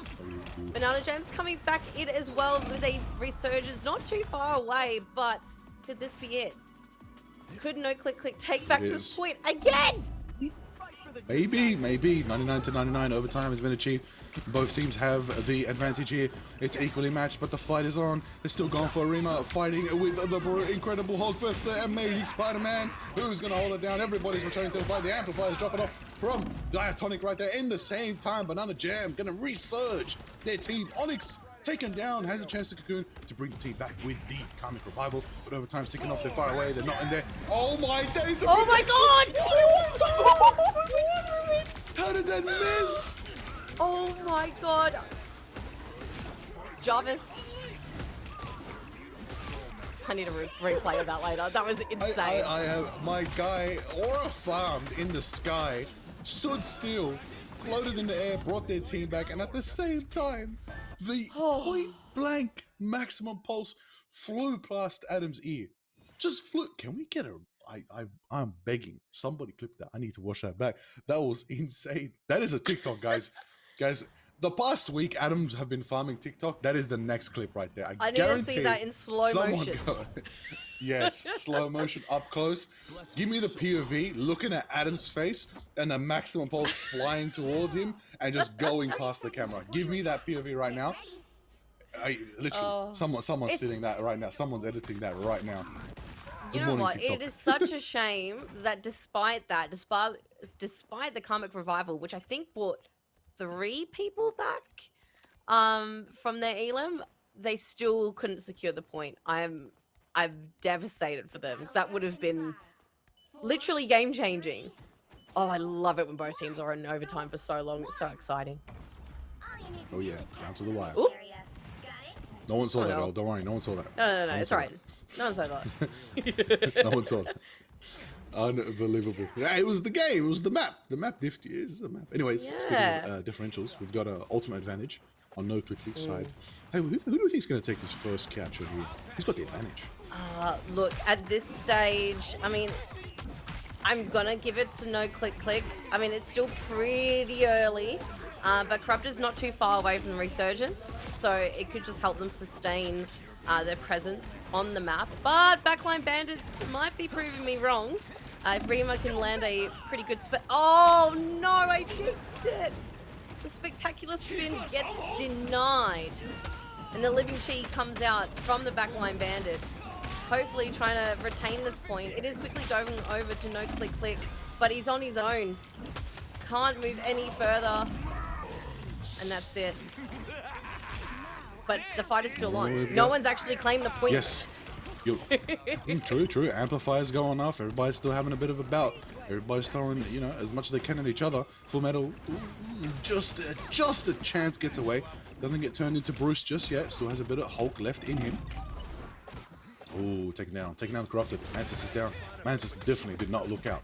Diatonic brings Corrupted back in the fight with a BR Beacon. Fell's dead as well. Gets some picks on Full Metal. Backed up by Cam. The Iron Fists are flying. Let's see if it's going to be enough for them to work through the haymaking and Yancey Street charge and mentality. That is for now with a clean-up shot from Dylan. Like Dylan said earlier in the interview, patience is the key to Namor. Very patient. It's like playing a sniper now. Namor's kind of like a little bit of a sniper. I know I gave Dylan a bit of crap earlier, but it's really good to see Namor back in the thick of it. It'd be interesting to see survivability-wise how that kind of works out for him, or whether he's now just going to play it safe and throw his squids out just to provide a little bit of extra pressure. However, mentality. Oh, never mind. The Pulse takes out both Banana Jam and an additional strategist, and we've also lost Ducky Chunk on the Iron Fist. No Click Click really wants to make it known that no one is stepping on that point. Oh, bye, Spider. Unbelievable right there. Wow. Just wow. Look at that power. I think there's a little bit of a plan going into this approach for the next fight here. They're trying to stage on an off angle, see if they can get something different. They're regrouping for now. Gonna see how it unfolds. Hawks are in the front line, throwing fists at each other. Iron Fist just the same. Cam and Ducky, Mentality as well. Earl there, backing up Full Metal. It's gonna be a lot of pressure here. Let's see if it goes and unfolds. No Click Click still has point contention, Stormie. The covering time's almost aligned. Look, it's not too far away. I mean, Corrupted is still holding onto Mantis ult there. Obviously, Dylan can't do anything because there is no left click unless they want to suffer the consequences of the dreaded wheel. Diatonic not too far away from a seer either, but Rima could come in and spectacular spin their way back onto the point somehow if they're able to sustain this pressure. Sustain is the name as they go. Onyx brings Banana back. Banana taken out by Cam in the right moment. Dylan takes out Onyx. Onyx doesn't care and is back in the fight again with a Cocoon. So much so that the Karmic Arrival still plays a part and brings Mentality back in the fight as well. But the Iron, I was about to say Iron Hulk. Honestly, it is, because honestly, the fists are just going with the Hulk right now. Incredible Hulk, Iron Fist. Everybody's here. Big Ben Grimm, the absolute amazing Spider-Man. You got Machu, who's just putting in the work on the Iron Man. The lasers are just absolutely beaming. Another quick maximum pulse for the road home. They take it 100 over. Oof. Fantastic work from No Click Click. Truly. A strong Krakoa take for themselves and a 2-0 victory on the first round. I'm gonna be so surprised if we don't see an Iron Man ban from Backline Bandits. Like, I think it, like, honestly, Matthew on the Iron Man consistently all the way throughout tonight has been unstoppable. And obviously it's so tricky, like with the no left click, like what are the, apart from, you know, potentially using Thor and Hulk and other characters who can kind of jump at him, Spider-Man, he proves to be quite the menace, which is why I'm all for Iron Man bans across the board. But if we have a look at our stats very quickly, big props obviously to Cam Loso there. 25 final hits. Huge. Wow. Huge. Wow, okay. Banana Jam also providing some fantastic healing for Backline Bandits. Unfortunately, not quite enough to keep them on the board, with some fantastic healing coming from Diatonic and Corrupted. Corrupted with the most assists with 47. Huge across the board. I just gotta say, these players though, like, what's with the accuracy, guys? The accuracy is solid. Yeah, Is there come a on, reason they're guys. not aiming? What's going on there? Come on, guys. 0%? They're missing every single shot. That's because they're not taking any shots, everybody, because we're in the right-of-way rumble. No left click is allowed. Just to remind everybody what you're watching here today. But yeah, the scoreboard, as you said, it's looking crazy. Yeah, there's a lot of fun hits on the side of no click click. I will say that I want to bring attention to corrupted. The stats not on the board, but it kind of is when you look at the assists. My goodness, 47, literally present for the 50 bomb coming out from Cam. Present for a majority of it. That attack boost mattered quite a bit. I'll tell you that. It is powerful. Yeah, look, the supports obviously for backline bandits had quite a bit of a rough time. 16 limbs apiece. But you know, it's unfortunate. And I think backline bandits is gonna take a moment, I imagine, just to kind of reset because they've been on this high of winning the last two series. Yes, we've had two series now. They've been on this high of winning, and now they've kind of been put in their place. Whereas no click click is, I'm like, am I stuttering or am I saying the right name? No click click That's perfect. is has consistently had this momentum to them, which I'm hoping that momentum won't also be their downfall, becoming too complacent.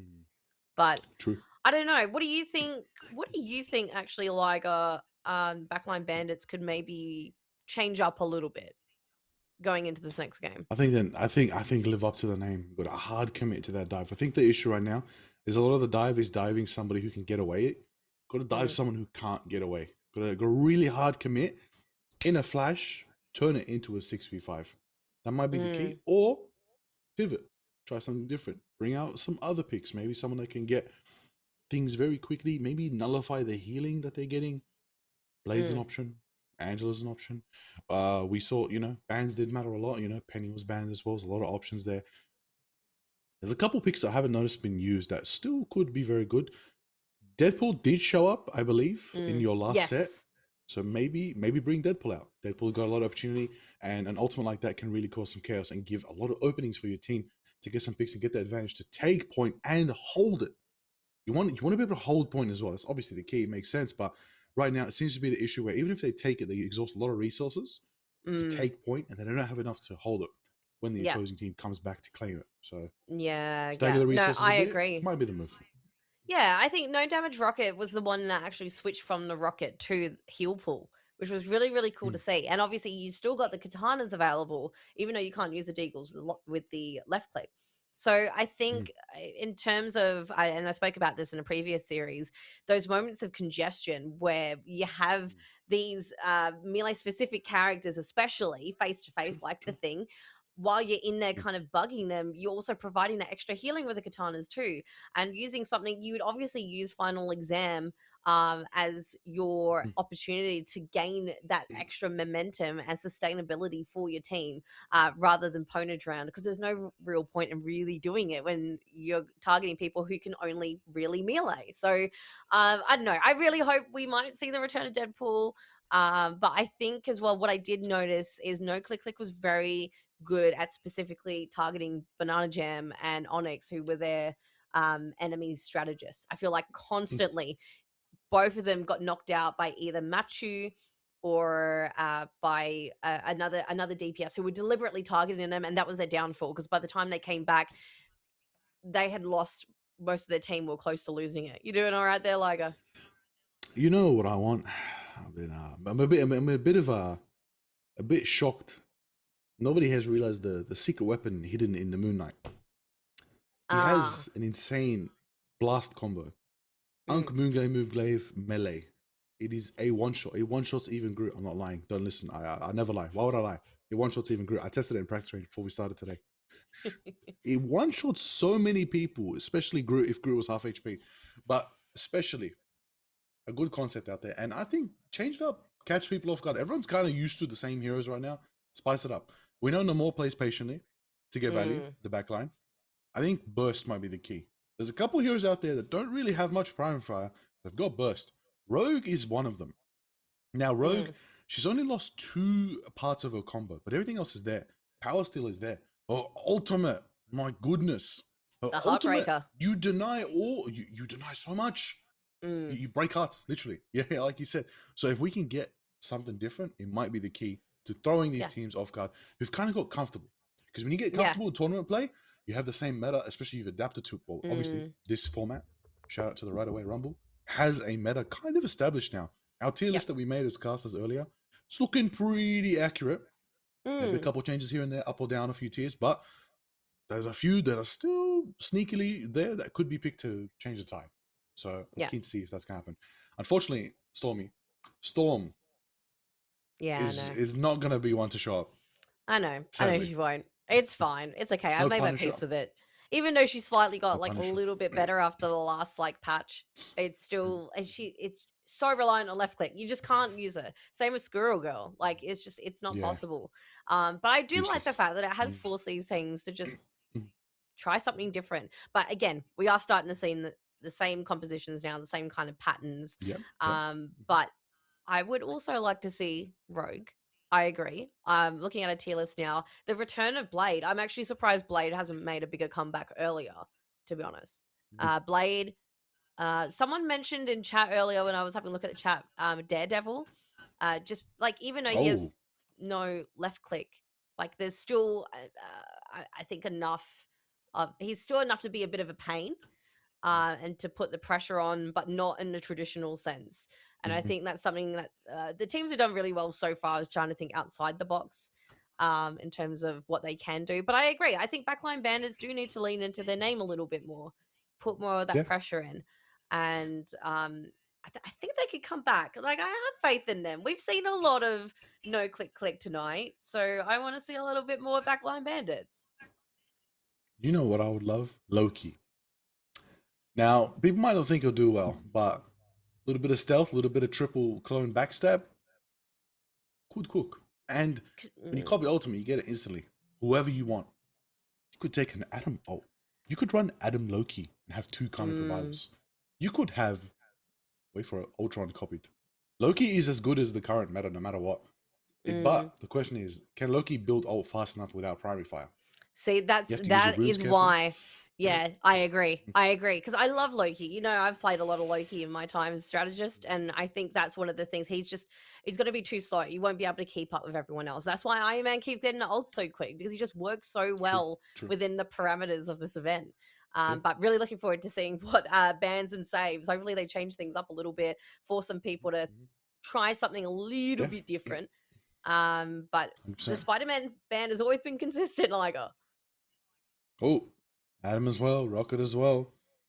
Go on in that E. Adam protected. Oh, they both went for that strategic play of locking in a best strategist for themselves. But at the same time, locking it out for the opposing team. Curious to see what the next ban's rolling will be. Maybe a Vanguard ban, maybe Thing gets banned, or does Thing get let through? It's pretty dominant force. You might need to ban it out, for real. Yeah, look, I mean, we did have Hulk last game. I do remember. I'm just thinking it would be interesting to see, like, will backline bandits ban Iron Man? Surely. Maybe. I mean, I'd be still. If I had Machu on the opposite team, I'd be banning Iron Man immediately. But one thing I have noticed actually about quite a few players on multiple teams now is that there's not like, yeah, there's a couple of one tricks, but there's actually quite a few that are very good at flexing between different characters, and I've enjoyed watching that flexibility even between roles within teams. Like, you can already tell these teams have a good sense of like cohesion and understanding and that kind of teamwork, and I think that's very evident as well. Someone in the chat saying, it's no damage rocket saying, flank Sue. We need a flank Sue store. Ooh, flank Sue. Flank Luna. No, Luna's unplayable. Luna genuinely unplayable. Is that a ban skip? Is that an aura skip? They didn't ban someone. No click has not banned someone. In between the man of Iron and the man of Spider, there is a no one's getting Spider-Man. There's no man. Oh. Interesting. Backline have locked thing for themselves, denied it for click. I think just one more ban to come out from the backline bandits. Oh. Ooh. Okay. Mantis Protect is pretty smart. It's good. They got a great strategic lineup right there. Mantis Rocket, it's really all you need. They could bring out the Dual Spies, probably the Iron Fist, probably the Wolverine.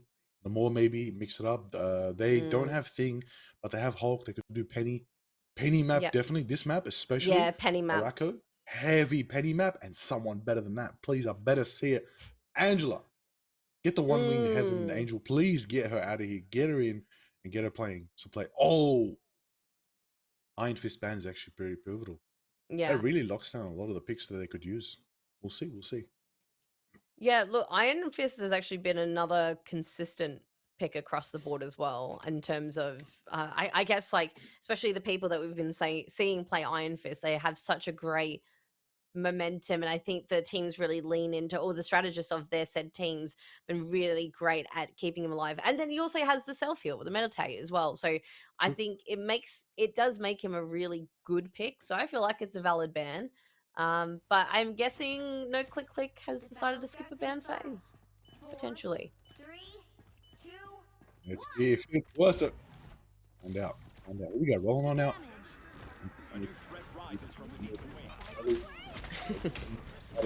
For Earl, clearing out all the nests. Got a rocket jump jetpack just to keep him in a safe spot. Full metal, already taking him out. Aren't you? On the torch. Let's see if they can burn it up and get the expectations they need. Oh, never mind. Back to the Iron Man. Right. We got the penny. I did expect the penny. What do we think about this penny stuff? Look, I think Penny is probably one of the best picks of the event so far, which is why she was banned in previous series. I'm surprised we haven't seen maybe more bans, especially, like, I feel like around this map there's some really good nest, like, area potential here. But, I mean, it seems like Earl has been really good at trying to focus the nests and basically try and negate, like, kind of clear the path, I suppose, for No Click Click. Corrupted is actually not too far away from Resurgence. I'm sure Machu will probably build up that ult very, very quickly. But unfortunately, it looks like Full Metal Lamps and Mentality for Backline Bandits are down and out for the count, including Banana Jam. It's looking like they are definitely clearing a path for themselves here. We're finally getting that point moving. Oh, yes, indeed. Keeping it moving, keeping it grooving. Let's see if they can turn this first corner of Araka with the big, Krakoa. I believe the convoy is called Krakoa. It's a, what was the species of group called again? It's just not a tree. Vin Diesel tree, maybe? No, The that's Vin Diesel, the family tree? You get the it? family tree. That's amazing. The family tree. That's amazing. The family tree. Someone clipped that one. I like that. I'm proud of that. The convoy is officially called the family tree. The Yeah, family yeah, tree, yeah. you know, it's moving around now. It's just past the portal. Portal of Araka. Let's see how far the family tree can keep on moving forward. There we go. Looking to happen for themselves. Dylan Dubs having a bit of a... Oh, they're fighting for Sue! Who's gonna get Sue? No, I'm joking. Unfortunately, Mr. Fantastic is bye, Mr. Fantastic. Mr. Fantastic against the world. Unfortunately, Dylan's still sued for now. For now. Unlucky. You're gonna have to come back with a certain helmet on your head and get a bit menacing, Mr. Fantastic. We don't want to see that. We don't want to see the Ultimate Universe, Mr. Fantastic. We're happy with just the good old Mr. Fantastic. But maximum pulse on the back line coming out from Machu right there. Doesn't connect, but it does scare them and split them up a little bit. Earl at the same time.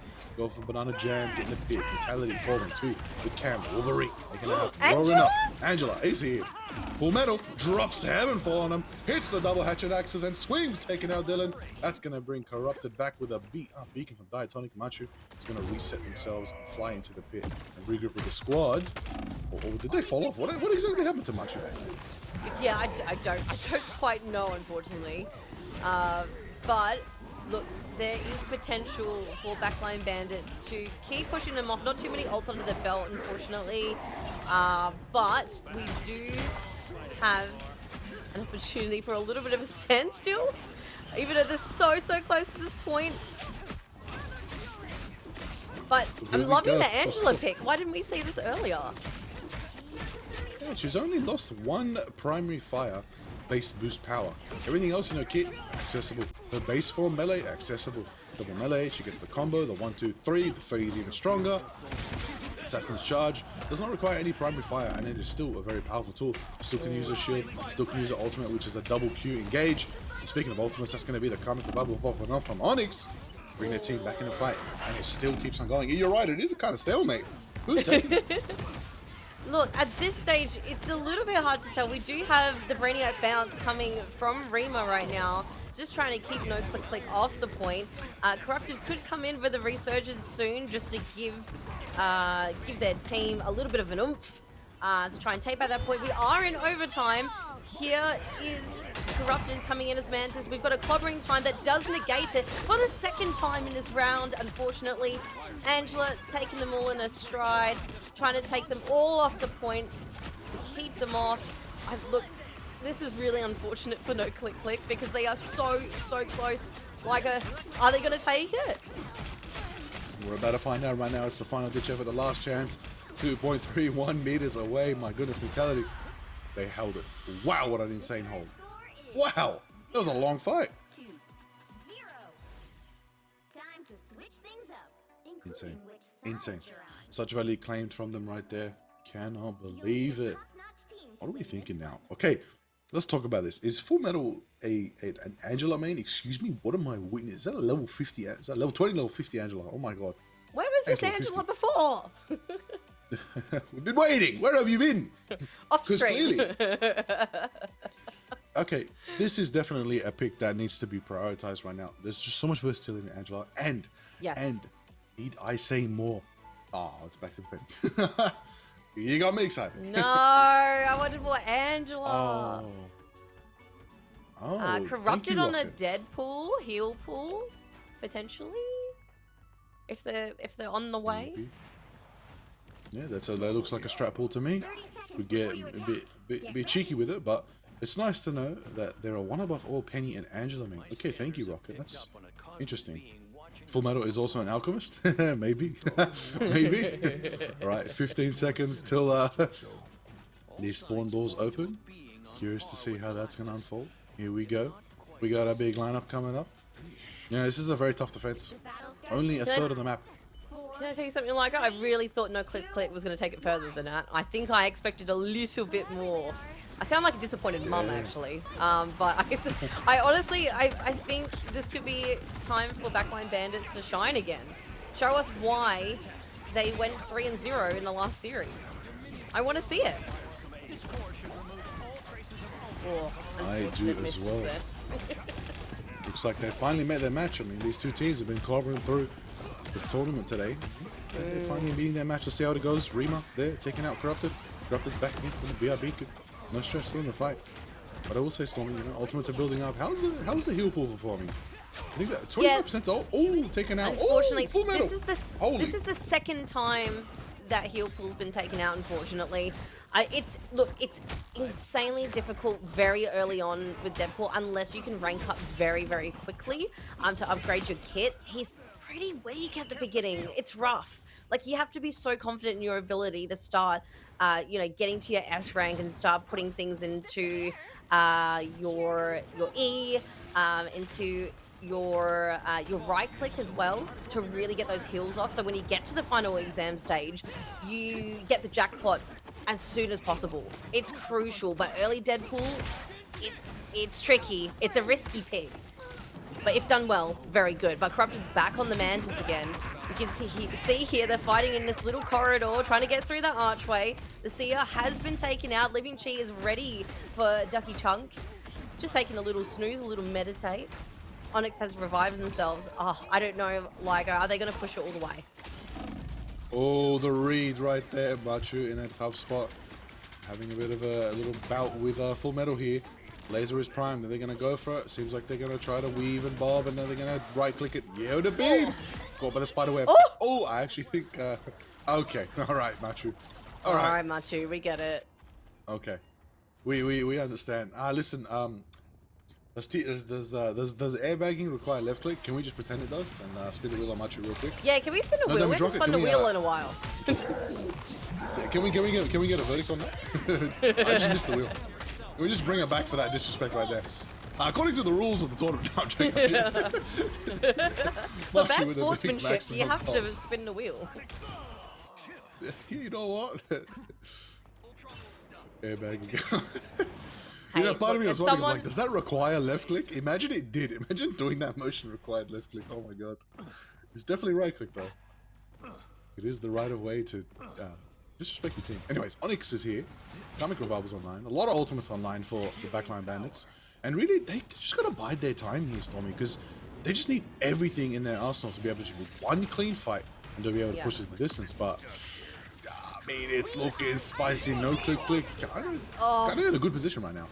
Look, I feel so bad for Banana Jam. I feel like every time that the Resurgence goes off, there's a stun to the Mantis, to Banana Jam every single time. I'm really feeling for them right now because we've just lost our ultimate. We have no Karmic Revival right now. We can only really rely on Rima and Full Metal to provide a little bit of space to keep no click off the point. However, Corrupted also has Resurgence ready, not too far away from the last stand, but a portal has brought them a little bit closer to try and keep them off the point. I need some magic to happen for Backline Bandits now if they're going to push it far enough. Oh, you're right. Machu there with the Maelstrom, taking out a good couple pick set. Strange rare to see, but Strange is always nice to see. Onyx back in the fight with the Cocoon. Rima's there, getting bouncy with it. The one that finally it does take out Corrupted. A bit of a Wolverine ult to gain some positioning. A Maelstrom of Madness goes again, taking out Full Metal. Seraphim Shield in the skies. Is that enough to give sustain? No, Vitality takes him down, punching through the shield. Haymakers are flying. They're going to sleep, but Dylan Dubs is going to hit the disengage with the bubble right there. Going to get out of the fight. Rima's there, just absolutely fantastic with it. They're stretching, they're going for it. And victory is claimed for the backline Bandits. Woo! Oh, we are in for a fun series.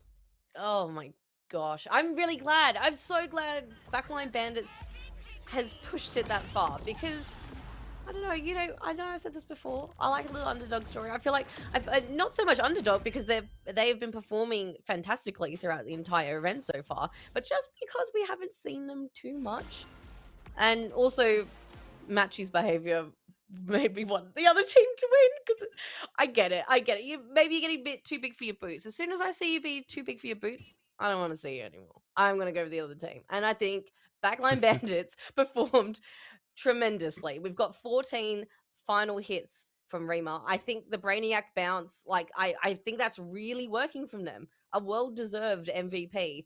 I do want to shout out, though, on the opposite team, Corrupted and Diatonic, consistent heals, not just this round, but throughout the entire night so far that we've seen. We've got 30 assists from Corrupted's Mantis.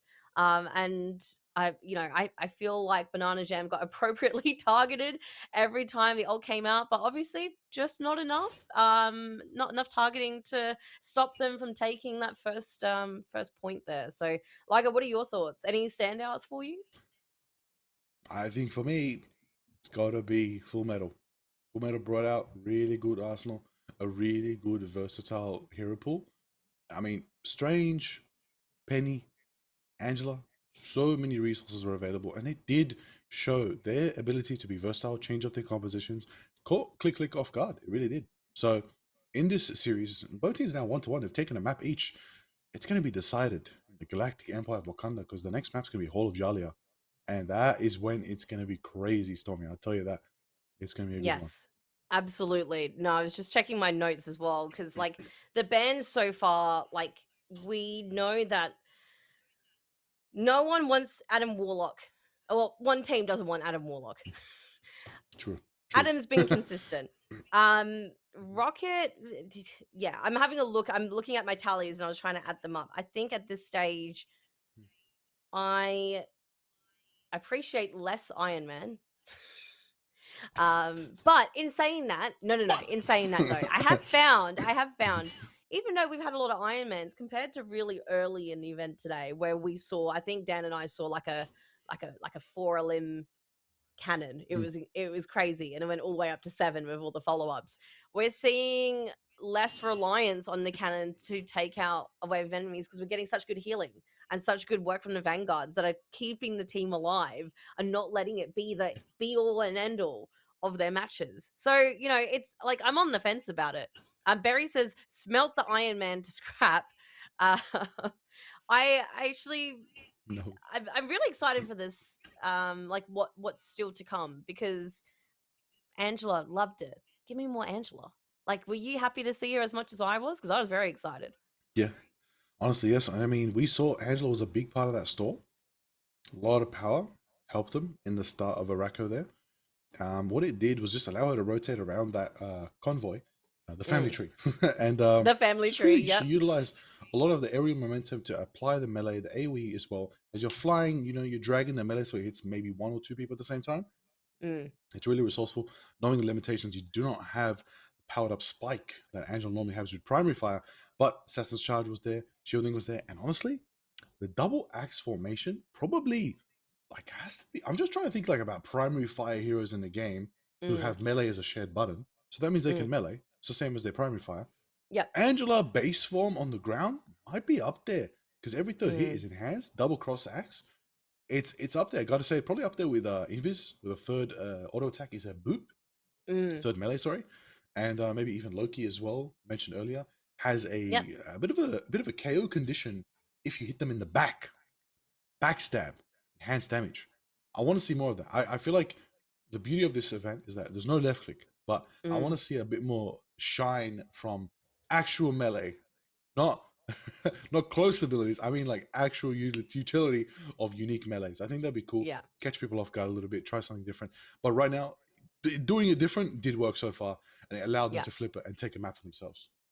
There is one thing that I want to see more of, and it's controversial, and I might need no damage rocket just to cover their ears for a second. I want to see more left clicks. I want us to spin that wheel. I want us to see more of that. I think they've just become so accustomed to the rules. They're too good now. I want to see more wheel spinning. What if not the everyone iron has to rebind? What if they all have to rebind left click in the finals? What, like the bind comes back? Is that what you mean? Yeah. So now if they accidentally, mind you, the people who've been hitting left click are those who have deployables. So they have to keep left click. Great example, Diatonic on the rocket has to keep left click if he wants to use his ult. So Penny players, the group players, the rocket players, anybody who has to use left click, it's interesting to see those slip up. But there's other people who've just completely unbinded it and not gonna make a mistake. I don't know. Maybe we throw a spanner in the works, force them to all rebind left click, and see if anyone slips up. It's the temptation. I think the temptation might catch them. I think out of the wheel, so for those who haven't seen the wheel, there are 1, 2, 3, 4, 5 different things that could have happened.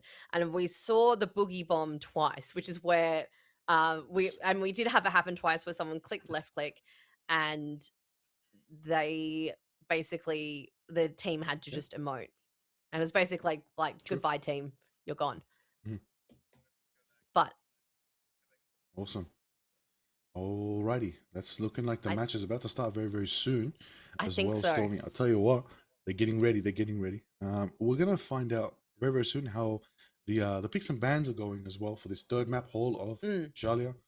Double check with Prod. We're gonna get in that match very, very soon. Oh, hold on. There's been a wait. Open a VAR. My prayers have been answered. We need to enhance because we've just been told, looking at this replay, there has been a left click criminal, everyone. Can we get a replay? Can we have a look at this? Here we go.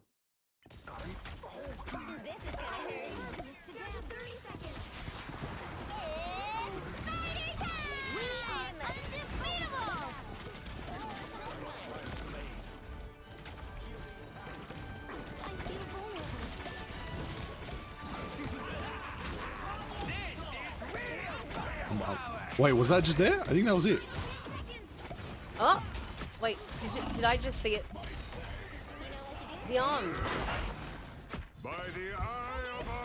Oh, they were throwing oh, I see now. They were using mines while they were in ultimate form.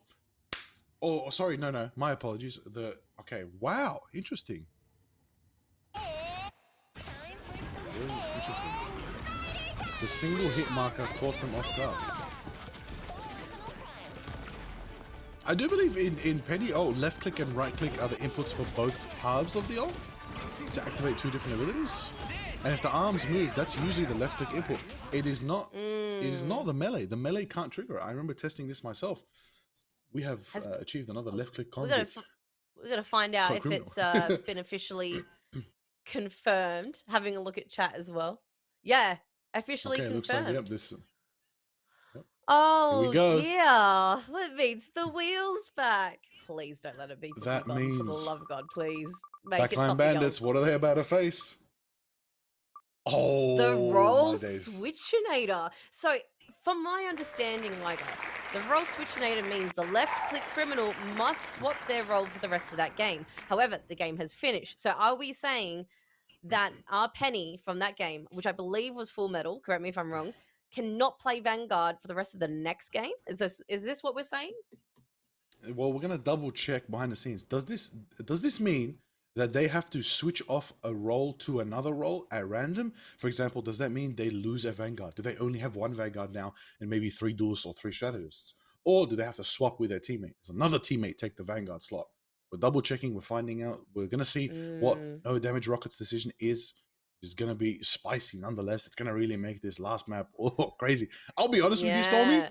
If they go strategist, kind of might be a buff. I'm not gonna lie. Kind of might be a buff if they get triple strategist. But we'll find out very, very soon. Prod's gonna confirm that. Have a chat with the team, see how the punishment's gonna be faced. And I don't know, you could be a blessing in disguise. You never know. That's just the way of the rumble. Right away, you don't know which way it's gonna go, left or right. But it better not go left again. Otherwise, the wheel will be spun. Actually, go left again. We'll spin the wheel. Yeah, let's do it again. Let's do it again. No, it's really interesting. There's quite a few people in chat talking about the legs moving and the V, but we're just hearing something.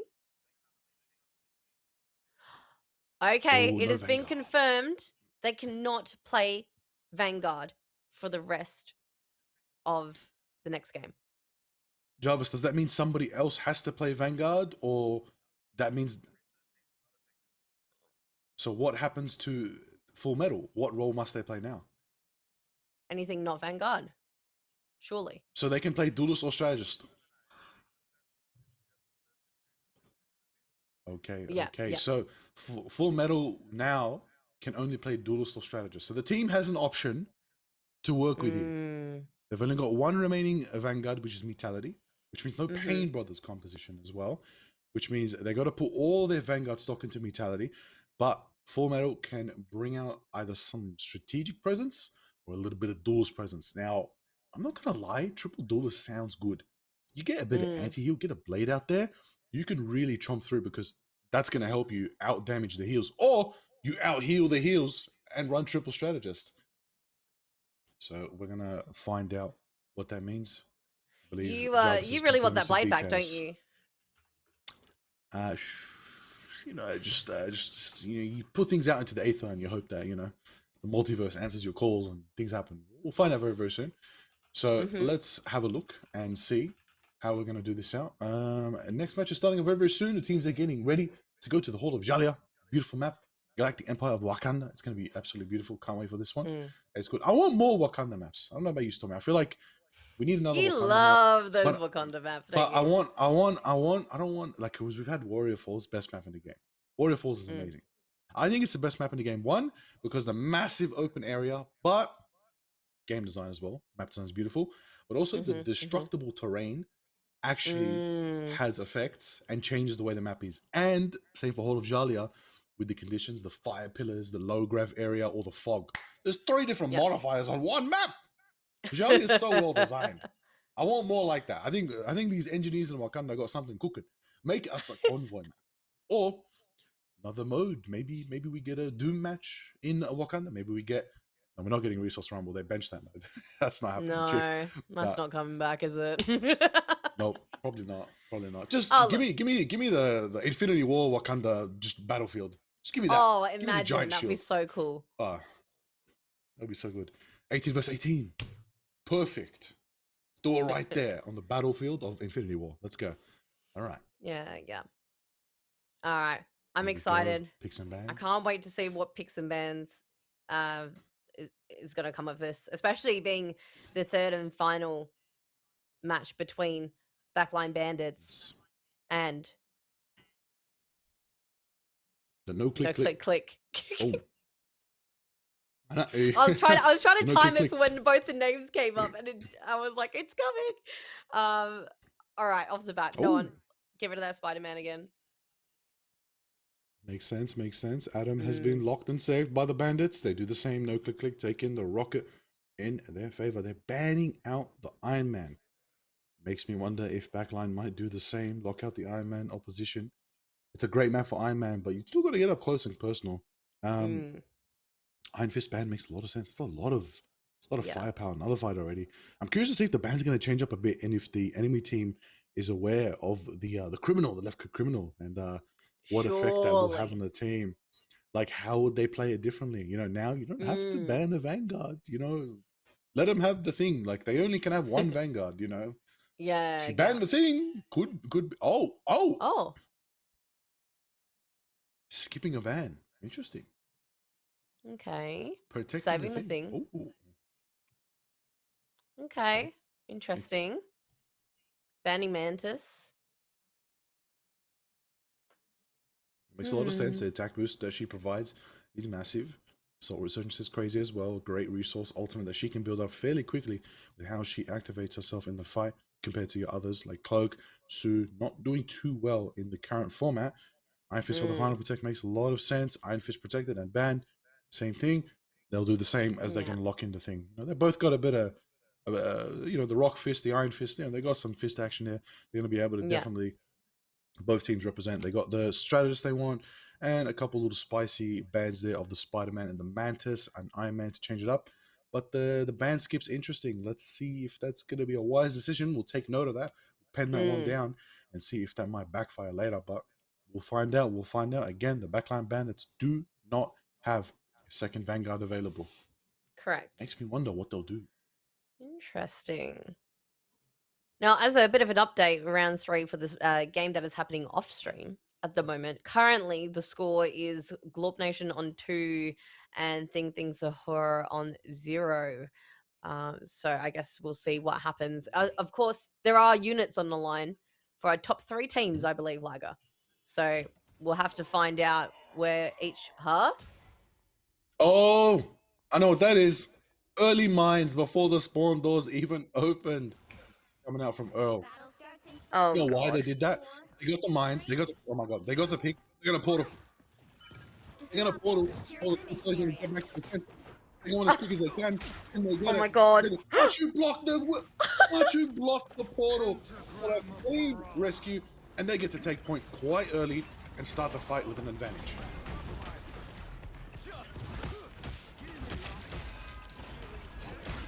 Okay. They've just... I think both teams are going to scare me right now because both of them have proven to be incredibly resilient and incredibly aggressive. But right now, we have seen No Click Click take out quite a few members now of Backline Bandits. They have lost 4 members with only Mr. Fantastic and the Thing remaining. Right now, all we need is a little bit of a miracle to try and keep the point, but it doesn't look like it's happening, unfortunately. Banana Jam, Onyx, they're all trying to make their way back to the point. Don't think they're going to make it in time. And here we go. I gotta say, it's interesting. They did go for the triple strat there. They have a cloak. Wonder if that's going to give them some ability to gain value there. It is tough to not be able to defend with their second Vanguard. Your only Vanguard being the thing, it makes me really wish, you know, Invisible Woman still had the team up, at least give them some sustain, but they're denied Pain Brothers. They're denied running a Penny. They're denied running the Angela. That was a very, very rough left click, I will say. I just want to make a note, Liger, because we haven't seen this character yet, and I'm interested as to why they picked it. Banana Jam is on Cloak and Dagger. Thoughts? Comfort pick, sustain is there, Eternal Bond's reliable, Cloak, there's a lot of blinds. There's a lot of moves that can come from Cloak and Dagger. But, you know, Melee Strange is... You ride no damage rocker. I think Melee Strange is cooking. I've been waiting for this one for a while. He's got good AoE. Look at him go. Look how fast he's stacking up the charges of Maelstrom. Yeah. So effective. No, absolutely agreed. I do think Cloak and Dagger, in terms of getting the ultimate, I mean, they are already on 54%. But whether the Eternal Bond ult is good enough for the lack of potential general healing that you would typically see from Dagger. I don't know, it'd be interesting to see if this is something that's sustained over the course of the round.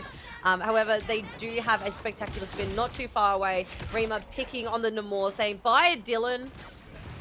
stop chilling out in the corner and throwing squids at us.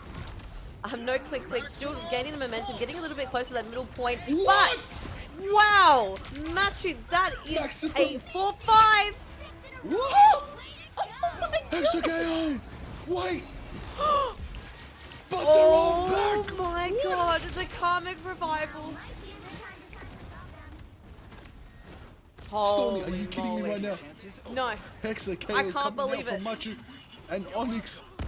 Or farming back with a big penta. Comic revival. I'm born again right now. Witnessing that madness right there. That was insane coming out from the teams. But the Rage of Ultron from Ducky's there to follow suit. Machu's getting some picks in the back line. They're clearing the field. And it's getting absolutely spun off as Rima is the spider in the back line taking out Cam. And you trying that threat for now. Going straight for the Mantis. Hits the combo. Gets slept. What a clean sleep by Corrupted. Saving themselves from that amazing combo right there. Corrupted has been fantastic on the sleeps tonight, but I can't help but feel bad for Machu because that was a fantastic cannon ult. But you can see here, Vitality is not happy, relentlessly clobbering into Machu, not letting them go. Banana Jam trying to provide a little bit of healing with that E still available, but obviously on that cooldown as well. Machu's cannon will be back very shortly, already on 91%, taking out the Rima. But Mentality and Full Metal do have potential to try and keep them off the point with 2 ults under their belt. Oh, indeed. Oh, fight in the shadows between them all. Mr. Fantastic. Here we go. Oh, they meet each other. I don't know who's going to win this one. Oh, and Iron Fist joins the fight. He's getting in there to have a scrap as well. Adam making it happen for themselves. Onyx and their team sustain, going to get some healing themselves. Corrupted there, sending up on the Mantis. Soul Resurgence online if they need. Getting targeted by Rima already, but he's getting it said Rima redirect and take out Diatonic. Denying the chance of a big max pulse. Rima almost kind of tanked that one, I'm not gonna lie. What a hammer arm taking out Machu. Little Iron Boy Jr. wants to take down Iron Man. Poor Corrupted's resurgence got denied by Metality's clobbering time ultimate. Rima not too far away of a spectacular spin, but Full Metal still holding onto the Brainiac bounce just in case there's an opportunity to clear that point there. They are progressing just that little bit sooner, but they have lost 2 members. Is that enough for no click to push forward with the Seer? Oh, big comic revival from Onyx. Onyx gets taken down, but does bring the Vanguard back in the fight. Vitality, but Benjamin. Oh my god, the comic revival still in effect. Takes Onyx and Duck back to life again. Born again. They're going to keep on fighting once again. And it's looking dangerous right now as the Rage of Ultron's winding up from Ducky. And they're going to be spamming it directly, and they're going to be trying to take out the Iron Fist. But the Iron Fist is flying right now. The anti-flyer, the anti-in-your-face. Ready to fight. Everything is going with the lion dancing Cam right there. Is going to be met with a Mr. Fantastic, but they're going to meditate the pain away and get that self-healing going and self-belief to keep on fighting on. But the Mr. Fantastic is bulking up and going in the front line, boxing them up side by side with Metality. It looks like Full Metal found a way to play the secret Vanguard and is working around the punishment of left-clicking right there. It makes sense, but it makes it work, and they're going to keep on holding it down. Machu laser in the thing. Things not feeling good right now. Metality taken down by the Unibeam right there. Maximum pulses online, Stormie. Is it going to be big again? It's on Machu to decide it. Look, there is an opportunity for another big cannon here with no comic revival from backline bandits. But Machu might not even need to, just slowly picking them off one by one. Look, first Spider-Man, then Wolverine. Who was next? It's Ultron. They're picking him off. Asthma Pulse coming to an effect right into the thing's face. He stood no chance. My guy. Honestly, that was a great sacrifice play. It was the best course of action in case of it hitting your teammates as well. Just make sure it blows up in the sky and gives your team more time to contest and dive on. Looks like they got 0.76 meters. I don't think anybody else is gonna make it. It's gonna deliver to the end of Jalia. No click. They do push at the distance, Stormie. But it took a bit out of them, I'm not gonna lie. It took a bit out of them. That was a hefty push. Did that poor thing just turned to rubble immediately, blocking that cannon from Machu. I'm very impressed though. Everything that you said, he absolutely took one for the team. But look, I think I'm tired just looking at them like fighting. I can't imagine how they've been feeling. And some of these guys still have one more game to go after this, or potentially both, depending on how these things turn out. I don't know what the standings are looking like right now. But that was a really, really fun match. We had some great back and forth, but I cannot stop thinking about the Machu ult into the Karmic Revival from Onyx. That was beautiful. I loved that. That's probably one of my favorite moments of the night so far. Oh yeah, that was too good. Honestly, I feel like there's got to be a TikTok compilation between Onyx and Machu this whole entire day. Yeah, I reckon. They've got like two like moments so far that's just whoa, just farming. But it's not over yet.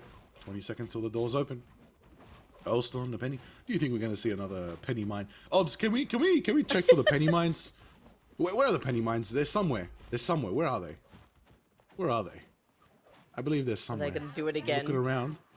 That's how good Earl is. Earl even hid the penny mines from the observers. Let's see if anybody gets picked off though. Might just be a classic. There aren't any. It's been classic confirmed. defense. See, Pride doesn't believe it, but I'm not falling for it. Earl's got mines like in my bedroom or something. I don't know. Like at this point, like there's just I'm gonna blow up when I go to bed tonight because of Earl. Like at this point, I'm too afraid of the penny Parker. But what I don't fear is the onslaught coming out from the backline bandits as they are going to start pushing in forward now, setting up as much as they can. Ducky gets caught out by Machu with the unit beam as they try to redesign the whole of Jalo. Let's keep it going. Really interesting to see Ducky on the Namor now, especially after talking to Ducky and Dylan earlier on just before the match.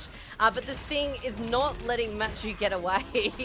Just wanted to pick off arguably one of the biggest threats of this team so far. The Mantis has been taken down by Full Metal, proving to be still really strong despite the ban on the Vanguard because of that silly little wheel and the silly little left click. But here we go. They are putting up quite a fight. No one quite pushing onto point just yet. Backline bandits are trying to make an attempt here. No ults to push in with so far, but by the time their ults are up, it looks like No Click will have something to meet up with them. We'll just have to see how it all pans out. There's still a little bit of time to go. Still 2 minutes 40. Anything can happen. They are taking this point now, though.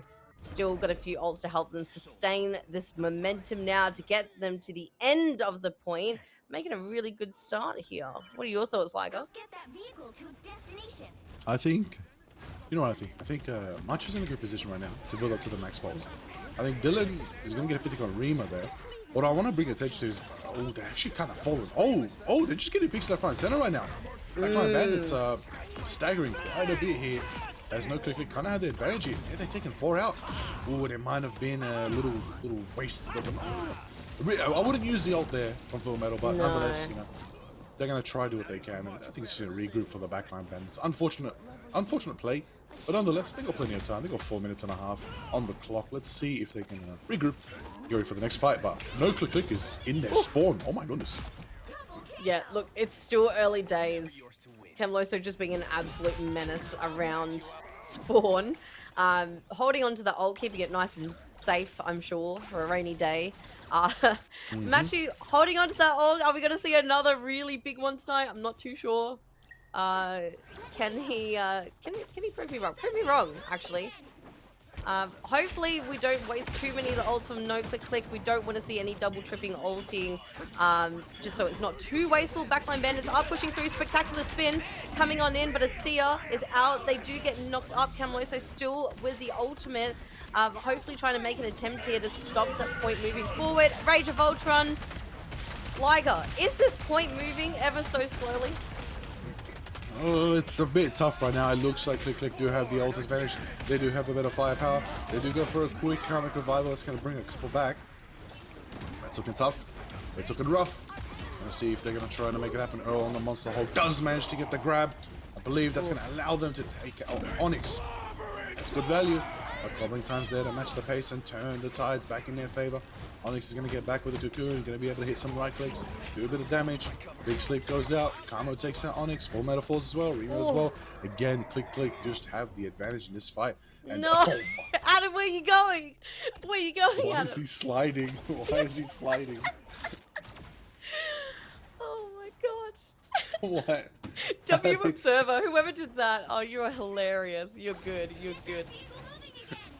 Why is bro sliding down the hill? Poor backline bandits are getting absolutely blocked in their spawn right now. Rima's trying to look for an opportunity to move somewhere that isn't that one point they're all trying to come out of. Full Metal does have Brady at bounce. Might not live enough to see it very shortly. We shall see. That would be a no. There's a lot of opportunity here. I see Banana Jam trying to get in a good position, but unfortunately Ducky is taken out from the onslaught from Earl. Right now it's just back and forth, back and forth. Right now it really is Click stealing the name, as they're the ones in the backline putting in the work on the backline of the backline bandits. They're just constantly in their face, constantly not letting them just catch their breath, get a good pace, get up that first hill of Jalia. They've munched through 3 minutes of the push that the backline bandits had right here. It's a very tough situation. ThatOneDan with the revive brings the team back as well. So much is on the mire for them right there. There we go. Cam hitting D. Living Tree. Dragon flows through. Let's see if it's going to bring another bit of juice. Brutality. Taking out ThatOneDan, taking out Corrupted. In return, Banana Jam falls. I tell you what, Stormie, the Monster Hulk is out. He's trying to go for a grab combo into the ult. Let's see if he can pull it off. Yeah, look, at this stage, there is opportunity a little bit for that point to move. However, no click is being incredibly relentless and trying to hold that spot with at least one of their teammates. But finally, we have some traction from the point. But I'm sure Matthew is hiding around some corner, waiting to use that cannon out and about. ThatOneDan also has the Seer ready, but the Backline Bandits have 4 ultimate abilities up their sleeve. 5. Make that 5. The exception of Mr. Fantastics. There is a fantastic opportunity to keep moving, keep the momentum going. Oh, Matthew taking out both strategists. Unbelievable. The aerial presence coming up from Matthew, taking out the Ultron, taking out the Animal, and he's gonna just a bit shy as Onyx get that Quadra Comic Revival. Come on right now. We are here once again to fight again. Backline Bandits are still in the fight. Okay, let's try it. Poor Corrupted gets clobbered again in the middle of the ultimate, losing out on the value to sustain the team, but they are providing an ample amount of pressure to stop the backline bandits from pushing this point any further forward. Ducky with the Wolverine last stand, but of course cannot use the left click to make any massive impact apart from flying up in the air and hovering. Oh, I don't know. This is in overtime. This is not looking good for the backline bandits. Not looking good indeed, I'll tell you that, but overtime time's out. That's the end of Jalia. It's going to go to no click, as we anticipate. It was a rough situation for the backline bandits. Again, down a Vanguard. Don't left click, guys. Don't left click.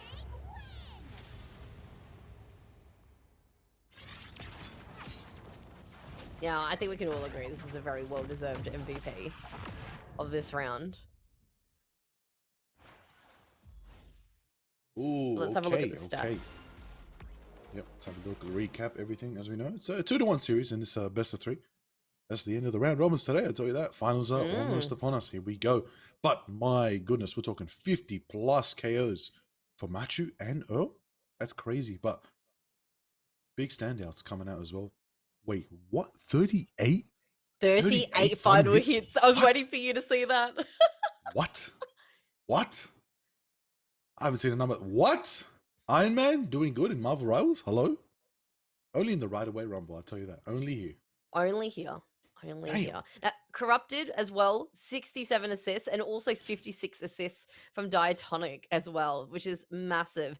Poor Banana Jam and Onyx constantly being targeted with the 19 and 17 limbs.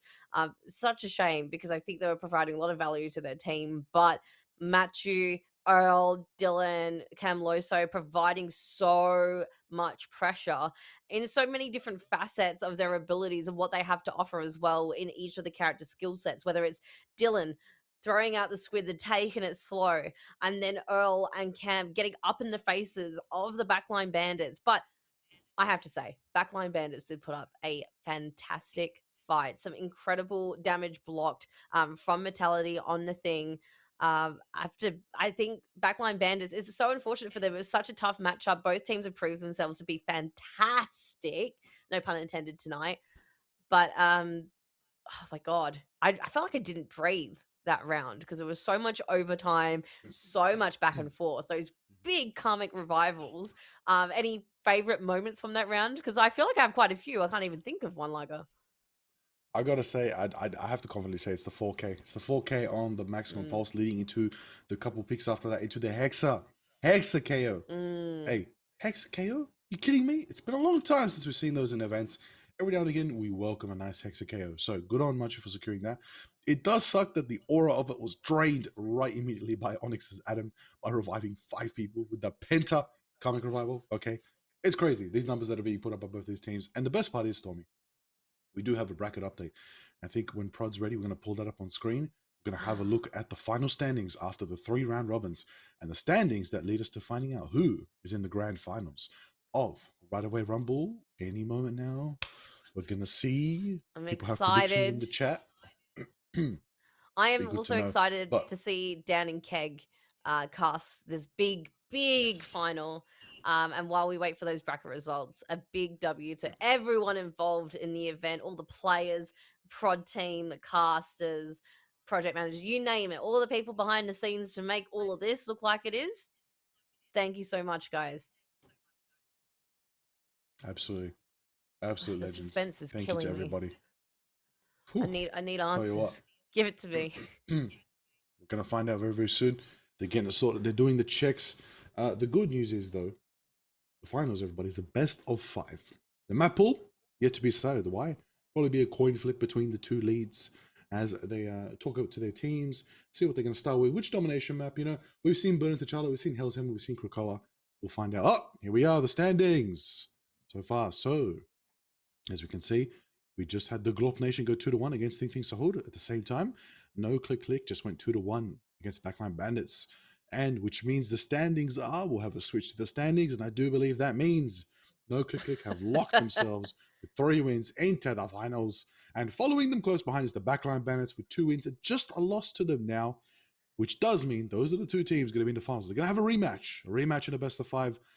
Ooh, it could be different, but we give a bit of love, bit of respect to Glorp Nation, of course, and Think Sahud, who did amazingly nonetheless and had a great time. We appreciate them coming through to the Right of Way Rumble. Big love to Think Sahud. Tell me about this team, Think Sahud today. How'd they perform, Stormie? They put on a show. Yeah, all the things, I've read the name of the team. All the players and all the teams tonight have been incredible. Thank you to Eric Cartman, Raccoon MP4. I think I saw you in with a raid a few minutes ago. Thank you so much. Creeper Card, Tiger Lily VT. Is it Koala 3232 and Elusive Firefly? Thank you so much for joining. You guys have been so much fun. This is one of the first teams that we streamed earlier on in today, and they proved themselves to be a force to be reckoned with. We also have Glorp Nation. Liger, did you want to say thank you and introduce and say goodbye to them for tonight? I want to first and foremost congratulate Zotec for returning back to B-hopping now that they are done from the right-click jail. Congratulations, Zotec, on that good news. Because, yeah, Zotec is the B-hop and Hulk, and no left-click means no B-hopping. But big love as well to Mooney and Tater and Seniosa and that Taffy and Maker for playing. They're all winners in Rocket's eyes. They're winners in our eyes as well. W to both these teams for coming on through. Glorp Nation, they had the community support. There's a lot of Glorp Nation fans in the chat. Yeah, if you love I Glorp noticed Nation, that too. can we get a couple Glorps in the chat? I want to see how many Glorp Nation lovers are out there today. And of course, to the Think Sahud squad as well. W to both those teams for coming through and putting on a show in the Right of Way Rumble.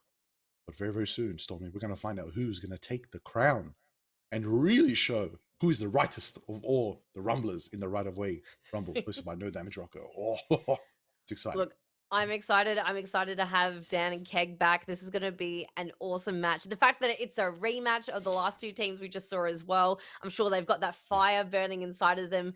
Backline Bandits will have something to prove, and No Click is going to have to make their mark and show why they have been consistent throughout all their games tonight. So really, really looking forward to it. There are units on the line, but our 3rd place team, Glorp Nation, will be the recipient of 500 units per player. And we will have 2,000 units per player on the line for first place as well. So let's see who's going to walk away with some potential new cosmetics. But we are going to say goodbye for now. Liger, thank you so much. It's been great casting with you again. Absolute pleasure.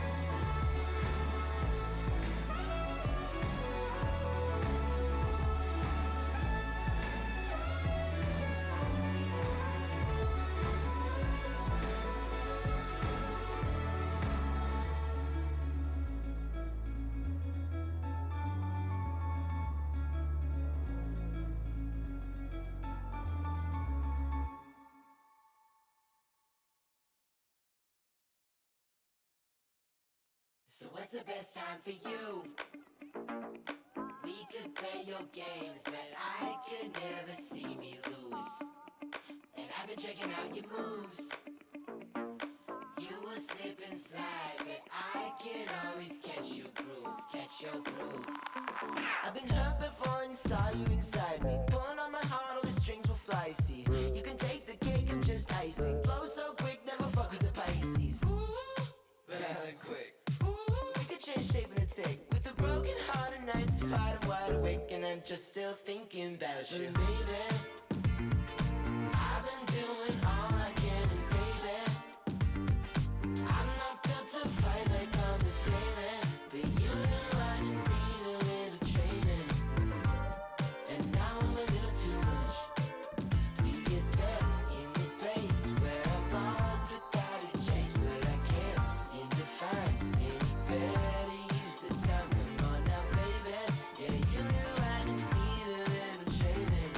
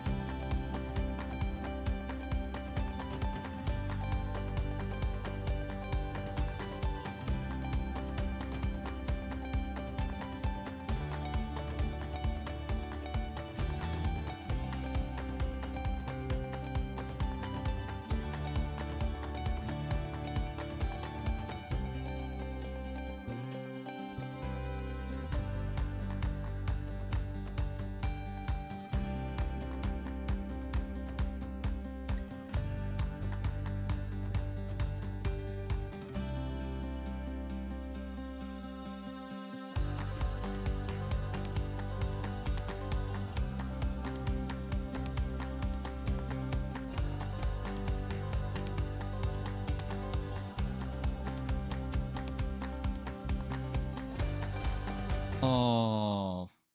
Oh, hello. Oh, hi. Me. Tag yourself is on what- Liger. Thing is one. Thing is one. Go thing. I'm on the Mantis. Thing is dead. Thing is dead. Mantis. Mantis dead.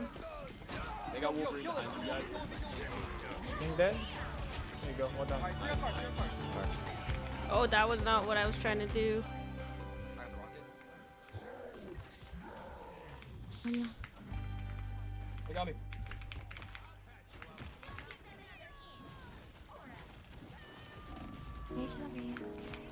Oh, here.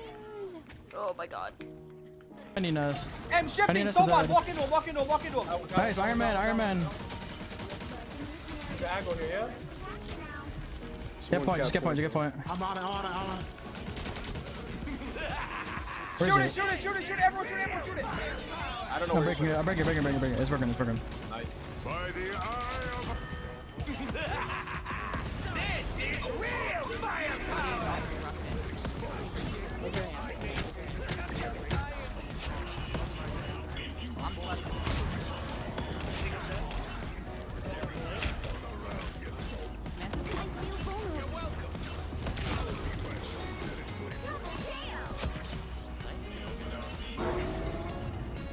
Spidey. We have BRB up right now. Adam one. Matt is one. Adam dead. He's gonna. Adam's gonna revive. I got it. He's ulting. I can't sleep him. I was too low. What? Look out. Stay alive. Spider-Man's focusing. Adam one. Adam dead. I'm dead. Oh, Rocky ulted. Yo, why is Rocket beating me? Nice. There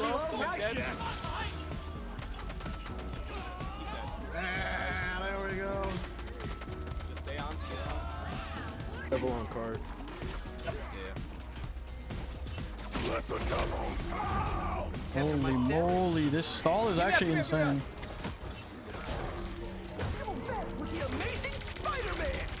Kill thing. I'm on the Mantis. Someone's on back. Thing is dead. Mantis dead. They got Wolverine behind you guys. Thing dead. Alright, 3 on card, 3 on card. Alright, 3 on card. I have touch. You guys play. I have touch. Yeah. On their backline. I got one. Wait, he's gonna get res. He's dead again. He's dead again. I killed 2. Winnable. Oh my god. We have to kill the wolves. Yeah, I'm on him. I'm on Iron Man. He's down. Rocket's dead, Mantis dead, no heals. I got Iron Man. I kicked him down into a tunnel. Hoax baby. Hoax down. Oh, hi there. We didn't see you. Hello. We made it to the grand finals of the Right of Way Rumble. It is myself, Keg, and unfortunately, Dan wasn't able to meet us tonight, so we had to find a last-second substitute. We found someone digging through the garbage cans behind the Right of Way Rumble Rocket No Damage facility. We managed to find the stray animal and catch him before animal control arrived. How are you, Mr. Raccoon? I'm doing great. I'm not ThatOneDan. I'm ThatOneDan. I don't know who the hell ThatOneDan is. He's not here today. I'm taking this spot now. So we're doing great. Yeah. Again, like I don't know what dimension that guy is from. I don't know what multiverse he's living in, but we're here. We're here to cast the grand final. Empty skin carcass outside by the dumpster where you were Oh, eating whoa, garbage. no, So I'm assuming that may have don't- been the old. You know what? I'm not going to make any assumptions. We have our favorite raccoon here. Well, second favorite to No Damage Rocket. But I'm going to pretend you're Dan. Of course. So what can we expect to see going to grand finals today? We know this is a rematch. We've seen a lot of heroics today. Give me the laydown of the law. I mean, so far the recurring theme is one of those top picks coming into this tournament and really just being a mainstay throughout this entire tournament as well. It's really going to be the Iron Man. This Iron Man, most notably from Machu on the side of, I believe the team name was No Click Click. Yes, for No Click Click. He has been cooking. You saw some of those clips. He has been landing so many of those pulse cannons, and also being able to track people down with the unibeam. If he can't use the left click, then you got the right click as well. And so far, he's getting so much value. Apart from that one time where he pulse cannoned and got outmogged by an Adam Warlock in the sky, but we don't talk about that. You took the joke right from me. I was gonna say frame mogged, but you're frame mog, yes. You're completely right, man. No, it was wild to see that interaction. Something I've never seen before, and frankly, we'll probably never see again. Yeah, we're never going to. No, No, we're MRC, no MRI, unless they buff Marvel in Iron it. Man. Unless they buff Iron Man in some shape or form, or they buff Ultron. That's gonna be the benefit of a tournament like this, though, man, is that we get to see heroes that are underutilized. Frankly, I think you can make a stronger argument for Iron Man now, maybe in upper levels of play, given what we've seen in this tournament. But I gotta say, Machu's my MVP coming into Grand Finals. I think, even outside the game itself, in the server for hero bans and reserves, I think he's been posing a really big problem for a lot of teams. You have this duality where either you have to ban out Iron Man just to target him, or ban out the Spider-Man specifically to target Machu, which leaves a lot of possibilities open for one era of shenanigans to another. But why are you hearing this from me? Who cares? Let's talk to the actual guys themselves. And here we go. Heading into the interview, it's Onyx and Camloso joining us here in the casting booth right before they duke it out in a best of 5 grand finals. So first of all, how have y'all been? How's the tournament been treating you so far? Hello. So far, so good. We're having a great time. Oh, hello? Uh-oh. Hello? Oh, You guys hear me? Perhaps we cannot hear them. I'm hearing them loud and clear. Oh, you know what? My tab was muted. I'm sorry, guys. Ah, there you go. That'll do it. Slight tech difficulties. Anyway, here we go. How have y'all been doing? Good. Everything is good.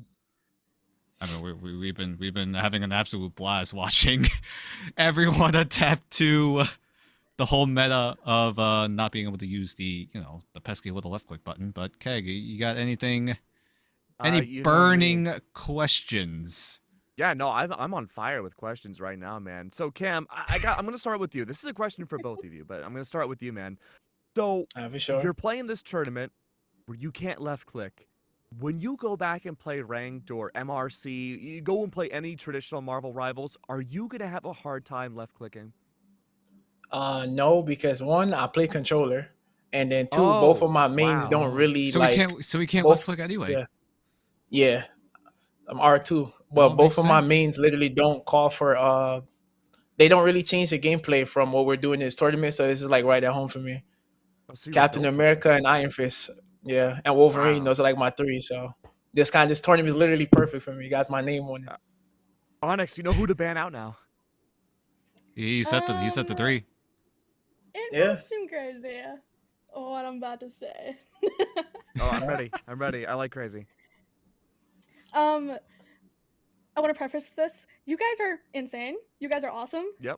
Amazing work. You guys seem to like read us so better than we can read ourselves. And I just want to give you guys props. You guys are awesome. Thank you. You guys are great too. Oh my gosh, your Iron Fist is so annoying, but that's a compliment.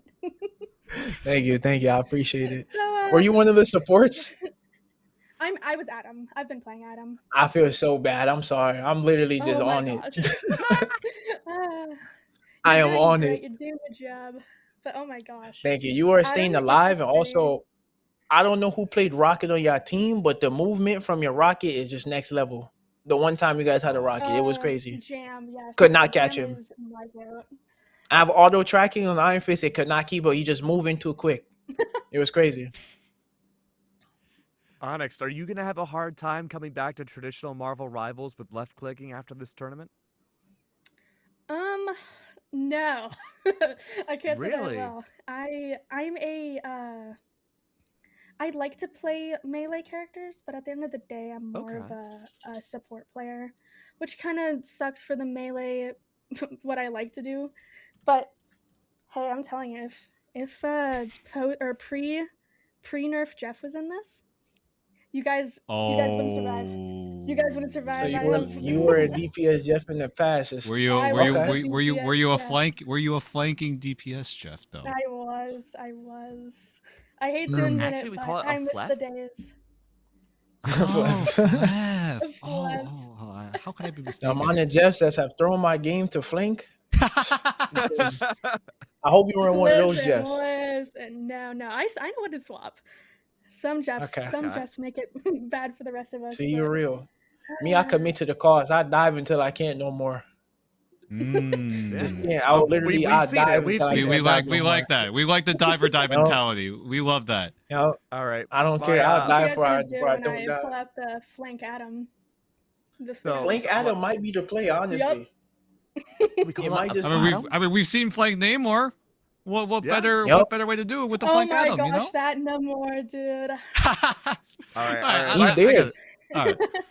All right, hold on. My last question has to go to Onyx. I have to ask. So we're in a very interesting spot when it comes to no click. They've had some very unique picks coming through, and it's made bans and reserves for the enemy teams throughout this whole tournament very difficult. You already experienced that. This is a rematch. Yeah. Do you have a game plan in mind coming into grand finals against this team? We certainly do. You guys are crazy if I'm going to say anything, though. No. You're good. But hey, at the end of the day, we both did incredibly well. I'm incredibly proud of your team. I'm incredibly proud of my team. Good luck. Thank you very much. I'm very proud of you guys too, and good luck to you as well. I've had a lot of fun doing this tournament. Honestly, it's really, really good tournament.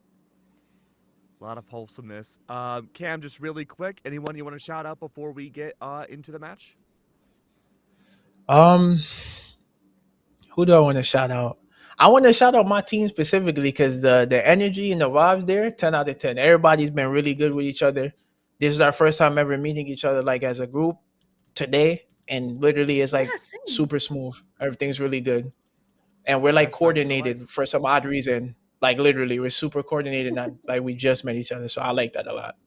That's rare. That's perfect. Onyx, you as well? Anyone that you want to shout out before we get started? I want to shout out a few of my friends that tell me that I need to get off Rivals 24/7. Yeah, feel that. What would you guys do without me? That's true. We wouldn't. The world may never know. We wouldn't. I hope you guys have so much fun. Yes, you too. I'm sure we will. But most notably, shout out Rocket. Yeah. Shout out No Damage Rocket. Big shout out to Rocket, man. For this opportunity. All right, you two, go coordinate. Go figure out your battle strategies. Don't leave us here. All right. So now that they are back into the war room again, planning the biggest tournament of their lives, back up to us again. We get to see what's going on. You know, one thing that's always really important to me when watching these games in a variety of different esports is always going to be the coordination and the communication. The fact that Cam specifically highlighted that comms are very sound and precise on no click tells me there's a lot of confidence going into this. Yeah, but if your comms are already looking better than your traditional competitive lobbies, then you're doing something good. And so far, no click, like you mentioned, are quite literally clicking together really well. Something like a well-oiled machine. We're cooking with the lyrics here. We just call us lyrical geniuses. We're not casters. We're just lyrical geniuses. I feel like that one guy who's just writing on a piece of paper and the room is literally igniting right behind him because his words are so damn fire. Hey, I see that salt lamp. It's going to go off any second. Oh, yeah, true. As we head into our first map very, very, very, very soon. We gotta sometimes wonder what kind of adaptations these two teams have been going for. They already played 3 maps against each other, and now they go in playing at least another 3 more maps. Yeah, I'm trying to think now because Onyx was giving us not even a sneak peek, just the smallest tidbit humanly possible that there is a game plan in mind. But I'm wondering because Machu is, to me, the biggest force to be reckoned with for no click. You ban out the Spidey, maybe you target ban that Iron Man, but Cam was looking pretty dang confident on that Iron Fist, so you're going to have to deal with one of the heavy hitters no matter what. And if you ban out the Iron Man, you leave out the Spider-Man. Yep. So, like, which man do you really want to ban out? But so far, most teams have been gravitating towards taking away that Spider-Man pick, which Machu himself said that it was really difficult to adjust to this kind of environment. Like, you could argue that Spider-Man's main kit is untouched, but in order to run on walls, you have to hold down left click. And he can't do that. He literally can't run on walls, so all he has for mobility is the double jump and the web sling. But the thing is, though, is that I feel like without the Spider-Man, you're pretty much uncontested when it comes to the flyers, right? We saw a little bit of Angela earlier on. We saw some Human Torch. We definitely saw Iron Man. Oh, but yeah. realistically, it's Iron Fist. I guess the other flyers to an extent, and Spider-Man that serve as hard counters. It very well could. I mean, Iron Fist is also really good at taking down those flyers. We've seen No Click Click operate the flying composition a little more than what we've been used to. Really running the Torch, Ultron, and also the Iron Man, a triple duelist setup that probably will only work in this kind of environment where left click is completely disabled. But we are heading into our first ban draft here in the best of 5 grand finals between Backline Bandits and No Click Click, and we're starting here on Krakoa. Okay, I'm really liking the ban so far from both these sides. We do see the double reserve onto the Atom. That's fine. Okay. Spider-Man's banned out. And so again, big question serves. Are you going to dedicate all of your bans purely to the duelists against Click? Ooh, we're gonna have to see, because so far they do take away the rocket. No damage rocket is an absolute shambles right now. Both sides banning away the rocket, but both sides saving the Atom Warlocks. So this Iron Man is still available to the side of No Click Click, whereas Backline Bandits don't have the option at all. And Backline Bandits, they're gonna try to salvage what they can. They get a save on the thing, so if they do decide to go for the Payne Brothers team up, it very well could be a lethal pick. And No Click Click also taking away Iron Fist and the Mantis, and they get the Mantis one side. Okay. One-sided Mantis, we have that alongside the Atom. That's a pretty healthy strategic backline, but the duelists somewhat neutered on both sides too. You have neither Iron Men to work with, no rocket available either. But that does give free access essentially to all of the Payne Brothers. We're gonna see something different coming out of No Click Click. Machu, no access to the Spider-Man or the Iron Man. We were talking about this. We were arguing which man our Backline Bandits gonna slip through. No man allowed. No man allowed. No Click Click. When Machu was in a spot like this back in Araco, he chose to play Thor. Do you think No Click is going to go triple Vanguard? Yeah, I don't doubt it. It's been slowly rising in domination game modes. We've seen it quite a bit, at least in the professional stage, where many teams are going triple strategist, triple Vanguard. But some teams have been experimenting with the triple Vanguard composition. They keep the strategist at 2, and they do a solo duelist in their team composition. Okay. So I wouldn't doubt No Click Click going towards that route. Yeah, the Thor doesn't have access to the Awakening Room, which is literally their main source of damage. It's still a really solid pick when it comes to going into those dives, getting that disruption that you need, and potentially get that isolated pick as the doors open up and both teams are rolling out with their composition. Backline Bandits running the triple Vanguard. No Click Click on the flip side, though, are running only one. Yeah, I'm not sure how I feel about this. Of course, Diatonic is going to remain on the Ultron, has been a quite literal heal bot this entire tournament. I would not blame him for sticking onto it. But having the Mantis around for the heal damage on top of the monsters from Dylan Dubs might be a sleeper strat. Oh my goodness, and Dylan Dubs as well, operating the flank Namor. And it's done really well so far in this entire tournament. There's a reason why No Click Click have been able to make it to the grand finals as Backline Bandits. in this rematch are running that triple Vanguard composition. You got the Penny Mines to try to zone away No Click Click if they do go for those dives, as Earl and Cam are going to be the main focus points here to try to shut down this Penny Parker. But so far, it looks like Full Metal is just able to zone half of that zone, and backline Bandits slowly climbing in as there are stall mechanics coming in, but backline Bandits soon enough should be able to secure it. But unless there are stall mechanics coming in from backline Bandits, and No Click Click looking to contest yet again. All right, there we go. Good kidnap coming out from the side of Cam Lozo, looking to isolate off of Mentality. Remember, there is going to be triple Vanguard on backline Bandit side. That's the second elim we've seen now against Full Metal. The idea is to zone out, but Cam and Earl have been so good about getting inside the hurt box of this Penny Parker that I'm not sure if it's worth bringing out. Onyx the same, also taking out Clobbering Time in return. Gonna snipe out the majority of No Click Click. Luckily though, high up in the sky and unaffected, Diatonic brings out the Rage of Ultron. That's going to be the removal of the Penny Mines once more. This is good though. Look at all the ults available for No Click Click. Even though this didn't go well in the beginning, they were able to make sure that Blackline Bandits could not confirm the point. They've saved up their ults. They got the first confirm, and now with 5 ultimates in their back row, Dan, this is a really good defensive hold. How in the world did No Click Click get control in that first fight with using a single ultimate on Diatonic?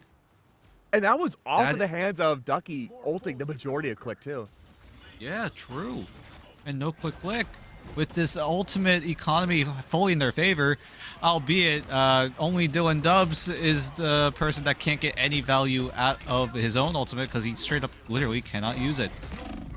which is always such a tease to me. It's like, are the Monstros really worth it that much?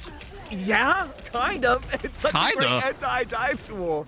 Okay, kind of is being a little generous. It's pretty dang good.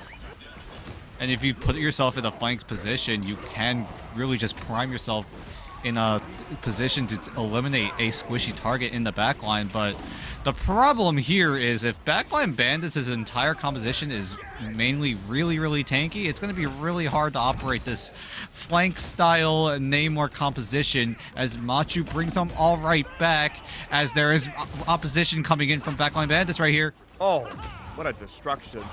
Yeah, I'm happy that you mentioned that, man, because, you know, as great anti-dive as Dylan Dubs Monstros can be, if you just have, if you're quite literally flooding the zone and have so much dive that it's just occupying all the octopi, you can only focus on 1-2 targets at a time. You're able to get so much extra value.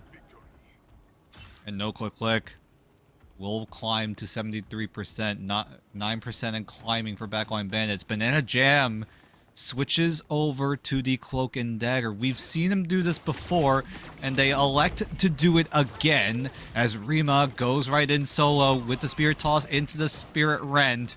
Isn't quite able to find any key eliminations, nor any key abilities burned. That Soul Bond is still available on the side of No Click Click, but Diatonic comes in onto the sky with the Rage of Ultron, enraging the rest of the No Click Click roster, and it looks like they're going to be able to do just that as they look to get the point flip over. Surely they just have to take out backline Bandits quickly and efficiently. Yeah, worth noting too that despite not being able to use one of the most pivotal healing tools on Banana Jam's side, it is a domination point. You do get 250 heals per second off of Eternal Bond. That's going to be 100 more than what Corrupted can bring out off of Soul Resurgence.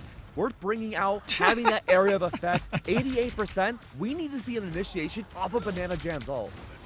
We're going to have to see. Cam is just going to use the last stand preemptively, and here we go. That blue carpet gonna allow entry for backline Bandits, and they try to get that backline access onto the side of No Click Click. But with Corrupted popping the Soul Resurgence, they're not gonna be so lucky this time around, as backline Bandits have to find a different approach as overtime comes into fruition. Good hold overall. Things are looking good. Karmic Revival came out at one point or another from Onyx side. That's going to help with the revives coming through. You need to have a secondary fight. Mentality, can the World Breaker find any impact? Maybe. Clobbering time! It's going to be huge! There it is. Brainiac balance. That brain's going everywhere. No Click Click. They are losing numbers quick and fast. That's a Karmic Revival out. Dylan Dubs is back. You have your monsters. The tentacles arise from the ground, and that's going to help out a lot. But who's there to save the day? We've seen it before. Last time the clobbering time helped it stop. It's going to be Diatonic with the Ultron's Rage. Will it be enough, though? It might not even be necessary. Overtime's dwindling away, and that point goes to No Click Click. Great picks from No Click Click. They were just able to just surgically take out one member at a time quickly and relatively with very great efficiency.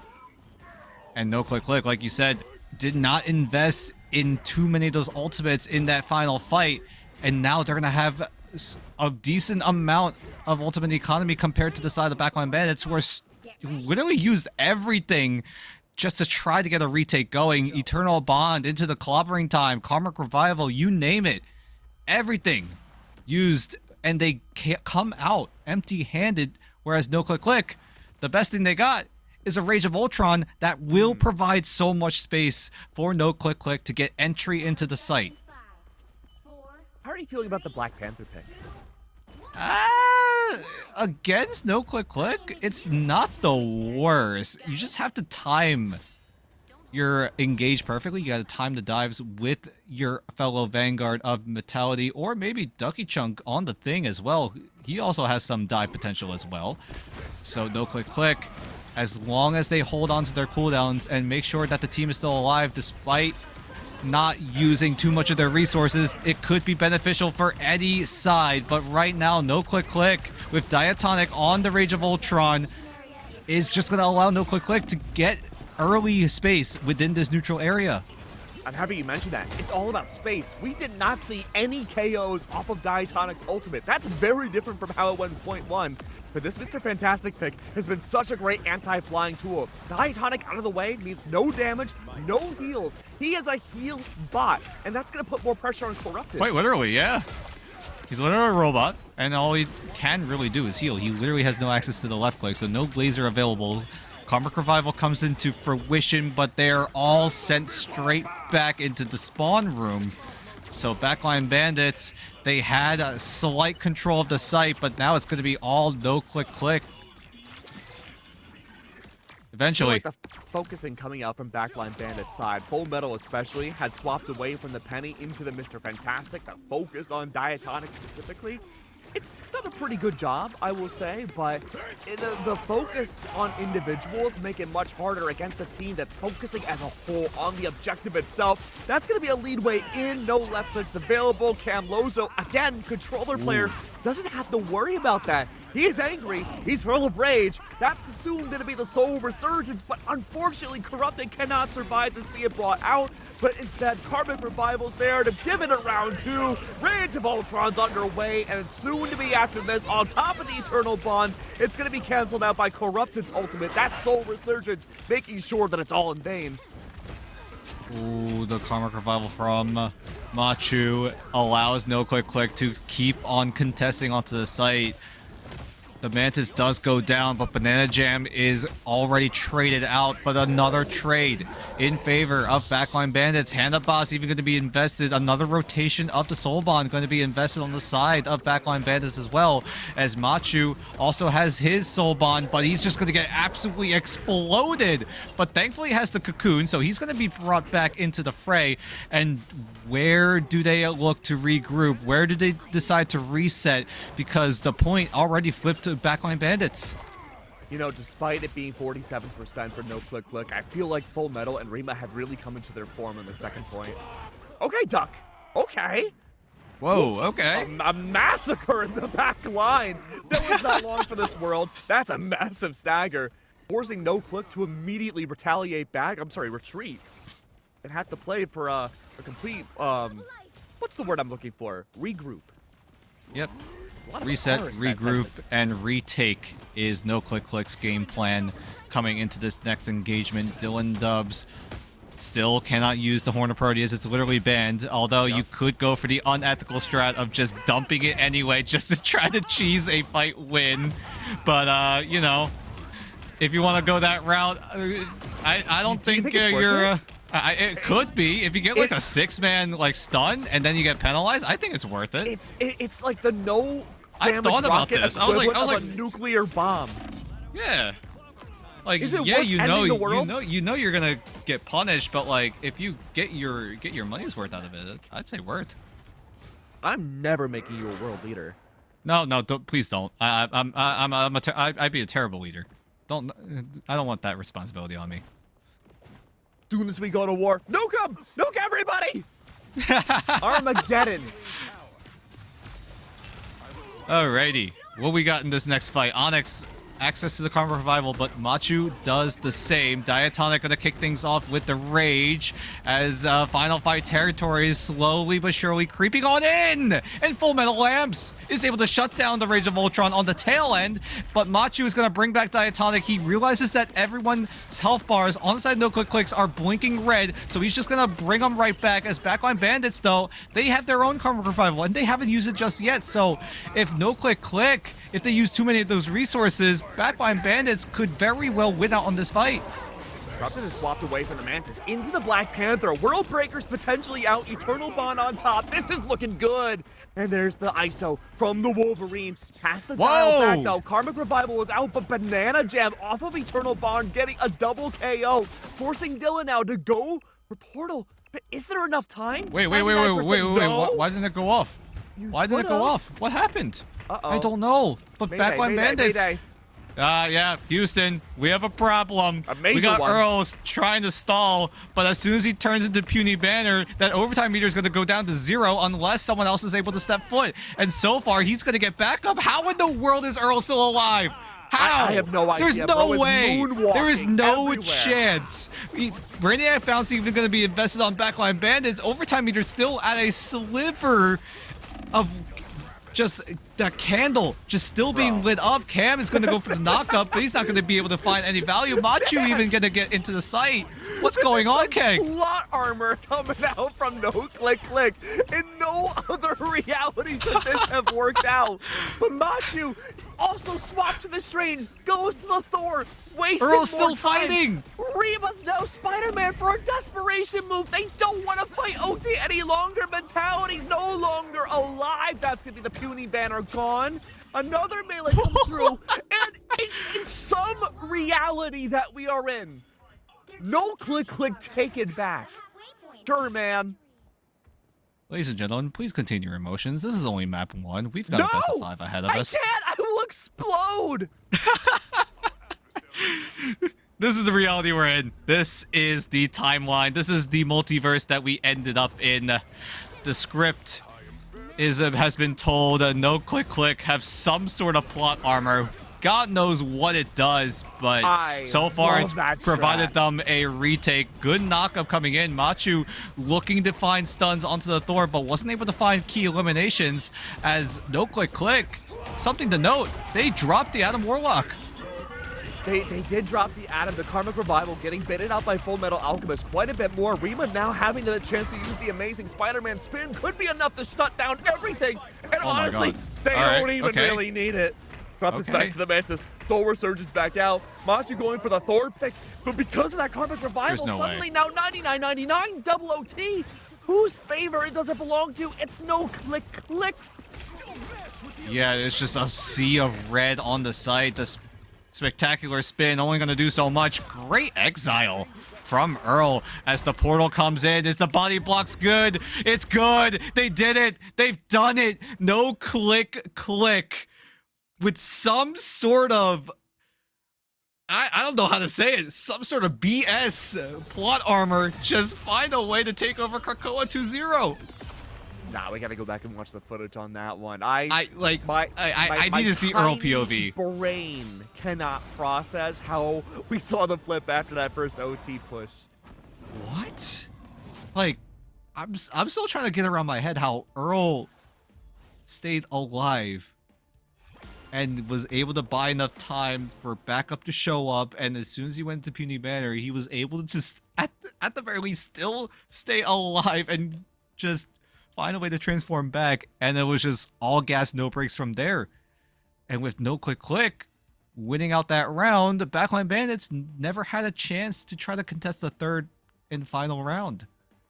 It had to have been the benefit of just not being able to left click that kept Earl alive. I'm not sure specifically who on Backline Bandits was alive in that engagement, but the fact that he took almost 0 damage, was able to hop around like the world's largest leapfrog, really helped out well for Earl to make sure that he could just stall for his team to come back.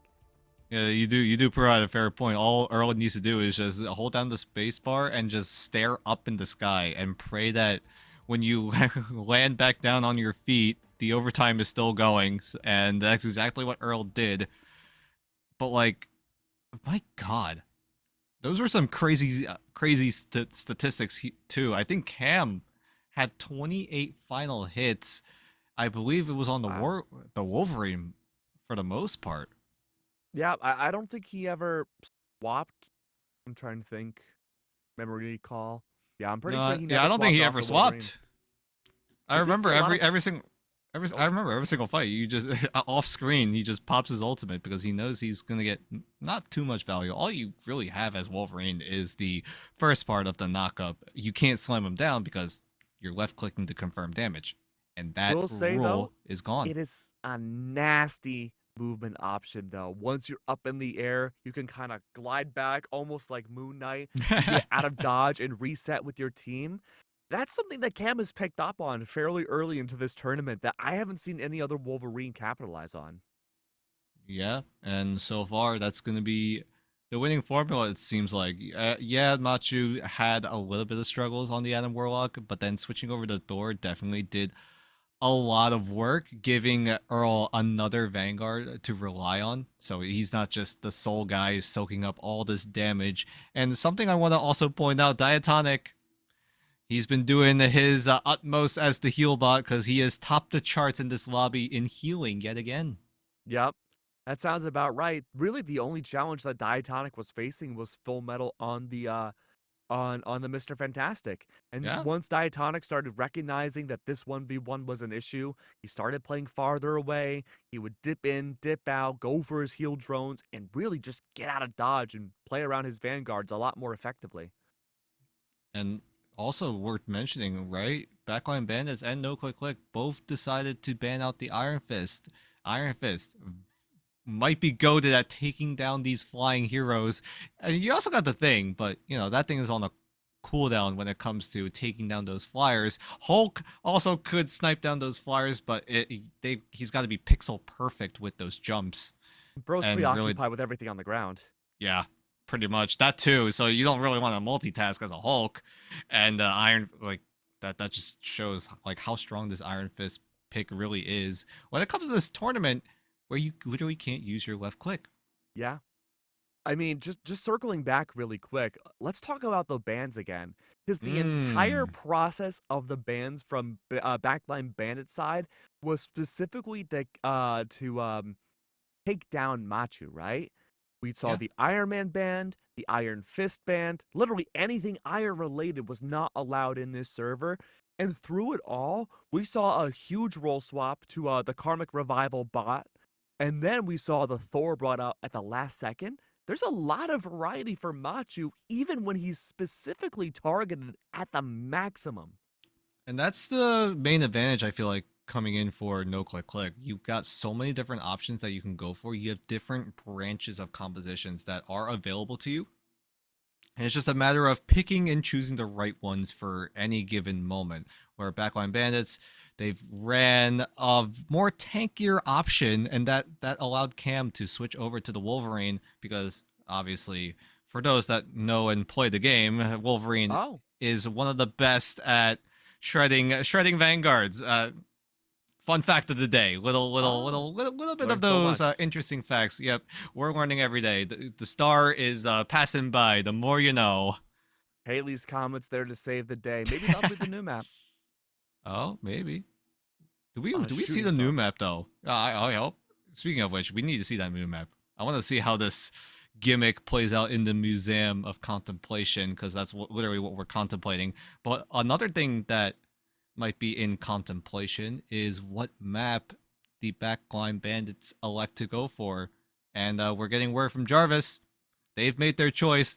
We don't have to contemplate anymore because we're going to Spider Islands. Interesting. Yeah, that's. Correct me if I'm wrong. Have we seen Spider Islands yet this whole tournament? Don't think so. It wasn't part of the map set rotation, so no. Okay. I don't think we've seen any sort of Spider Island action. And this is going to be the first time both teams are going to step foot here in the Right of Way Rumble, hosted by No Damage Rocket himself, the one to do it. Got to one above all, not doing a single point of damage. And here everyone is experiencing that same path to eternal glory. I'm channeling my inner Liger right now. I think if we go to Spider Island, I think his wish will finally come true. Maybe there really is a shooting star outside. Because I think we're going to see Moon Knight. I would like that. I mean, all you have, the most reliable combo, according to Liger, is you grapple in, onk, double right click, double moonblade, and then you just double jump your way out of there. Or maybe you just stay in the fight and just start using your batons and just start swinging. Both sound good to me. This is a perfect map for Moon Knight. You have a lot of elevation to work with. It's an assassination haven by going around the different pagodas and buildings to hide in. I don't really see an option not to bring out Moon Knight, at least offensively. I wouldn't doubt it, but speaking of which, you said flank potential is also very, very potent here on Spider Islands. And if you know anything about flanking, Dylan Dubs has been doing a lot of that on the Namor most specifically. And that's been, so far, working pretty well, I would say. Yeah, you know, it's hard to really assess like the eye test for the Namor pick because, you know, you have a very pivotal part of your kit that's just not available. You can't go for your left clicks. You can't do a lot of damage. It's all in the Monstros. And, you know, there's a lot of action going on. You're not focusing on these little turrets in the big action plays. So you'll see him just pop up in the KO feed. He's doing his job. Yeah. And we've also got some statistics. A lot of stats. A lot of stats. Yeah, we got so many. We've got damage charts. We got elimination charts. We've got everything. You name it. Comprehensive than my medical charts. Holy. We've got the vitals of every single team. Yeah, good it lord. Seems like their blood types. We've got their healing factors. We've got their eliminations. And so far, production is able to confirm that we got some big numbers here in the grand finals. Most notably, we confirm our suspicions of Diatonic being that ultimate heal bot that he is, where he has literally been the best strategist in this entire tournament. Now, hold on a second, because he might be the best strategist, but he's also been, I think, the biggest offender of the left click rule. Oh, you're so right. Is there a correlation? You said it throughout this entire stream, right? You said he's a spy. He is. Does that confirm your suspicions by any chance? For us. I think it might be. Maybe he's just so deep undercover that we don't even know. We're not privy to that information. I mean, he also diffed No Damage Rocket in that one map on Midtown too. He went crazy. Oh! How the turntables? Oh, wait! You might be onto something there.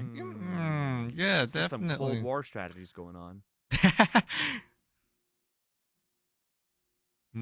Okay. Best rocket performance given us by production. Okay. It's going over to that Taffy. All right. Yeah. Specifically on round 2, series 2, map 3. So if you're able to pinpoint wherever the heck that was, that rocket performance was absolutely legendary with 42,000 healing. Where are 41 they assists, these stats?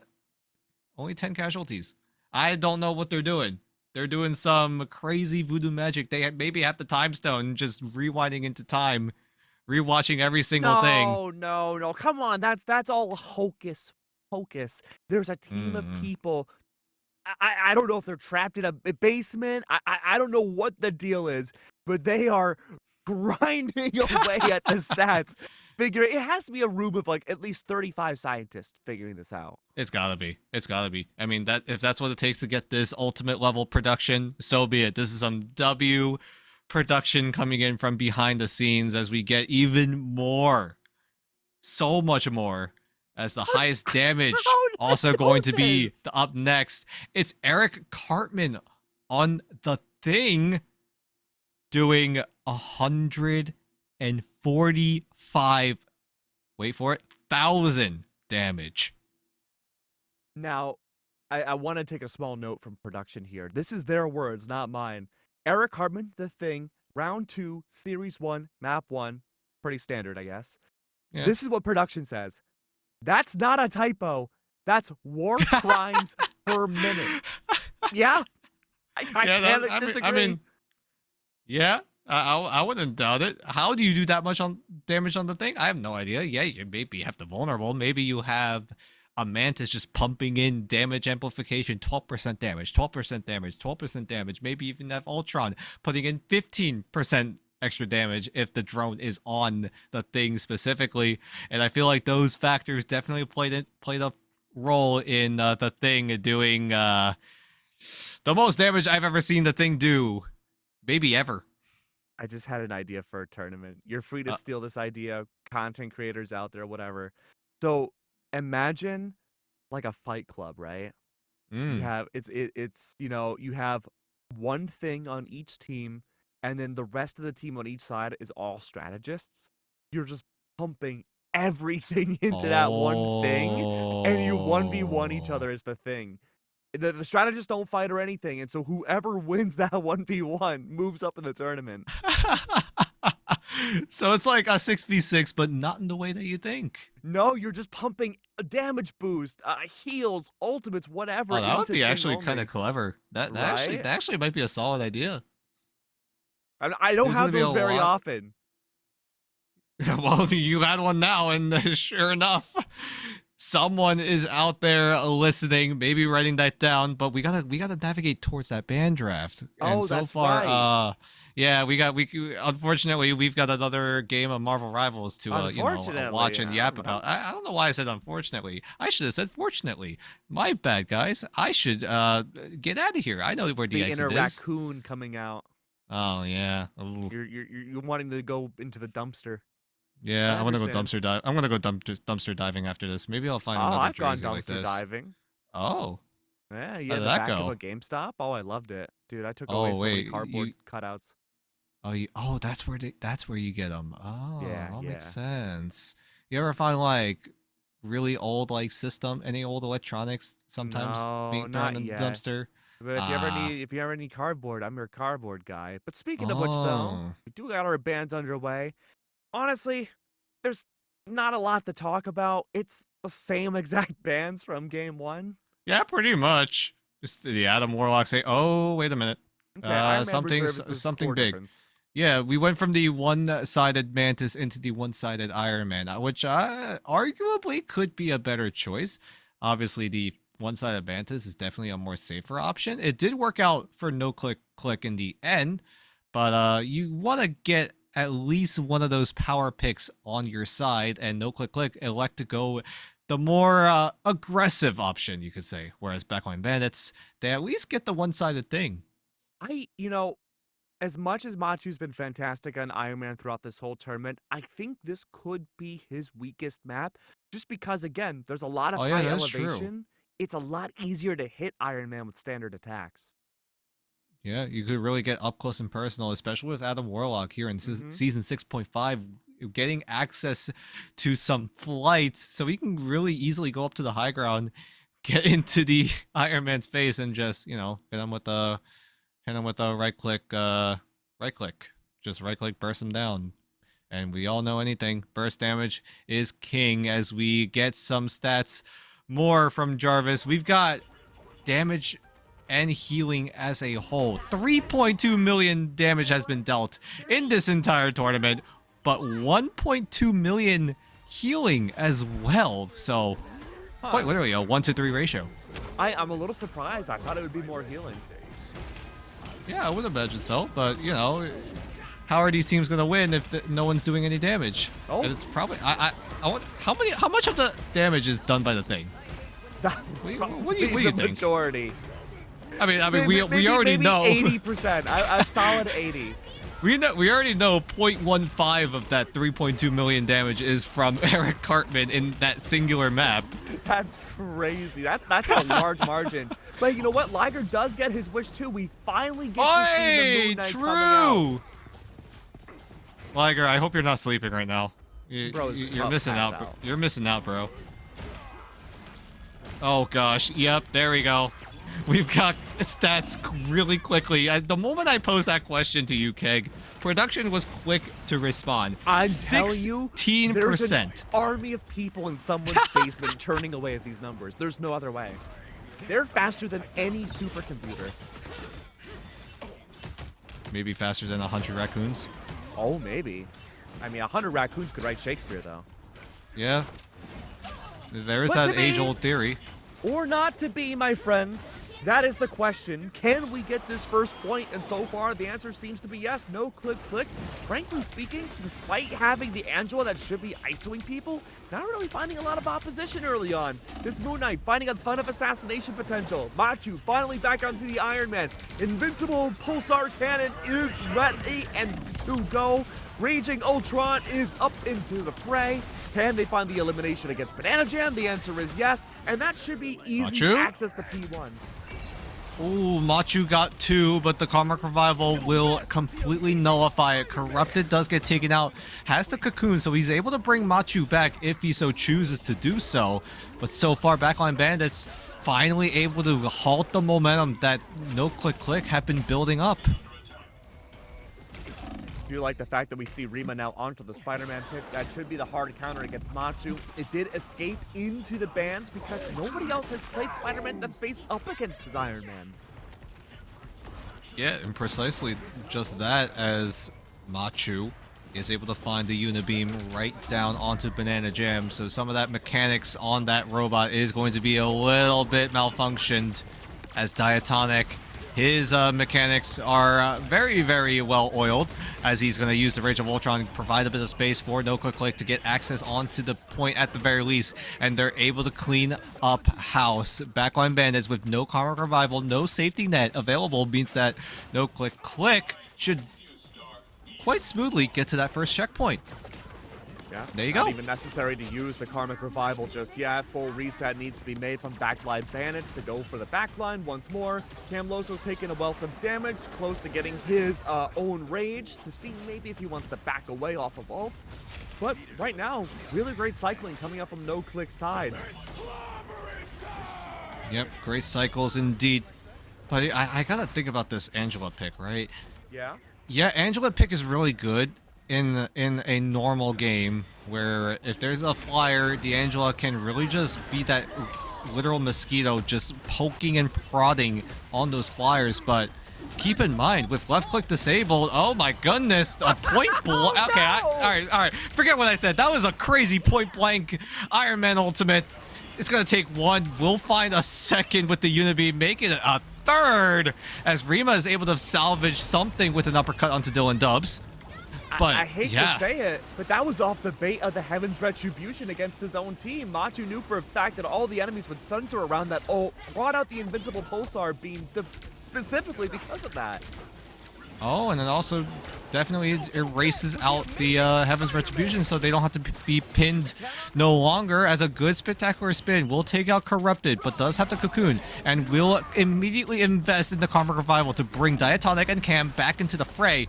Whereas Backline Bandits, what you got here, they were able to get shut out because No Click. They were able to take out the Adam Warlock before he even had a chance to use the Karmic Revival. Yeah, unfortunate there for Corrupted. We'll have that for quite a while now. Look at the Rage of Ultron from Banana. That's going to be gigantic again for the anti-play. But Diatonic, oh, you're right, was a great way of ISOing out Diatonic, and that means not does he only go down? was ult available, He does. not used, could be put on a timer. That's going to be another critical heal completely gone. It's only up to Corrupted to be on the front lines to help out his team. And with a one-sided Karmic Revival means that Backline Bandits, it's their turn to have that safety net as they also have so many ultimates to work with, but Diatonic is able to respawn and rejoin the team just in time. But a better ultimate going to be invested on Banana Jam. It's going to be a better Rage of Ultron. Diatonic gets thrown down and thrown out of this fight. Cam going for some knockups, but doesn't quite land the mark. Everyone just trying to clamor everything. Quick little embarrassment freeze frame as Machu up in the sky, able to go undetected by Full Metal, is able to unit beam down another. Earl getting that transformation down. Dylan Dub still up in the high ground, waiting for a monster to spawn, and just patiently throws out his fishing line, trying to find some sort of fish to work with.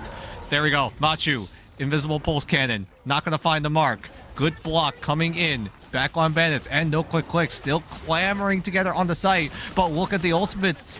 Backline Bandits have so much to work with, and here we go. 20 seconds left now. All the ultimates coming out at once. Backline Bandits, they will have oh my god, cycling Onyx for goes OT. down. Bring it out now. Make sure that OT's not even a possibility. Rima good for 2 off the spectacular spin. That's exactly what you want to see. A challenge that No Click Click hasn't faced up until now. Karmic Revival once again. 4 seconds are left. Make sure no one's on the convoy, but overtime still procs out. That's Raging Ultron. Back out once again. Machu's there to help clean it up. Banana Jam shut down in the fray. It's down to the Vanguards, hoping that they can find impact. That Stucky Chunk once again, clobbering time at the prowl. Can it be Reba the shutdown? Machu, the answer is yes. Slam dunk portal. Maybe. Is there enough time? Dylan Dubs can't use that ultimate. Every player's being eliminated in a 1vx directly onto the convoy. No ultimates available at all for Backline Bandits. The only one is dead. That's gonna be both of the Vanguards gone. 2 out of 3. Oh my god. Out yet god. again. But what about Machu? 91%. Invincible Pulsar Cannon. Can they make it work? Oh my god, the body blocks. Will it run away? They make it? I don't know what's going on here. No Click Click and Backline. They're doing so much. Get rid of 2. Get rid of 3. Make that 4. There's so many. Left and right. Left and right. Left and right. Bring out the claws. Bring out the claws. Raging Ultron again. This robot is angry. But can they make it work? The answer seems to be yes. 3.6 meters away. My It's so god. small. Clobbering time. Clobbering time. They're still Look at going. him. Oh my god, the stun. The stun. He used to get out of the way. Full Metal does it again, wiping down everybody, and Machu goes away from the Iron Man. Realizes, I gotta be a real god now. 86%. Even gods can bleed, and my god, did he bleed everywhere. That's gonna be one hell of a hold for Backline Bandits. My god.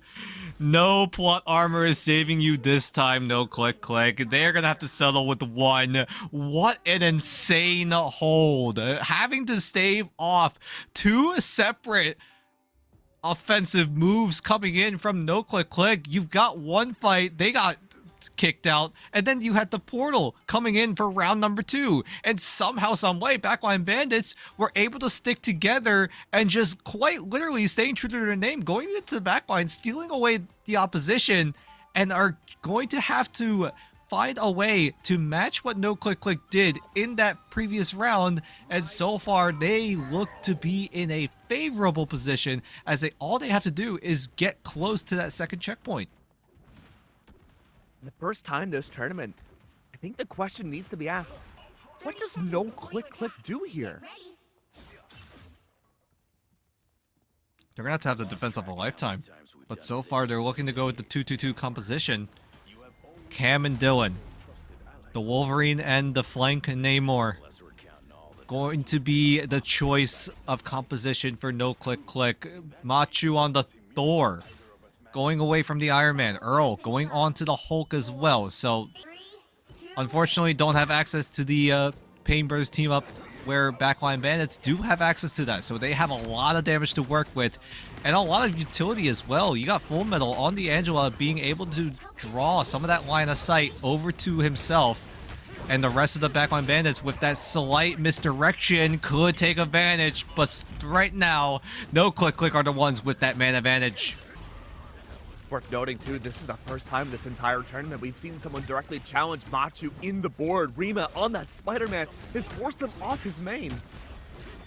Yep, and everyone is just taking advantage of that verticality as well. Earl being able to jump right on top of that building that is being suspended by a few spider webs, as NoClick still holding on strong here as backline bandits. They desperately need some sort of momentum, but with everyone getting staggered out in that opening fight, how long will it take for backline bandits to get it together? I know you postured this question earlier, Dan, that maybe the Angela, as good of a pick as it can be in regulation, might not be the most effective tool here, but at least now on the attack, we should see more effective isolations. But look how far the convoys move. I'm wondering if Angela might not be the move here. I mean, so far, I think the shortest distance I've seen a convoy move in a professional setting, at the very least, was 55 meters.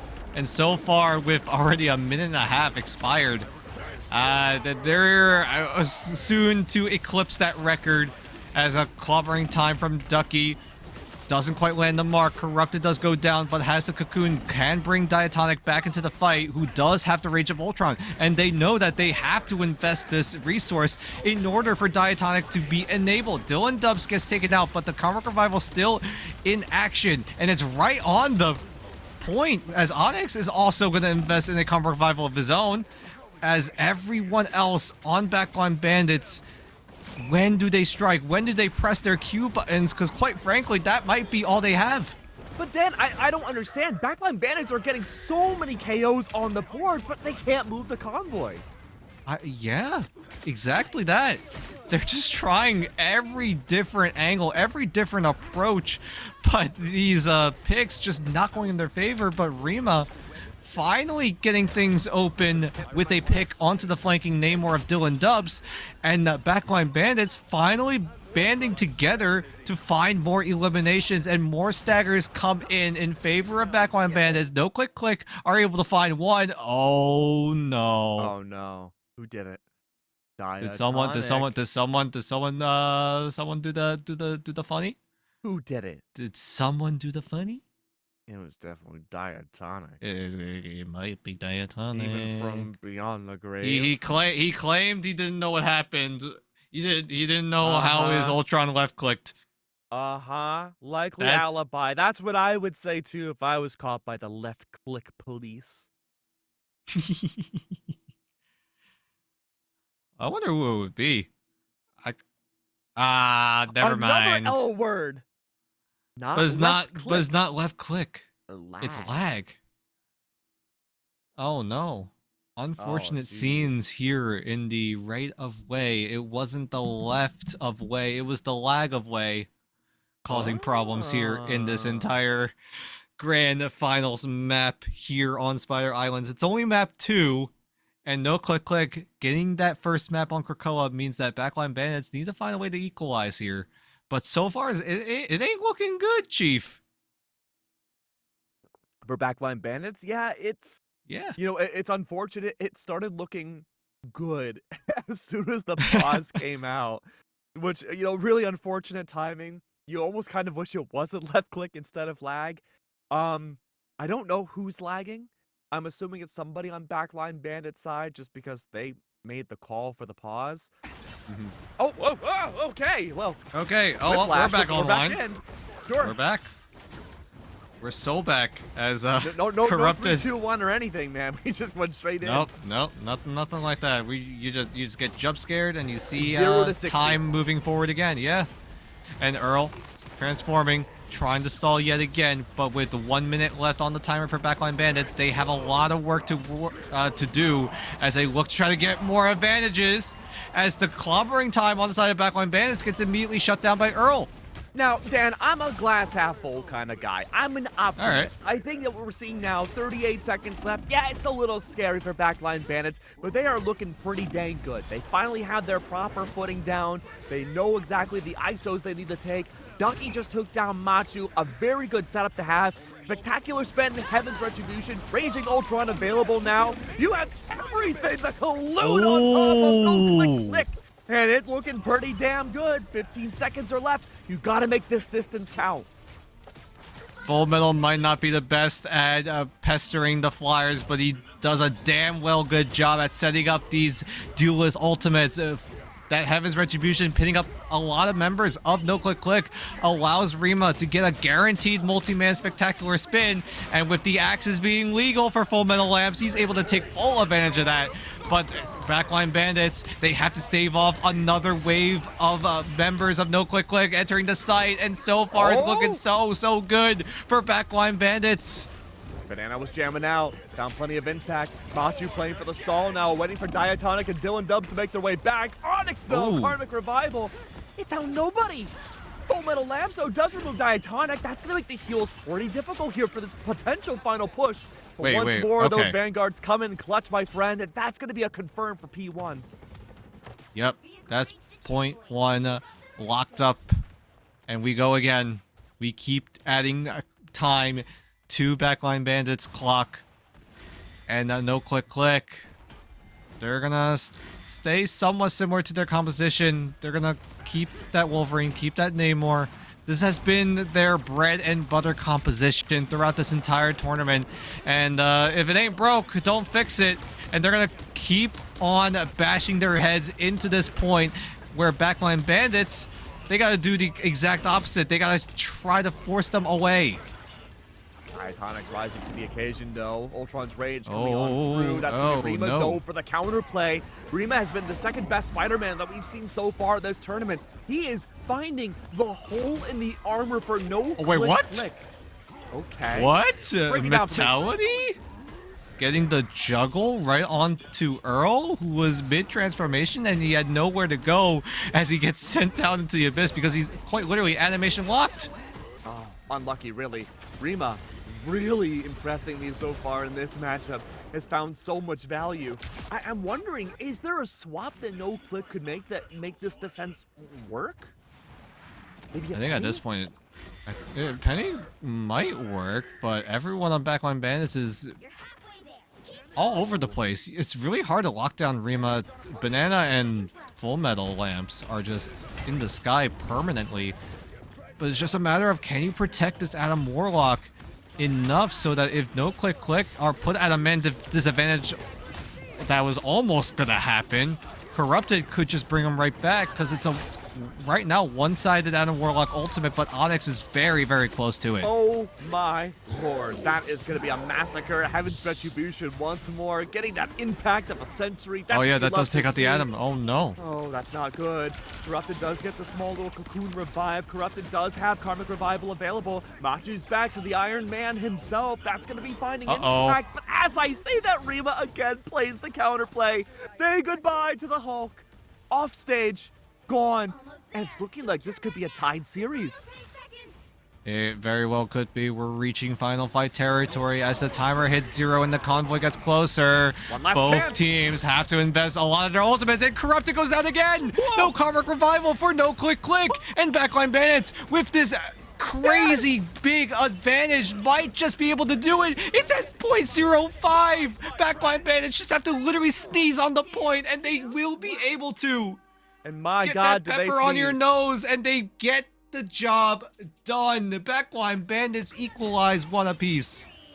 Beautiful work overall. You know, Onyx wasn't lying when in the interview they said, you know what, we have some strategies in plan for this team. We know how we can defeat No Click Click. And I saw the bans. I thought the win condition was obvious. Shut down Machu, make sure that the Iron Man wasn't effective, no Iron Fist, and certainly no Spider-Man. But now that Rima rises to the occasion, 48 KOs, 32 final hits at that, we're seeing a second layer to this strategy that I'm really liking, Dan. I don't know. Rima looking good on the Spider-Man, is able to outclass Machu, who, to be fair, I did not have access to the Spider-Man, but his second best character on the Iron Man has been doing wonders for No Click Click, but Backline Bandits being able to equalize with a map of their own really boosts the mentality, boosts the morale of Backline Bandits. It's all momentum here at this point because you got a best of 5 ahead of you, and so far we're guaranteed 4 maps now. Yeah, we're in for the long haul, my friend. Can't wait to see what's going to happen next. Love the triple Vanguard that we saw brought out from Backline Bandits as well. I had my doubts at first about the Angela pick, but really on the attacking side, I think Full Metal found their calling. Probably, yeah. I know we've been a little bit critical on the Angela pick. Like, yeah, the baby melee only being accessed while in flight, but the axes themselves being available when you're actually on the ground thanks to Divine Judgment. You still have great displacement potential and great wombo combo potential as well. Heaven's Retribution, being able to lock up so many members for these AoE ultimates can be crucial when it comes to these clutch overtime scenarios. And I feel like in that scenario alone, that definitely was a reason why the Backline Bandits were able to cross the line. Yeah, I think the Angela pick found so much value.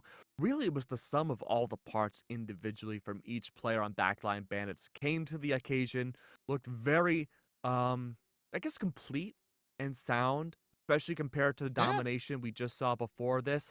It really looked like everyone had their own individual and team-wide game plan. Exactly, and that's the thing you have to really go for. Sometimes you want to copy what other people are doing, but sometimes you just stay true to what you guys planned out, what you guys know well enough. And we're kind of seeing that, really. I know the bands definitely influence what the composition is going to look like for both of these teams, but that's the beauty of Ignite style bands. You get to see different adaptations, different approaches to the game given by their enemies, and that's the joy of what we love to see. Yeah, it adds a special extra layer that you really don't get to see in many other esports titles that makes it interesting. A lot of the times you could say that the game is won in the band select, but honestly speaking, with the more heroes that are being added to the game every year, it's becoming more diverse where you're right, you do have to make those adaptations, and it does make every game winnable. Yeah, and that's the key word, adaptability. You got to be able to adjust to not only what the other team is throwing at you, but you also have to adapt to the game as a whole. Because, my God, how many times has the meta shifted in the past year? Like, we've gone through, like, at least, like, 4 or 5 different kinds of metas. You got the Guardians meta, you got Torch Ultron meta, now we've got a really strong dive meta, so, like, you got to be able to adjust quickly and efficiently because those metas really don't last very long. They don't. They never do. And, you have to be at the right place at the right time and, frankly, playing the right tournament at the right time, too, to find that success. True. But that also means that champions don't last forever. Not everyone can adapt the metas properly, Dan. And so we might be seeing that in real time with No Click Click. We very well could be because No Click Click. They're gonna drop a map here in this best of 5 series between the Backline Bandits, who at the very least were able to steal a map of their own, and now it's gonna be an option for No Click Click to pick a convergence map of their choosing. So what option do they go for? You got what? Heart of Heaven, you got not Spider Islands. Not Shin Shibuya. Shin Shibuya is not even in the rotation. What am I even saying? You got Clintar, Central Park. So what would be the approach? My gut is what map? What map would they cook at? I'm thinking the bigger Clintar. Question. Production. But what makes you think Clintar? We were wondering, Mr. Production, what map could be next. I'm thinking Clintar. And I'm going to be honest with you, I don't have an analytical reason. I think just Clintar's cool. It is one of the cooler maps, and unfortunately, we did not list Holojalia, the jolliest land of them all. This map makes me anything but jolly. It makes me want to rip my hair out. Frankly, so does Clintar, but at least Clintar looks cool. Yeah, at least we might see the Penny lineup. That would be cool. It got 2 eliminations somehow. I don't know how it got 2 eliminations off the rip, but it worked out. And I think that might have been the first time I've ever seen the Penny Mine get any sort of KO value. It happened to me in ranked when it first came out, and I was so Oh, no. confused. Like, there are hackers in this game? Like, at this level? Nope. Nope, I was Nope. just a fool. You were just outsmarted. But the ban draft so far is staying the same as no damage rocket. I don't know how I don't know how he's feeling. We just had what 3 maps in a row now where both teams banned out the rocket. He's got to be in shambles. If I don't know. It's Yeah, been bro is at least 3 sobbing, maps. Yeah, bro is crying. You're wearing his grandfather right now. Like, you know, it just keeps getting worse and worse. But still, we're getting one-sided picks. We're seeing a lot of one-sided picks here. Like Backline Bandits getting one-sided Warlock, no click, one-sided Iron Fist. So, what other one-sided could we get here? One-sided Mantis could be an option. One-sided Ultron. One-sided. I think double Spider-Man. Spider-Man could be possible, but Spider-Man and Iron Man. So a lot of men getting banned out. Well, that's all right. We don't need men. But Backline Bandits. Okay, they say Hulk ban. So they did not. So they react to the Backline Bandits pick of saving the thing, and no click are kind of forced to take away the other Pain Brothers. So they deny the team up ability, and they're also able to secure the Mantis, who doesn't really do a whole lot of damage, but is still quite good in terms of being able to heal and provide that 12% damage boost. I think we're really overshadowing the fact that Adam's going to be banned out for no click. That's devastating. True. We've seen so many clutches off the hands of Karmic Revival without that critical tool in play, especially for the first point of convergence. I think that's going to severely hurt Click. It might bite them back. It depends on which side the Backline Bandits decide to go for. Keep in mind, no click chose Halajalia, but Backline Bandits have the side selection advantage. So it's all going to come down to what they decide to choose for this first round. If they are on the defensive side, I think they would choose the defense here with that one-sided Warlock, so they can just keep on fighting, keep on stalling. Okay. But I feel like Backline Bandits should pick defense here. Yeah. Yeah, I could see that early on. I mean, I think the Adam reserve is just going to be powerful no matter what. Does he know? Does he know? Ooh, hello? Does he know? Oh. Aw.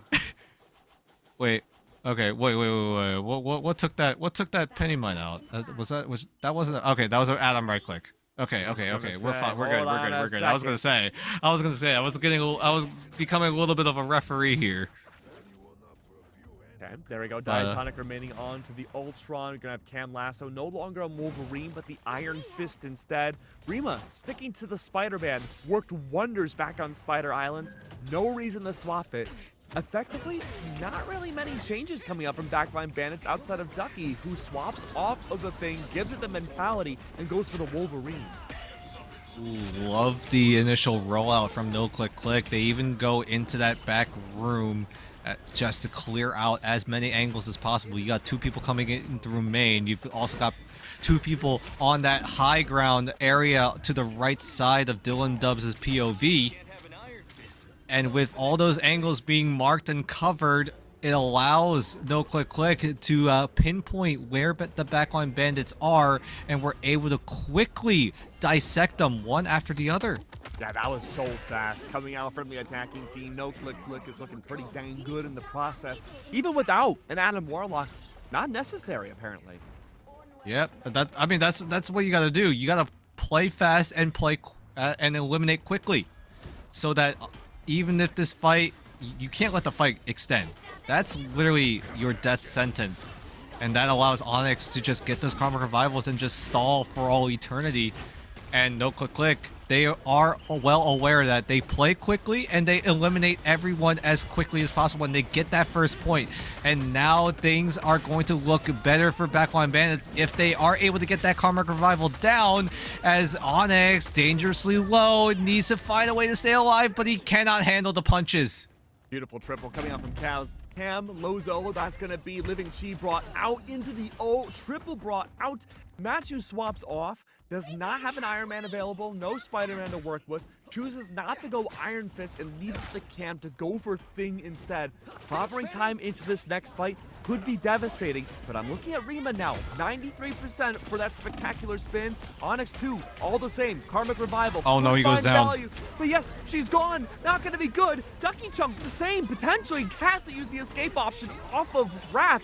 Might be good enough. We have Soul Resurgence finally out now. Any other ultimates could be a deal breaker. Onyx maybe uses Karmic Revival here. Could bring back teammates. The answer is yes. That's going to be Full Metal coming back into the fray. Ducky Chunks the same. Spectacular spin right on top. Oh, great Hulk shield. No one taken down. Wrath of Ultron on top.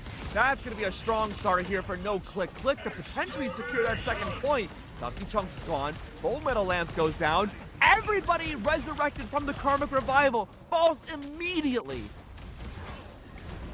My goodness, the chain reaction of ultimates is well played from both sides, but so far it looks like No Click Click being in the driver's seat. But back on Bandits, they have their way of stalling. They've even got the Spider Sweeper. Clobbering time being invested as well. That's going to be a pick onto Machu. Full Metal still having that Penny Parker ultimate is just going to pick a 1 versus 1 against Dylan Dubs, who is just patiently waiting for those monsters to spawn. Diatonic is able to enter the fray yet again. And so far, Backline Bandits and No Click Click are still duking it out, but No Click Click have that ultimate advantage and they're going to use it right now.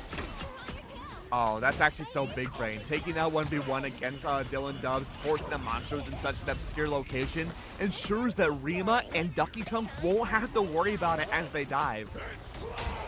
Okay, and that's precisely what's going on. Clobbering time onto Full Metal Lamp, but they're not able to eliminate the Penny Parker in time. No, they do! Before Full Metal Lamps is able to use that Spider Sweeper. And a good stun onto 2 from the spectacular spin, but Cam Loso was so low, but he gets taken out of action.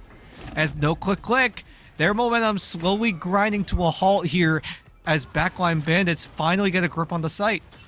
Liking this though, Rima and Ducky Chunk finding their calling, their footing's looking sound. Rima looking for a way to extend this fight outwards, force the distance back. Ooh, that's gonna be pull. the ISO against Puny Hulk. That's banner gone.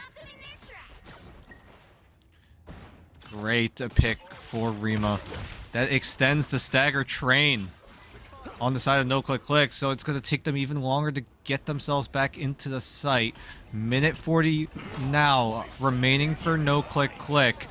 Still a decent amount of time to work with, but is it going to be enough? As Full Metal Lamps with a single punch finds 2, and No Click Click just cannot catch a break. Punch that changed the world. It is just one after another. No Click, as much as they're trying not to, they're forced to be staggered right outside their own spawn. Rima has just been terrorizing everybody on the attacking side, but there is a moment to breathe. Corrupted does have Soul Resurgence, clobbering time very close to fruition. You top that on top of Diatonic, bringing out Voltron's Rage. That could be enough to turn the tides once more. Ooh, where are they going? They're taking an alternate route, going to the behinds of Backline Bandits. Earl is forced to use the World Breaker Hulk. Diatonic is taken out. I'm not sure what took him out, but he had the Rage of Ultron available, and Corrupted gets stunned up, and he got scared. He was forced to use that Soul Resurgence, and Onyx, she's able to bring back every one of Backline Bandits that fell in that past fight, and now we cross into a new one, as look at the timer, 30 seconds left. No Click Click are investing so much right now. So many desperation ults coming out. I thought for sure we'd see clobbering time on top of the Wrath of Ultron. The answer is no. Instead, every other ult under the sun brought out at once by No Click Click. And yeah, there were some elims, but not enough to force Backline Bandits back to the back line. No, they're directly on top of the convoy. But there was some distance. That's good. Now you have Spectacular Spin, you have clobbering time once more. That's brought out immediately, not on top of the clobbering, but you find all of the sealers and Strategist on the side of Click's side. And with seconds left to go, overtime is procced out. I don't see a reality where Click can get beyond this. They're stuck. No, it's over. There's no way for no Click to re-entry, no portal, no nothing like that. Nowhere near enough time to at least try to get a bailout, a buyout into another fight. And Backline Bandits will be able to force no Click at one point again. What's the call now? No Click. Each game, as good as confident as their gameplay has been, as a team, they haven't been able to find that same exact cohesion. And one big factor that Cam talked about in the interview was how strong the comms were and how much chemistry this team has developed today. It's starting to dwindle. Not looking so hot. Okay. Alright. Full metal lamps. Your turn. Here we go. Does it work? Let the mines fly. Also, everyone that likes to play Penny Parker, write this down. Right now. Take a screenshot. Take a screenshot. You whip out the snipping tool. This is the lineup. Position yourself in this situation. What's going on here? That's their own mines. I like the placement of the nest here. Okay. Putting down more webs to provide the train for the little penny nest spiders to crawl up towards. Temporary healing coming out from them as well.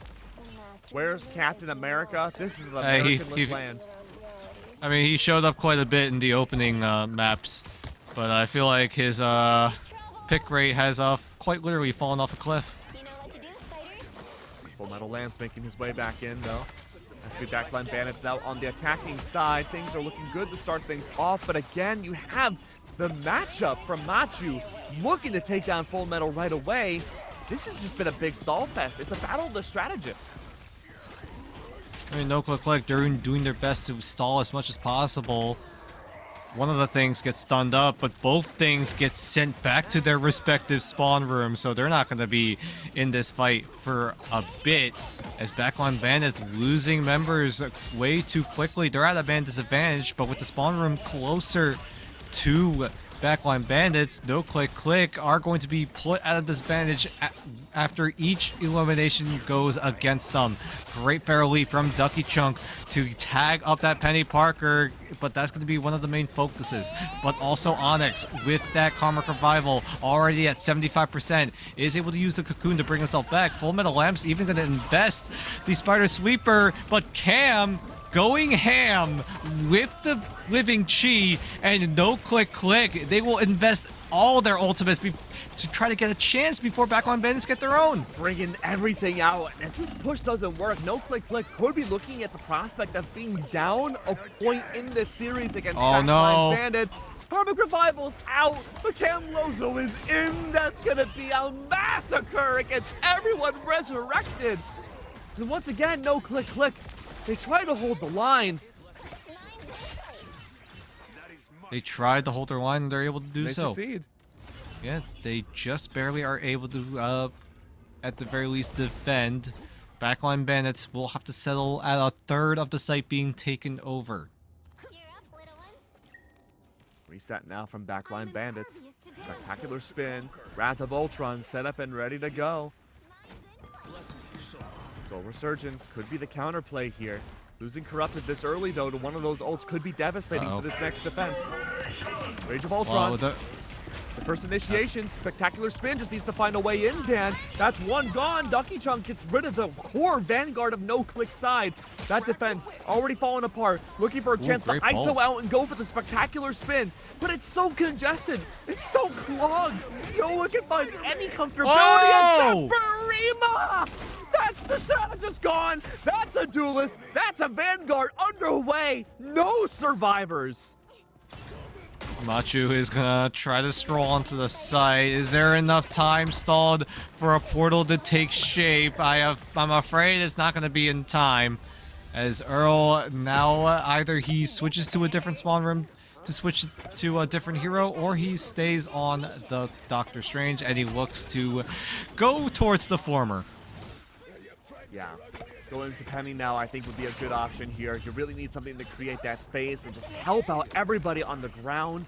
Crashing Machu, he's taking the bulk of this damage, quite literally, and has been dealing quite a bit too. Living Chi is out, but look how low Camlozo is. It was a risky maneuver if he could have been assassinated right away.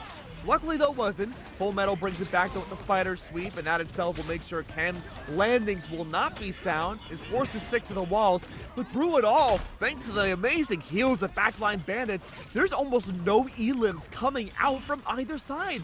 Corrupted falls, that's not what Camlozo wants off of Living Chi, but Banana Jam also does the same. Finally now, post-ultimate, do we see progress being made? Now, it just took a little while, Dan, but we finally see it. Click, though, finding their footing once more. Camlozo for a double. And a moment to breathe, the stifle backline bandits. Backline bandits, I feel like they need to adjust to something. The Spider-Man slowly not working out. You're playing a Spider-Man. I mean, Rima is doing really, really well on the Spider-Man, don't get me wrong, but there's just way too many counter options. Camlozo on the Iron Fist, Diatonic, able to just provide so much survivability, maybe even going for that Rage of Ultron soon enough. And then you also got Earl, who is able to control the ground, so wherever Rima wants to go, it's going to be covered in mines, potentially. And then there you got Dylan Dubs with the Monstros, able to laser down the Spider-Man. No mobility will save you, as Earl kicks things off with the Spider Sweep and is able to find a key elimination. Banana Jam finds another onto Corrupted. But both Ultrons doing their utmost to do as much damage and provide as much healing as possible. But only Zed, Onyx, I don't know why I said it like that, Onyx is able to get the Karmic Revival down, as backline bandits now starting to pick things up here. All right, there we go. Massacre of Ultimates. Any which way we look, Living Chi is back out again. That's going to be Iron Fist melting down everybody like an alchemist himself. But the Full Metal, unfortunately, has already gone to the cauldron. That's going to be beautiful work once again. A full minute left on the clock now. Backline bandits, for as dominant as they've looked so far, Lick have found their defensive hold. They just need to find a way to remove Camlozo from the equation, and they may have a chance to take the lead. Which one of these teams gets the map point advantage after this map here on Ojoi? 40 seconds left on the timer. Corrupted is threatening with that Soul Resurgence, is going to use it in response to the spectacular spin, but he gets bursted through it. Well played on the side of backline bandits. They take out the backliner who has the most important ultimate for no click, and backline bandits, was that the winning formula? 8 seconds left, and your Rage of Ultron off is gone from Banana Jam. All right, things have swapped around a little bit. That's not confusing, but we do get to see one ultimate underway. Okay. Good sleep, Spider though. Sweep out. Yeah, that's going to be great coverage. That's going to make things incredibly difficult to fight for overtime. And backline bandits certainly need it. Clobbering time is out. Many elims. I think that might just guarantee the win. It might. Respawn timers get way too long on the side of overtime. Great stun from Cam onto Cam. What in the world? That's a dream. That just denies overtime from being extended. Backline bandits. My goodness. They've taken the lead back now against a team that has been essentially flawless the entirety of today through round robin.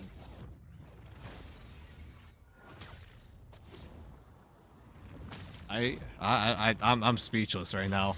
Despite both of these teams, albeit everyone participating in this tournament not having access to that left click, the matches are just as intense. Look at the stats. It has been a close affair. Look at all these eliminations so close to each other. Like, but shout outs to Cam also doing his utmost. 28 final hits on an Iron Fist is definitely something worth turning your head towards. It's close, but even then, Rima's keeping it competitive. It was 48 elims back on Spider Islands. And, dwindling it down to a measly 33 elims isn't wild, but the fact that it's only 10 final hits less, not bad. Not bad at all. Yeah, it's not bad. Definitely very, very impressive, honestly. Diatonic also not doing the best at healing. Something that he's been doing quite well. Yeah. and so many different counterplays coming in from backline bandits allows them to catapult themselves up to a map, series, and tournament point. Championship point, I should say. 21,000 smackaroos, that being units, is on the line. Mm. Surely, this means as we head into what could very well be our final map, we see a Spider-Man ban now up against backline bandits. Yeah, that is true. No Click did not invest in the Spider-Man ban onto Rima. And I fear that they may have to go back to the drawing board to try to reconsider what the option is, as keep in mind as well, we've also got 3 maps out of the way. We've got all 3 game modes done, so now we run it back. We reset yet again, so the losing team, which is No Click in this scenario, get to choose from all 3 game modes. Ooh. So any domination map, any convoy map, any convergence map, to my knowledge at least, if it's similar to how it works over in the highest level of play in the Marvel Rivals Ignite series, I'm sure there's going to be a lot of discussion coming into this next map. The answer is pretty obvious, though. You won domination. Why not play domination again? Yeah, that's what I'm saying. Yeah, domination is one of the more easier game modes available in Marvel Rivals. Because, quite frankly, once you get that early advantage, you have a high chance of just taking over the entire round. What would you say the hardest one is? Out of domination? No, out of all the game modes. Out of all the game modes, I feel like somebody tells me convergence might be one of the more difficult ones, because if you don't get a grip of the first zone, like you're essentially just cooked. Yeah. If you can't break through, there's just so many options for the defense to like stall, find ways to take you off the site. There's usually a lot of angles that you have to worry about as well, so you have to coordinate with your team to cover all those angles, and that's really the difficulty, because the attacking side just needs so much coordination in order to clear out as many angles as possible. I mean, look, some teams are good convoy teams, some teams are good domination teams. If you want to be a convergence enjoyer, you got to be good at both. Oh yeah, you gotta be good. And I gotta think though. What does No Click decide to go for? Because they got a lot of maps to choose from. Something tells me. Yeah. Do they whip out the museum? Do they pick out a wild card option? Isn't museum convoy? Yeah, it's also an option for them. Convoy's available. But they didn't win. I just want to see it. I do too. This is all wishful. Yeah, it's all wishful thinking, you know. I want to see it. I know the pro teams haven't really been too fond of it. If you remember back in the Mega Monthly, a lot of teams picked the Museum of Contemplation back in day 1, and then we go to day 3, not a single one. Extinct, like the dinosaurs. Literally gone. Jarvis, I think, did say what the map was going to be. I wonder. Wonder what the option is going to be. Okay, so we've gotten confirmation from Jarvis that the museum will not be played for now. For now. Maybe we see it for map 5 if it gets to that point. You never know. I'm gonna say Hell's Heaven is gonna be our domination map. I think that's there's definitely some Spider-Man friendly spots, but I think just the way that teams are played and the lack of left clicking is gonna make it very Spider-Man unfriendly. Then again though, ult is pretty strong on all 3 points, but because of how close everyone is together, I think that could be enough to edge out any advantages. I mean, if we're arguing with that, right, Hell's Heaven being one of those maps that is really good at environmental KOs, you would also argue Burden T'Challa, but none of those options are going to be the choice for No Click, because look at our background. We're going to Midtown. You don't seem very happy about that. I'm just flabbergasted. You would think, again, you won domination. Go domination, man. Why would you go to one of the hardest convoy maps? All right. Aura, I guess. They got something cooked up. I'm telling you. Something is being brewed Spider-Man for ban? no click. I think ban? you opt Right off Spider-Man the over rip? to a Rocket ban. I would argue the same, honestly. I mean, the Rocket is very, very strong. Maybe we'll see No Damage Rocket finally rejoice to the fact that finally he gets to see his signature pick in the grand finals of his very own tournament of the Right of Way Rumble. As we soon enough kick things off with the band draft, I think both teams are still making their way in, loading their way in. Still figuring out what they want to achieve. Mm-hmm. The world's longest ban, Rocket's gonna be the first one to go. You don't have Please to don't. match it. Don't. Oh Ah. boy. So, okay, first reserve for no click. Spider-Man, maybe? I mean, I feel like it has to be Machu related. It's definitely much related. It's a matter of which one do you go for. Adam Warlock? Iron Man? Spider-Man? It's going to be Adam Warlock. That's going to be the option.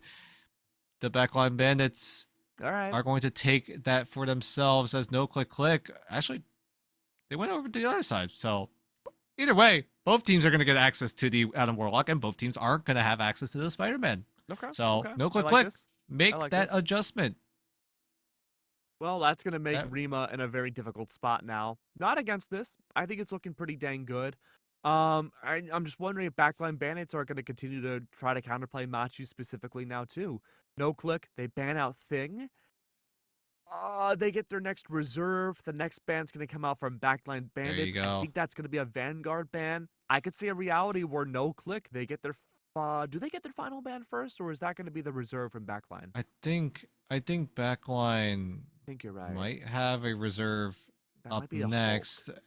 I thought I would have assumed that Backline banners would ban out the Hulk just to deny the Pain Brothers team up. But they don't go for that. They decide to ban out the Mantis and secure the one-sided Iron Fist. So interesting moves. I don't hate the idea of leaving the Hulk open so that the Iron Fist can get even more value with the max HP damage, as Groot does. Yep, Groot has a healing wall. That's true. That's true. That is true. That is true. Very, very true. Wise words from No Damage Rocket himself, as no click take away the Penny Parker for their last and final ban. Yeah, not terribly surprising. I think the Penny's been a pretty good sleeper pick coming out from Backline side. Again, on the eye test, it's nothing super flashy, but it's been getting the job done. We've been seeing some kind of nasty double kills off the hands of the melee. Pretty effective. Yeah. And I think that might promote maybe a Hulk-Angela matchup for Backline side. And no click must have some sort of solution to it. We'll see what their options are. We could look at No Click's composition first before we look at Backline's rollout. As No Click, yep, just like we predicted, Pain Brothers team up is going to be the main front line here for No Click. And Dylan and Cam both rocking their comfortable picks, at least for this tournament. The Wolverine and the Namor. Namor, most notably, being that nuisance in the back line, quite literally reeling bait to try to find someone from Backline Bandits as this fight does rage on. But how long do they scrap it out until a single ultimate decides to turn the tide? I think this is gonna be a much better game for Dylan Dubs too. Bro has okay. Maybe more lag again. Maybe left click. Okay. No pause has been going in just yet. Nothing yet. So I think it might have been a misclick. Oh, never mind. All right. What happened this time? Was it lag? Was it a left click? I hope there's a part of us hope that it's lag, but also you got the devilish side saying we hope that it's a left click. We hope so. I bet it was diatonic. We got it. Give me that content. Give it to me. I need it. I don't know. I want to spin the wheel. I Feels so badly bad. want to. Huh? I just want to see the wheel spinning. Yeah. I feel like, I think there's at least 1 or 2 categories that we haven't seen at all on the wheel. Oh yeah, true. Well, we got like 2 boogie bombs. We got a Groot. We got I think yeah, we got 2 boogie. What am I saying? Boogie bombs. Someone didn't play Fortnite. I'm getting my words mixed up. It's been a while since I played Fortnite.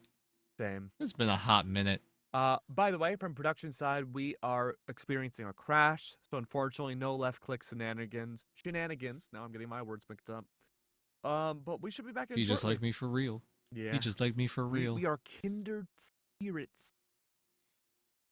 Contrary to popular belief, we like to talk about video games, and yet we are still here screwing up simple English sentences. Yep, there you go. For those of you that have never seen or bear witness to the punishment wheel, that's what it looks like. You got 5 different punishments. We're going to roll one right now. If it's Boogie Bomb, I might cry, but it's going to be Groot. Okay, we got Groot. I am Groot. We got Groot. I am Groot. I am Groot. I am Groot. Oh, we didn't see it finish. Hold on now, production. What Hold was on now. it? Don't tease me like that. If it... Jarvis is refusing. Ugh, it's already gone rogue. Already gaining sentience. Downloaded every wheel on the internet and decided to end humanity. I get it. Is that how it's gonna work? It's just a roulette of people. All right, we get to talk about the band draft a little more. We got a taste of some action before we unfortunately had to deal with a pause. But no click and back on bandits. There you go. In case you forgot what the band draft looked like, there you go. A lot of one-sided picks here. I know. You got that theme of no rocket. We might have just rename No Damage Rocket to just straight up No Rocket. No Rocket Rumble. No Rocket Rumble. The homies the bad ending. Furiously sobbing. Not fair, man. Oh my goodness. But I still like No Click's adjustment onto banning out the Spider-Man, because Rima has been bro's been cooking. Yeah. And Backline Bandits also respect Machu taking away the Spider-Man too. Not to put disrespect on Rima's name, but in the first few games before we saw the Spider-Man come out in Spider Islands, I really don't think we saw a lot of impact from Rima. Not that there was 0. I'm happy we're back into the game, but Rima was definitely making themselves very well known because of that Spider-Man pick. They are going to be returning to the Wolverine. I believe that's what they were rocking before they started countering with the Spider-Man pick. So hopefully they can find a little bit more impact than before. We'll see about that as Diatonic just weaving in and out of the pillar, trying to get away from the line of sight of this Iron Fist as Onyx. She's able to shut down Diatonic. Rima's able to shut down Dylan. And these shutdown beatdowns coming in from Backline Bandits might be enough to keep this convoy moving forward. No click. You cannot get staggered too much, or else you might not even have a chance to fight a second time. That's right. Pretty good wipe down immediately there. There's still a chance to push that convoy forward. That should be a guarantee for the first point overall. Yuki-Chong in this next engagement is going to have Living Chi set up and ready to go. Heaven's Retribution with that on top. Not going to be banded together. Instead, Living Chi on top of Wrath of big clobbering. Is a very good way of solidifying things. You're absolutely right. Clobbering time is going to help out, move things along, dismantle a lot of these plays. But once more, we have Karmic Revival out underway. Machu has brought back everybody under the sun for one last attempt, but unfortunately, it was not enough to stop this first convoy point. No click. They have to find a way to stop this down, or Backline Bandits may have secured a way to get overtime in their very final map of this tournament.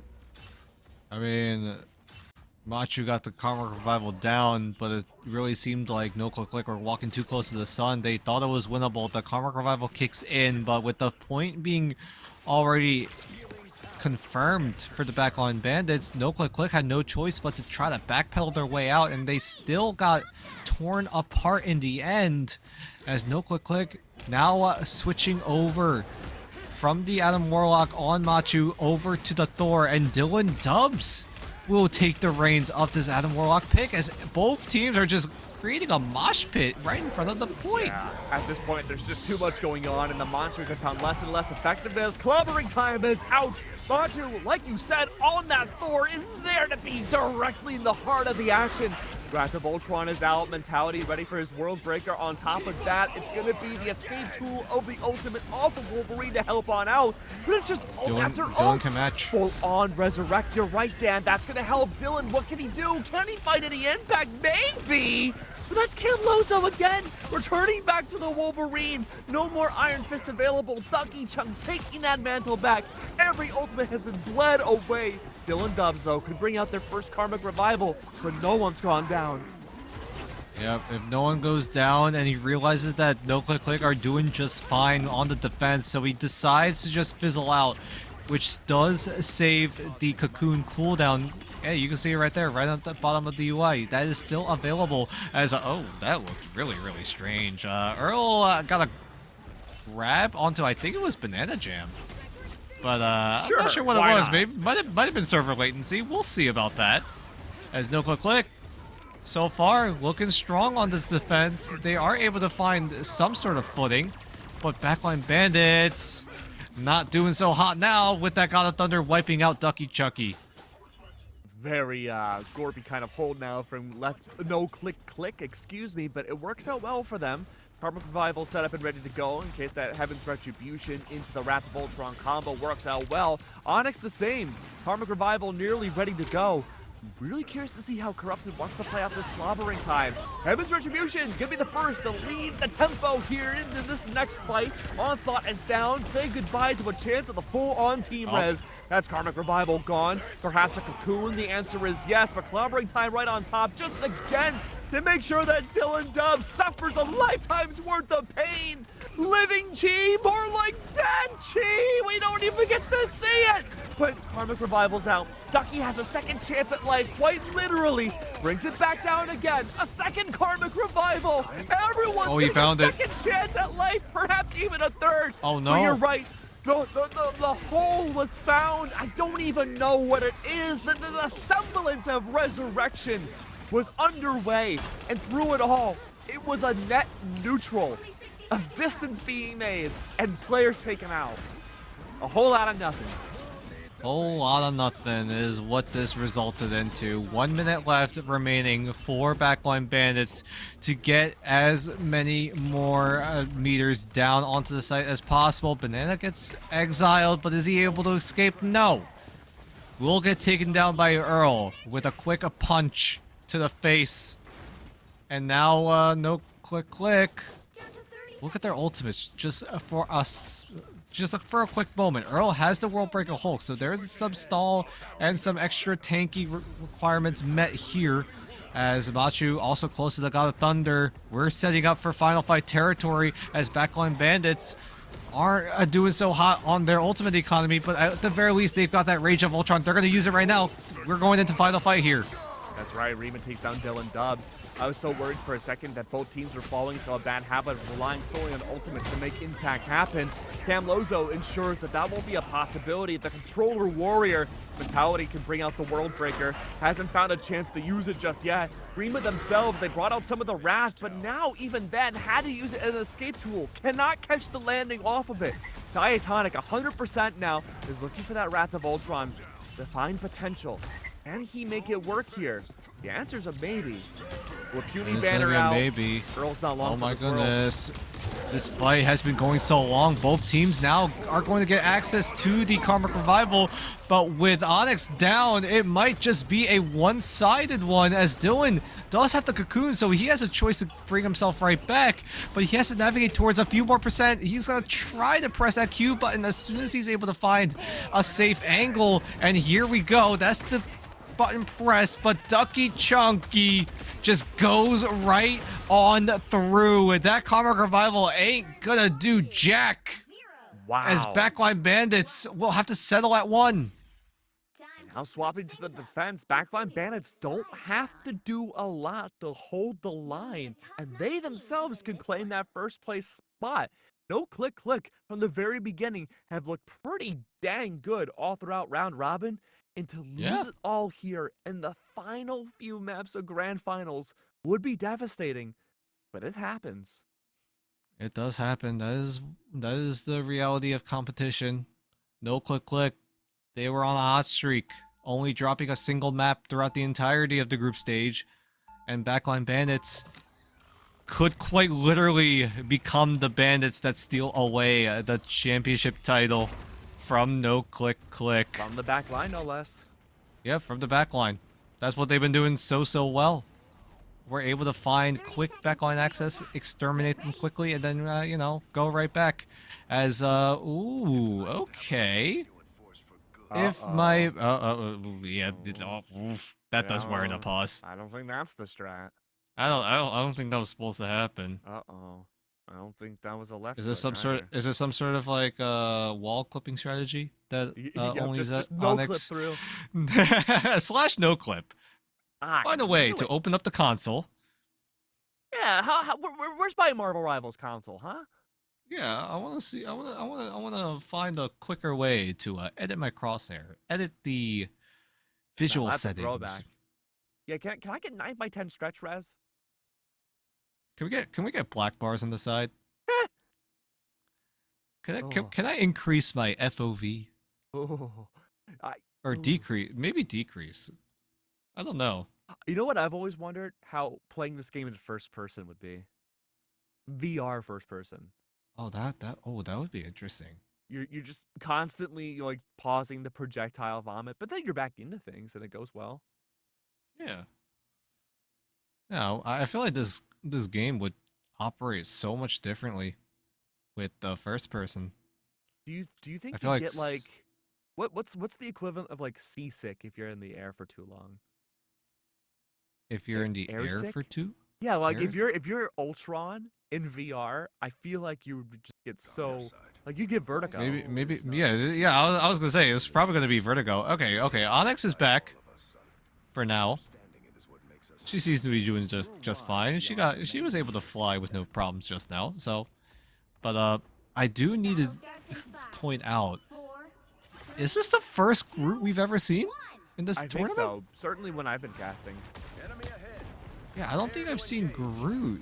Yeah, you lose out on the left click, but you still have the walls, you still have the seed bomb, and you also still have access to the strangling prison. But with a Wolverine in play, Cam Loso is just gonna be able to just become the scratching post you know, just scratch down Vitality. Yeah. And be that scratching post. So a lot of wood being chipped off from Vitality as he, in 10 seconds time, have to get that. Yeah, he's got to get that walk of shame. But yeah, splinters. That's why Cam Loso is sitting at around 60% HP because of all those splinters. Yeah, bro's claws all are makes sense. Just covered in spikes right now. Oh god, that would hurt. Even if you heal, right, the splinters would be caught in your Wolverine claw hole. Yeah. Do you think he washes it like disinfectant? Would he use disinfectant? I don't know. Would if it soap be enough? Maybe. Does he need soap? Can he heal? Can he heal the germs out of his body? I mean, if it's metal, would dish soap be better? I think so. You can use it like on pets. You know, there's a little yeah, duck on the cover. It also gets rid of oil really well. Yeah, that's true. I've seen that pretty well. He looks like an oily man. What makes you think that? You know, mostly the hair looks unwashed, but I mean, like the abs too. You know, they're glistening. That'll do it. That'll in fact do it. But so far, yeah, we gotta go back to this composition, right? You've got the triple Vanguard set up on the side of Backline Bandits. I really want to talk about Backline Bandits. Click, they're running something that we've been seeing a lot throughout this tournament, but Backline Bandits, the Groot and the Captain America making a reappearance here. Yeah, I'm really curious about where the Captain America is going to find effect in this. I think quite literally Rima's going to backline Bandits off of that. But, you know, even just thinking of ult compositions, excuse me, I don't think the Freedom Charge is going to find a ton of value in this matchup, but I think just the ability to sustain without necessarily relying fully on Onyx for the Karmic Revival, I think would be a huge benefit. And when the Karmic Revival does come out, it'll be a great blessing on top of it. And something worth mentioning too, Freedom Charge also gives 30% faster ultimate acceleration, so maybe that momentum could be enough for either Ducky Chunky to get the Living Shield just a tad bit faster, only Onyx also being able to get that Karma Revival, maybe just get it a little bit faster as well to provide that safety net in case something goes haywire. But also Banana Jam with the Rage of Ultron, you can already charge it up really quickly. Why not do it a little bit faster? You just have to sit inside the Star Spangled Path, and that's all you got to do. And then you just let the drones do all the work and get that ultimate in tip-top shape. Yeah, absolutely. Surely the solution here for backline bandits is just to play for pure stall. They want to run down that timer. And no click. They're going to have to find a way to get past these walls pretty quick because I hate to break it to you. Might come as a surprise. You really can't play Punisher in this tournament. Yeah, you kind of can. I mean, yeah, you literally can. It's literally unplayable. Storm also is a little bit difficult to operate, but we're back in the fight. We're no longer frozen in time. Onyx gets sent up to the sky by Camloso, and that's going to be the cocoon immediately burned away. That's a crucial cooldown burned. Yeah, absolutely. That's really big. Onyx, though, on their way back in. That's Corrupted gone. Corrupted respawns. You don't want to stagger here for the attacking side, but two critical members of backline bandits also gone, forcing a stagger. That's not going to be easy to recover from. Everyone in backline bandits going to force the tuck tail and run, regroup together, but Earl's making sure that will not be a possibility. Two groups of two gone. Still a chance for no click to bring things to yet another map after this. We could see the full 5. Oh my god, great exile into the Pharaoh Leap combo, isolates Rima to his demise. Backline bandits now staggered and bruised yet again. They have to work with the man disadvantage, or do they just wait for Rima to get back into the fight? I mean, he is Captain America after all, so he can get back real quick, but Dylan Dubs, a great right click onto Banana, is going to maybe at least cause the stagger to keep on going, and it forces Rima, who just respawned as half his team has just disappeared. Another, oh my goodness. Good lord. These Pharaoh leaps into the cosmic clusters have been pinpoint perfect, and Dylan Dubs just cannot miss. I'm not liking this group pick or the Captain America. You gotta swap to something. We see now a third Vanguard that's full metal now onto the Doctor Strange for that portal that possibly come in at the very last second to deny this chance for a full push. 4.5 minutes left now for the stall. Backline bandits, they gotta switch up everything, and they gotta do it right now. Right here, right now, backline bandits inching closer to ultimates. Onyx will have the Karmic Revival, so that's going to be that safety net available. No click.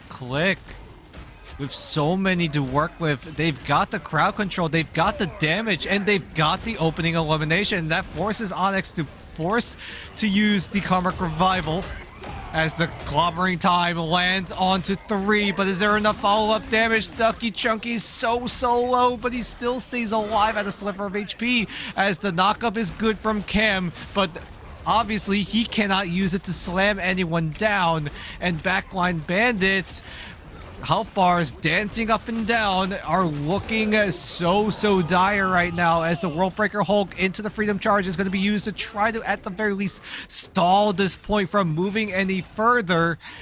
But what do you do after that? Keep an eye on that timer. 3.5 minutes left on the clock now. A full minute burned away. We saw double Karmic Revival brought out and used now. We won't have to wait too much longer before more ultimates can come into the fray, but Dylan Dubs, not looking too good at the moment. Matchup, though, brings out the God of Thunder. Oh my That's god. Be a great Elim up against Captain America. Slowly but surely, backline bandits losing out on their defensive value. Ducky Chunk once more, removing Diatonic from the equation, brings out the Living Chi in the process. These strategists being targeted in the equation, no click, are clawing their way to that final point necessary. They don't have to go all the way forwards. They only have to get to the yellow marker. And it's halfway through P2.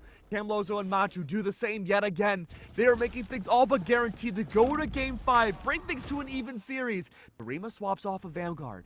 There's a moment to breathe. Rima goes to Black Panther instead.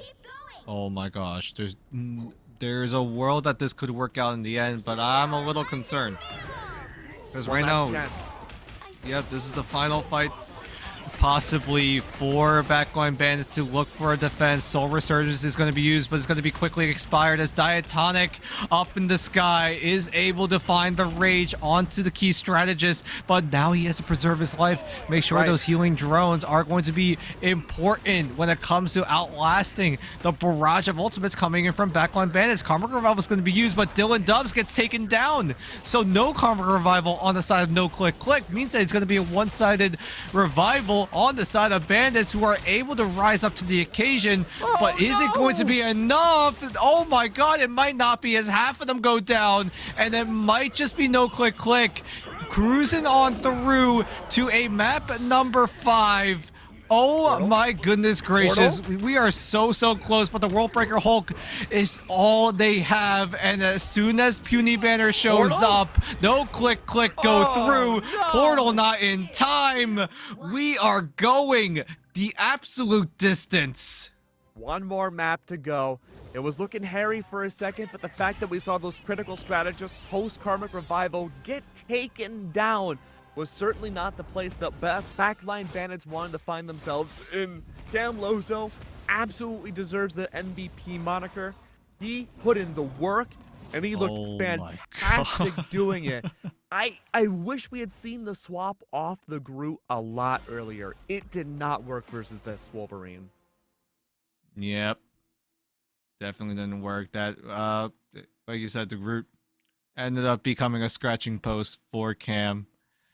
Yeah, maybe got a little splinters along the way, but I'm not sure about that group pick. I mean, you could team it up with the Mantis and get the healing wall down, but I don't think it was worth it. I don't think it was worth it. Yeah, I agree. No Click Click, though. We'll take full advantage of what seemed like a slight composition misplay from backline bandits. Allows No Click Click to finally seize a map of their own. And it came just in time, because right now it's effectively a best of 1. Yeah, best of 1, brought it all the way back. I had my doubts as we went to the Midtown as well. We had only seen No Click Click win a domination map in this best of 5. They lost out on their convoy map. They lost out on the convergence map. And going to what I would consider to be one of the more difficult convoys in a position where you can choose whatever you want. Okay. I'm surprised. That was a great play from them to choose this map, but I'm also going to be realistic with you, Dan. A lot of it did come down to that misplay, like you mentioned, about some of the characters being brought out. And now they have to go back to the drawing board. One more map is going to be settled for the champion of this right-of-way rumble, hosted by No Damage Rocket. Is it going to be Central Park? Okay, Central Park. Going to be the decision for backline bandits. As we will load into the map in just a minute. But, oh my goodness. What do we think about that map choice? I really hate to say it. It kind of depends on whether or not we see that group come back. It's not a bad group map either, but it just doesn't work for this tournament. Yeah, it just doesn't work, especially if that Wolverine does go through. Because like this Wolverine is usually one of the hard counters for Groot, and a really solid counter for most of these Vanguards that either have a shield that doesn't block melee attacks, or any Vanguard that straight up doesn't have those kinds of protections. Well, I mean, we won't have to wait too much longer. We did see that the players wanted a small break in chat, so we're going to wait that out. I'm very curious to see what the bans are going to look like again. I think we fell into a lot of complacency up until the final matchup. The fact that we get to see Machu play, you know, a variety of different roles. For a second, I think he was Adam Warlock back on Hall of the Jalia, the fact now that he's been maining the Thor when he can't play Duelist, really goes to show that there is a lot of diversity for this team. And we talk about it time and time again, right? These teams know how to adapt to each other. At the very least, it seems like No Click Click have been making small tweaks to the composition, and they have been going a long way. And they need to keep doing that. They just have one more map to do. They just have to do it one more time, and then they win the whole damn thing. Yeah? Well, it sounds easier said than done, though. 21,000 units on the line for the winning team, or at least the lion's share of it. I think Liger did the math, and it's roughly about 2,000 units per player, which I don't know how many skins that buys. I think it might be just maybe enough to cover for one. I'm not entirely too sure on the math of that. It might not be the you might not be able to get like enough for the bundle. I mean, you'll probably have extra units left over from like battle passes and events and whatnot, because these themselves are quite generous when it comes to giving out those units. And I believe you can also just grab units in Times Square right now with the whole Chinese New Year event going on inside there. Well, you know, I forgot to do that, so I got to get on that. Well, happens to the best of us. We were too busy prepping for this tournament, of course. How could we have the time to do it? But even if you have units left over, I guess you could just save them for when you win the next right of way rumble, right? Right. Wink, wink. Nudge. No Damage Rocket. Are we considering a part 2? Right of way rumble 2? We're waiting. We need to see what Rocket feels about it. I'm excited. And Rocket's been unusually quiet for the grand finals. He's just been absolutely locked in watching. I don't blame Rocket. He's probably too busy crying his eyes out because of all these Rocket bans. And it would be nice if the finale ends with a Rocket game. Hey, maybe we'll see the right of way 2 if we get to see Rockets available. If there's any Rocket bans, we gotta call it off. No Rocket Rumble. What if we just find a way to contact the teams to just say, hey, I'll write you guys want very sternly worded letter. Yep. I think Rocket, No Damage Rocket himself, could go into the lobbies and just plead for the Rocket to go through. I mean, don't get me wrong. It's a really, really strong pick. It influences so much of the game. CYA providing that overhealth and a 40% damage boost, though, that is some crazy numbers. It's pretty good too. There's not a lot that can destroy the CYA in this tournament either. We were seeing the Iron Man Invincible Pulsar Beam be a full dedicated ult just to shut it down. That's a big decision to make, and a very effective one too, which might be one of the many reasons why we've been seeing the Rocket bans lately. Yep. And that's exactly what it is. Also, being able to extend fights with the BRB as we soon load into Central Park. Come on, guys. At least let the Rocket through. Come on. Well, we'll see. We'll see. They haven't heard us. Give No Damage Rocket something to hold on to, because he has not seen a single Rocket Raccoon in the grand finals. Okay. Sorry, no Rocket Rumble 2. Been canceled. You heard it here first. Raccoons have gone extinct. All 100 of them. I'm even wearing the Crazy Thieves jersey. I gotta, Crazy Raccoon, one of my all-time favorite teams back in Ignite. Oh, who knows? Unfortunately, they're no longer. Unfortunately, they're no longer in the space, but you never know. They'll make their way back eventually. Oh, I'm sure they will. They'll find a team to pick up at some point. Double Spider-Man ban gone now. Backline Bandits, they've removed it. Double save for the Adam Warlock. At this point, it's a best of 5. These teams have faced each other long enough. They have a pretty good idea about what they want to ban. I mean, they've at this point played like 7 maps against each other. Yeah, they know exactly what to do. I'm not expecting anything too wild. Yep, so far picks and bans have been pretty much in line of what we've been seeing lately. No Click Click, though, also banning away the Penny Parker, whereas Backline Bandits will save the Warlock and the Thing. So nothing too crazy. At the very least, we won't see Iron Fist in this game. No Spider-Man in this game either. No Rocket as well. But what are we gonna see here? Ooh, okay. I like this. I like this adjustment from NoClick, giving Diatonic the one pick that he's been able to rely on for so long in this entire tournament, and for good reason. He has been doing really well with this Ultron, able to pilot it well, quite literally being that heal bot, as Backline Bandits will invest their final ban of the entire tournament on the Mantis. Yeah, I feel like that Ultron reserve was Diatonic having Caster Brain come out and expecting some sort of weird niche counterplay to catch NoClick off guard at the last second.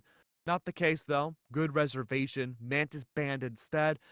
Honestly, Warlock and Ultron, that's a pretty good composition for the tournament that we've been seeing. I have no notes for NoClick.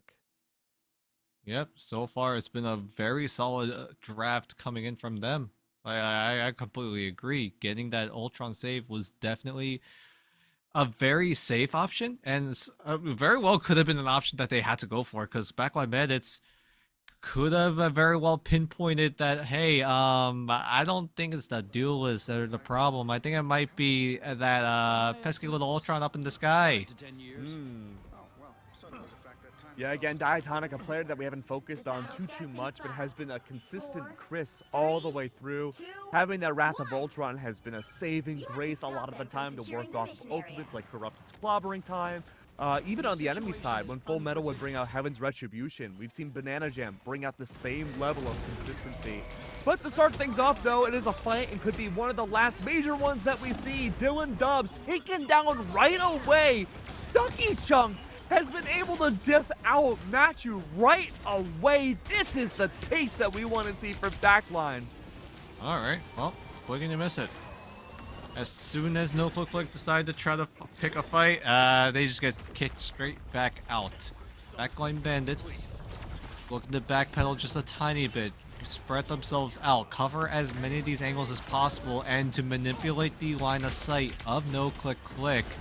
Because right now, that's all they really have to work with at this very moment. This is still the early stage of this entire fight, as both teams just trying to get their ultimates up as soon as possible, and Ducky is gonna have that pulse cannon first, and if he uses it now, NoClick have no response to it.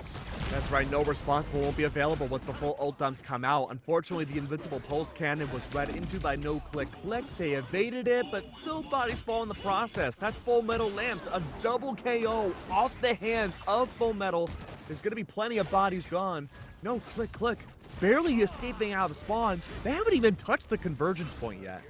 Yeah, they've not even gotten close. And NoClick starting to get their ultimates up and online.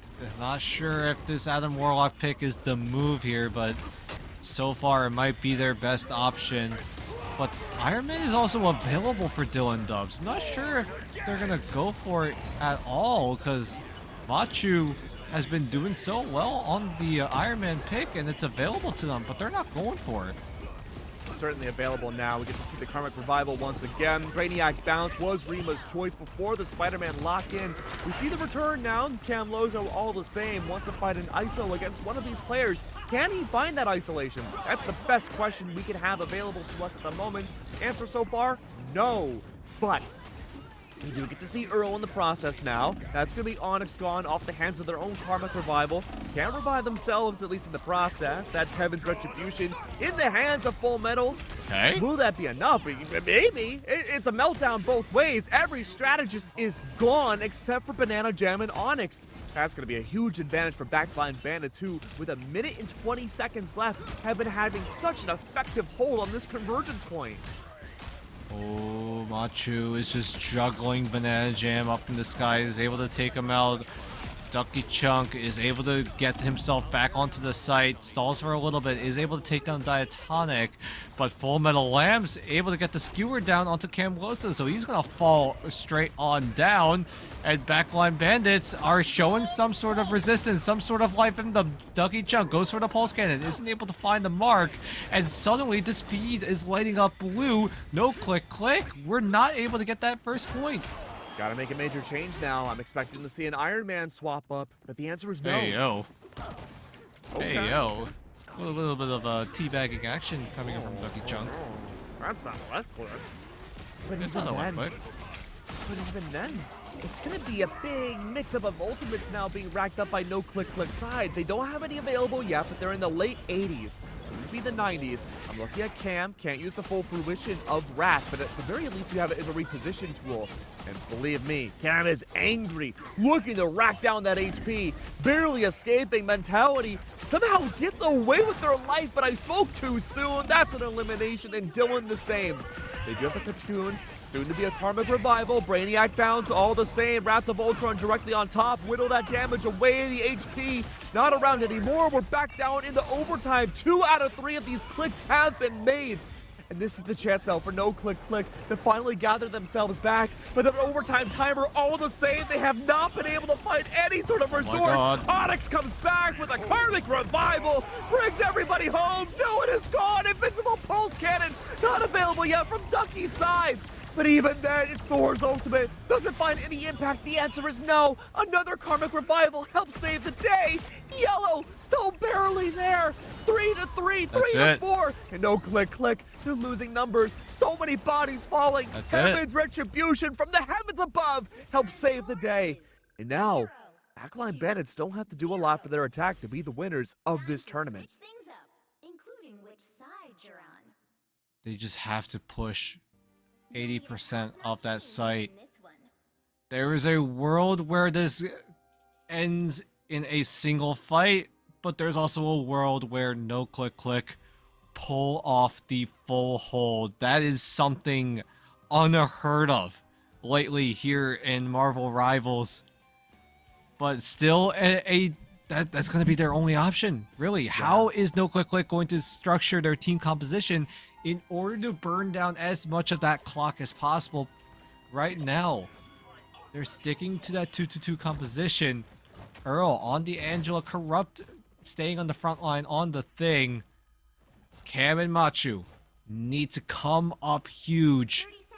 They've been doing really well as Machu finally switches over to the Iron Man, as Dylan Dubs going over to the Adam Warlock, but they're not going to run that triple duelist composition that they've been working with for a while. I'm genuinely surprised we didn't see this Iron Man in the first half. Yeah, that's what I'm saying. Like, I realized, I was like, wait, why are they not playing Iron Man? I thought it was going to get banned, and I look up the top of the UI, and I don't see a ban for any side. Oh, mentality DC'd. Okay. Oh. Who is Flarkin excited? I'm Flarkin excited. I'm Flarkin excited. Yeah, we're Flarkin excited. Flarkin it up over here. Hell yeah. But we'll wait for Mentality to go right on through. The ultimate tiebreaker. No Damage Rocket summed it up really well. Both teams still locking horns onto each other. And it might end here either really quickly or really slowly, or in the worst way possible for backline bandits. There's still that opportunity for no click click to take away this map and become the right of way Rumble champions. Now, riddle me this. Have we seen Earl play Angela yet? I don't think so. Okay. He's been operating the Hulk a lot. But Angela very well could be a great option. I mean, right behind the main pathway, that there is a way for the Angela to get the Assassin's Charge right down into the pits, get that environmental knockouts. And it's angled towards Earl, so... And they're on the defensive side, so it's going to be a lot easier for Earl to go for those KOs, maybe try to catch a few off guard, whereas backline bandits look to do something similar as well. They're putting full metal lamps on the Angela yet again. Banana Jam stays on the Ultron. Most of this composition is staying relatively the same. But Rima, right now, debating if he should run the Mr. Fantastic or not. They are still I think in the Mr. Fantastic's fine. Yeah, I think so too. I've been a big fan. I'm looking again, Earl on the Angela, you have Corrupted on Thing. Both of their ultimates, great about styling on people and of course stopping them in their tracks. Diatonic, we've seen a lot of impact off that Wrath of Ultron. Wouldn't be surprised if we see those ults work together, especially alongside Machu, who I'm looking at now for either just the Unibeam or even just the Invincible Pulse Cannon.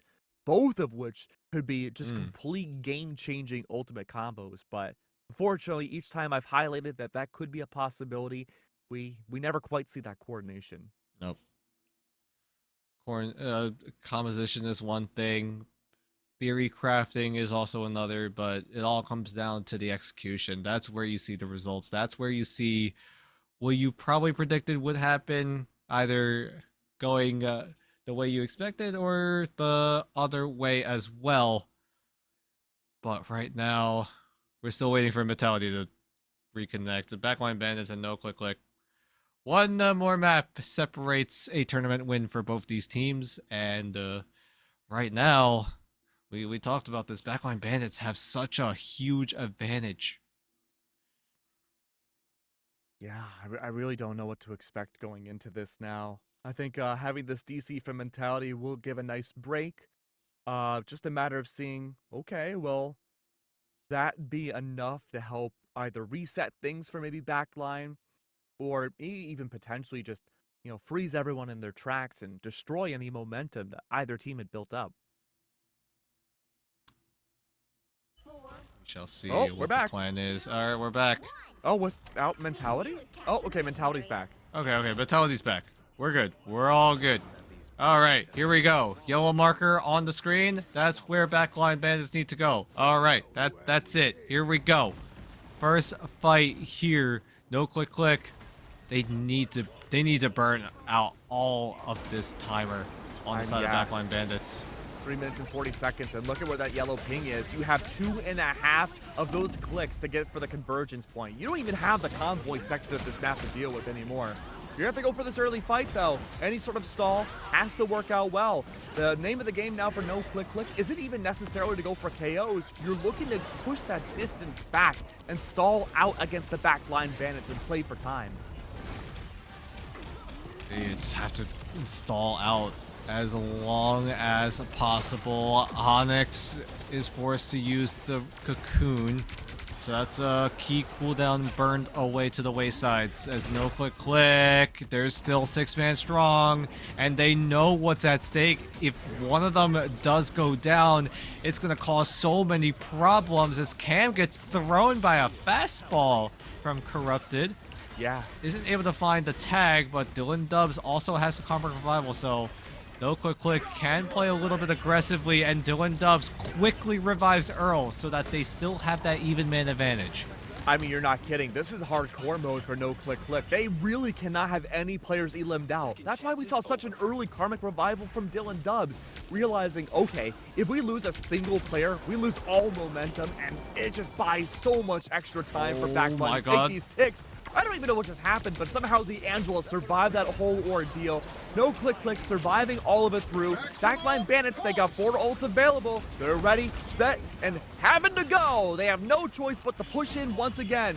Invincible Pulse Cannon from Machu finds no impact. Clobbering time available now for Mentality. Banana Jam now with themselves the Wrath of Ultron to get things going. Who will be the first to let go, break the dam open, flood the waters of this site, make the Firefox go through. Unibeam, Rima is there for the double. Portal is out. 1 tick, 1.5, stalled out. Looking good. It's going to be the Wrath of Ultron again. Banana Jam not long for this world. Ducky Chunk cannot find any impact off of his ultimate. That's a few gone. Where's the Karmic Revival? Heaven's Retribution directly on the point itself alongside the clobbering time. Oh, it's over. Perfect synergy needed. Corrupted falls. Dylan Dubs is back, but so far away. That's going to be our winners. And backline bandits, through it all, make a huge comeback throughout the entirety of Grand Finals. Oh my goodness gracious. Backline bandits. They get the job done. They are able to steal away what seemed like a surefire win for no click click. But it's going to be a thumbs up reaction from Rima. as the rest of the backline bandits band together for the first ever no damage rocket right of way rumble, and they will be crowned your champions here tonight. We can only hope the first of many. This was a fantastic tournament. I love seeing the synergies, the mini meta that was developed all throughout. This was great. Yeah, this was fantastic. I just love seeing everything. All the adaptations, all the funny little compositions, funny little gimmicks as well. And I believe some team-ups that we might not see normally for a good while, especially that Payne Brothers team-up. You know what's interesting too? We went the entirety of Grand Finals, all 5 maps, without a single player left-clicking. That is impressive. Good for them. That's a lot of patience. I don't think there was any in the series before us too, and in the series before that. If my memory serves me well, I think it was just the first series that caused a lot of problems. I mean, it makes sense. It does make a lot of sense. It was the first ever 3-map block. Well, all the players are still getting used to their controls. I get it. I get it. There is. You're gonna cut some slack, you know. You're the slack kind of guy. You know me. I'm the strictest human being alive. I live by the rules all the time. I would never left click. I've never left clicked once in my life. Oh. Would you say you're a League of Legends player? No, God, no. I mean, all you do is spam the right click. That's the biggest insult you could possibly ever say to me. My bad. My fault. But either way, yeah, huge congratulations to the backline bandits for being your first ever right of way Rumble champions, but also huge props over to the no click. Say that 10 times fast, but I feel like I haven't said that very, very often, but I think we've been doing pretty well at saying their team name. But anyway. Hey, you know what? We don't have to anymore. True. But it's still huge props to the team as a whole, doing so well throughout the entirety of the group stage. I think we covered their team the most throughout this entire tournament, and reaching that runner-up spot is definitely something to keep close to your heart, because I know at the very least Diatonic is very, very happy with this result, because I something tells me he was not really expecting this kind of result, and getting to a point where it was settled on a deciding map 5 too. Like what better tournament could you even ask for? That's right. We went the absolute distance. It was always amazing to not only be a part of this and to work it with you, Dan, but of course Liger, Stormie held down the line, amazing on the microphone as well. And, you know, all jokes aside, I hope we do get more right-of-way rumbles in the future. I think this was such a cool concept, a great execution from everyone behind the scenes. And right now, we're just waiting for the winning team to get all set up and ready into an interview. We're just waiting on the call for that to be good to go. Oh, production's asking who we think the MVP is. Honestly, I think you have to give it to Rima. You might have to. He's been cooking on the Spider-Man. He's been cooking on all the other picks. And it could be Rima, but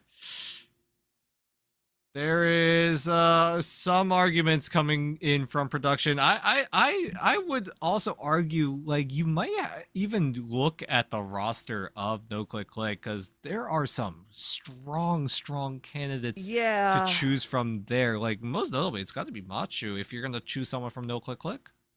Yeah, I would say Machu if we're looking at anyone in the tournament as a whole. I think they got the most individual MVPs in the server, off of the Iron Man and the Spider-Man respectively. I get the argument of having Onyx. I think the Karmic Revivals and the consistency of having the Adam Warlock really helped out well throughout this entire tournament. I honestly, though, I'm still going to, put my foot down and say Rima's the MVP. I think without that Spider-Man swap coming in for the second and third matchups, I think for the most part, this would have been a much not closer series, and I think we would have seen a lot less fight back from backline bandits. But I feel like sometimes you gotta argue, right? In order to I make love Remo, in order to make Remo look good, you gotta get a good supporting cast, and that supporting cast was definitely from Onyx with the Karmic Revival as well. So I kind of want to lean it towards Onyx here, because right now, Rima needed the resources in order to get enabled, and what better way than to get enabled by Karmic Revivals into Soul Bond? It is very close. It is a very close call. I'm choosing Onyx here. All I'm saying is that we saw a lot of amazing strategists on every single team. I think the big difference maker was the swap that Rima had made and shown up above. But you know what? That's okay. Maybe I'm right. Maybe I'm wrong. It happens both ways. But I know I'm right. I mean, to be fair, both of them have done so much work. Like Onyx with the Karmic Revivals, we keep talking about this time and time again. She has been really piloting the Adam Warlock very well. It's a very essential pick as well, because with no right click in play, the only way you can really do consistent DPS other than like the Iron Man, and while also being able to provide some of that healing for the team, is going to be that Adam Warlock with the Cosmic Clusters. Yeah. And also on Rima's end, you've also got the Spider-Man, who has been doing so well. And man, very close call, I'm not gonna lie. We keep talking about this. Finish. I think everyone and their mother is disagreeing with me. They're all saying Onyx, Onyx this, Onyx that. You know what? I think Onyx is a fantastic choice. I'm sticking with Rima, but I will say it is close by frames. Very close, but you could choose anyone on the team, really. Everyone put in all of the work, all of the effort in order to get themselves to that championship berth. And yeah, 2,000 credits will be swiftly added to their accounts, I'm sure, as I'm sure they're all celebrating a well-earned victory. It was a 5-map banger. I was 8-hour tournament. Part of me wasn't expecting that, but I'm glad we got to that ending. All right, we're going to head to a small break while we get things set up for our game-winning interview with the entire team of Backline Bandits. You won't want to miss it, so we don't want you to go anywhere. We'll be back in just a few minutes.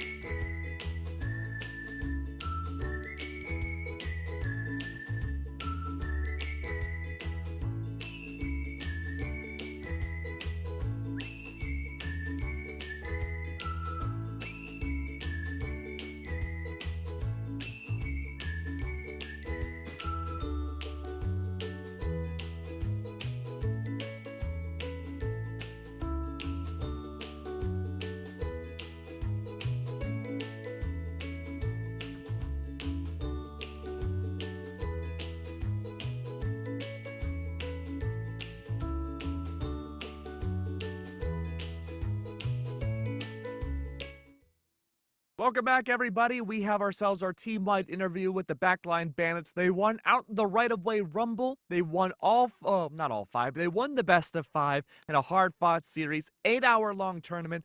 Let's see what they have to say. Oh, I'm excited. I'm sure they're all head over heels, being so excited to become the first ever champions here in the Red of Way Rumble. This was an absolute joy to cast over. We got to see some creative approaches to this fun little gimmick of not being able to use the left click at all in most scenarios where you want to do some damage, but you really can't. And that's really the joy here in Marvel Rivals. You got to get these kinds of fun little tournaments every so often, and so far, it's been an absolute my blast. lord, I just got an onslaught of different people all at once. I think that means we're just about ready to go into the interview for real this time. Let's head on over and see what we can get.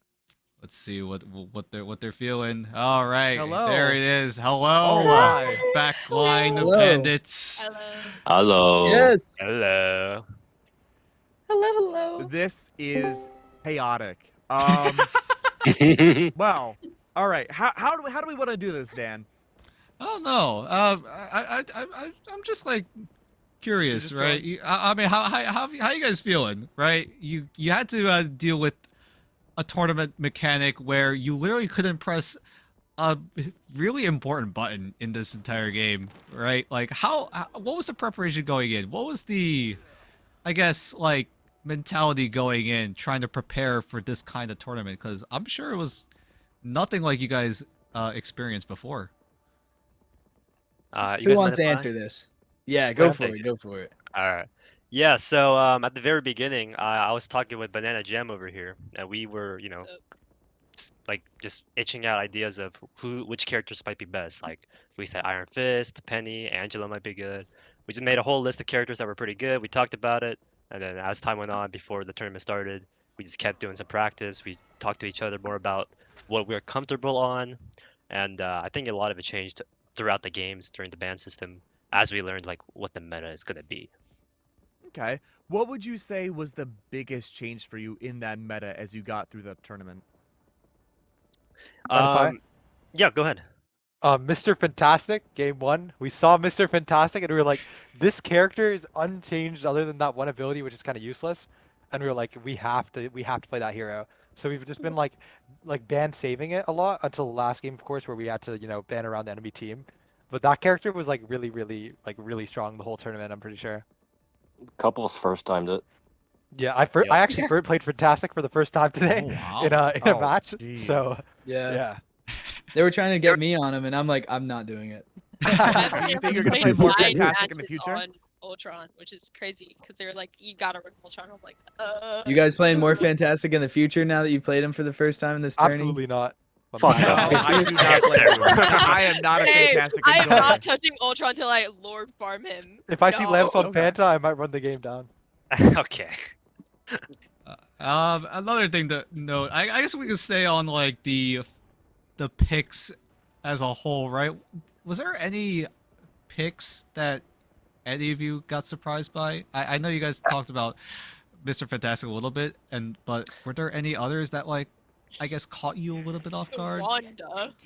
Mary. I don't know where she came from. I did not expect the Namor. Did not see and the how did Mm. not know. That was and awful. how long it was they tried to force it. Because I think with Adam, I have good poke. I could just kind of shut him down. I didn't expect it. That's like the one character I'm like, oh. And it was purely flank too. It wasn't just like frontline poke. Like I just hear squishy squid feet, and I'm like, where is he? And then you get him almost dead, and he'd go up in the bubble. And you'd have to move on at that point. Yeah, so. I think I saw his like actual squids like twice. I saw his squids a lot, but then again, I was the victim there. So I want to focus the next question over to Onyx specifically because we talked about in the early interview. Okay, we have a game plan going into this when it comes to the bans and reserves for our heroes. Did that plan come through fully? Were there any caveats to those plans? What kind of adjustments were we looking at as we got into the later? Us, of course, Carter. I would say it definitely went to plan. I don't think we had many discrepancies in what we were trying to do. If anything, I think the main issue, yeah. And then I got completely banned out of one game, and then I had to go thing, and then we were struggling because my two characters are Iron Man and Iron Fist, and then they kept banning both of them. So I was like, Yeah. I'll go Thing, but we had our Thing player then have to flex onto Hulk, so that kind of screwed us up for a lot of games due to their bans, and then due to their but you know what Spider-Man player, happens? we had to ban Spider-Man What happened every with single Spider-Man? freaking game. What happened is we put Rima on Spider-Man, and then they're like, wait, we need to ban You gotta get the Spider-Man. Spider-Man. Get out of here. I think they feared the Spider-Man, honestly. Yeah. Oh yeah. So that opened up opportunities for Metal. So you're telling me that the Spider-Man wasn't your first option as duelist? No. What was that? I don't think it was. I don't. Really? I think I was talking to my friend about it, about how Spider-Man's gonna be good this tourney, and then we were like, wait, it's default binds, and I have to press like 4 buttons with my pointer finger. I have to press R, F, V, and spacebar, and my combos were like I could barely move to the left because I was hitting V with my thumb so that I could actually move, and it was like so awkward to like press spacebar and then V. But like, I don't know, I was like, there's no way I have to learn Spidey for this tourney. And I was like, wait, Spidey's actually going to be good because Mantis is good. How long did that take you? How long did it take to get like that muscle memory down? Okay, I think I'm sure it took a... done. Yeah, I don't even I don't have it done yet. I don't even have it down completely yet, like not even close. But I had it down enough to play him, so that was good. So I only have a few more questions left, and I'll let you all go. This is for everybody. What was the moment you all knew that you had it? What was that special moment? It could have been at the very end, maybe at some point during the best of 5. What was the moment you knew that you brought this back and you defeated the team that I frankly think everyone thought was going to win? I'll take this one. So personally, well, let's go down in line. Let's all answer it. Okay. Yeah, that's down. Yeah. So for me personally, I think it was once we figured out what to ban, because initially we had started banning out like Spider-Man because we feared Machi's Spider-Man a lot, and then they were just continuously banning the Rocket, and then after like playing 2 rounds losing, we were like, we need to ban that Rocket because we're just going to lose the ult fight every single time. And so once we figured that out, I think we just had it in the bag because we were on equal footing. Yep. Yeah. For me, it was when in the final game I got Iron Man and their Iron Man came out and I instantly fried him, and then I instantly fried the one of their subs, and I was like, bro, we got something. And then the sub rezzed himself, and then I fried him again. I was like, all right, yeah, we're cooking. So once that happened, and then in the very end when they came through portal and dropped the nuke on him, I was like, all right, this is it. So yeah. Who's next? Onyx? Me? Yeah. I think Yo, mine's Vaughn, do I say Corn the Cob taught me Spider-Man? I think for me, this is gonna seem crazy. I think it's when Jam started to believe in herself and her ability to flex. Because we were very worried to run the Ultron, but as soon as she got out of her comfort zone, I think that's when we really began to thrive. So I'm very proud of Jam for that. Yeah, W Jam for real. W Jam. Yeah, she was screaming like, I don't want to, and we're like, do it. You got this. I was peer pressured. I just did exactly what you're supposed to do when peer pressured. Oh, you should go next, Jam. Personally, I thought we won as soon as they gave us defense first on convergence. Honestly, true. Kind of a throw pick there. Convergence is like crazy easy when you know exactly where you need to get at the end. Instead of we got to go as far as possible, it's just we just got to get here. Yeah, for sure. Yeah, that's fair. Good for the mentality. I think for me it was the Hall of the Dahlia game. I realized at that Spider-Man game, like halfway through, I was like, they're either gonna let me play this character again in lobby admin, or they're gonna ban it, and we're gonna have Iron Man or Iron Fist, and we're just gonna win like no matter what. So after that game, I was like, yeah, we won the tourney. Yeah. That was everybody. Is that everybody? I think. Oh wait, that was Metal. everybody. No, I we're remember. waiting. Sorry, I'm not here. I'm not mines over there. Mentality, yeah. I think I had 2 points. I primarily played the Thing for most of the tournaments, and I was feeling very confident at the start because I just kind of went on a havoc on basically every flyer that existed. And then it came to the point where I had to get off because I had to flex pick into Hulk or something else because they were kind of running us around for bans, and I was like, I felt really confused with what I was doing at some points because I just didn't know the character that well. And then I think around the point where, again, we go back to Jam, we won a game, and they came out Ultron with like 61 assists. I'm like, you got it. And then they let me have Thing again, so we won the last game. Yeah. Yeah. That'll do it. I got something delivered to me by Mr. No Damage Rocket himself. He wants to direct this question over to the two strategists, Onyx and Banana Jam. Whereas No Damage Rocket, as you all know, is a strategist main as well. He wants to ask you guys, how did it feel playing in this tournament in a new meta where it seemed really stacked against you guys, albeit with the limited hero roster as well as the barrage of dive melee heroes? How were you guys able to adjust and overcome this quite steep of an obstacle? I guess I start.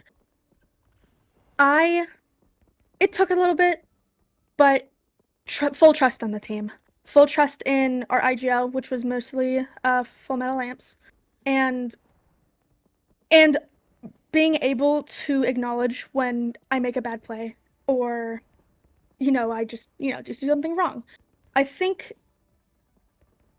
it made me think in a different way than I ever have in comp before, and made me plan a different way. And it was so much fun, and I wish that this was like something that people got to experience more. And I urge people, hell, I mean, if you guys want to, go into a game and see how it actually is like your whole perspective is just completely different. Definitely a big perspective enjoyer here, and it was really wild, even on our front, just watching everyone, at first struggle, but then adapt and figure out best ways to get around this, not being able to left click their way through. For my last question of the night, I gotta wonder, it's weird. There's a rocket in the lobby, in the server, but there's also a Jeff? What's going on there? Slime him out, slime him out. No, Jeff. Oh my god, where'd Rocket, they go? Wait, leave Rocket! No, you guys killed Rocket! I didn't do it. I didn't do it. That was full metal. That was full metal. This ended in an assassination. Oh god. Full Metal, how are we gonna get our 2,000 bits live with the back? guilt. You can't kill me if I Sorry, kill guys. myself I had already. to. Guys, I had to. think Well, the brother, he's he's not gonna give us our credits anymore.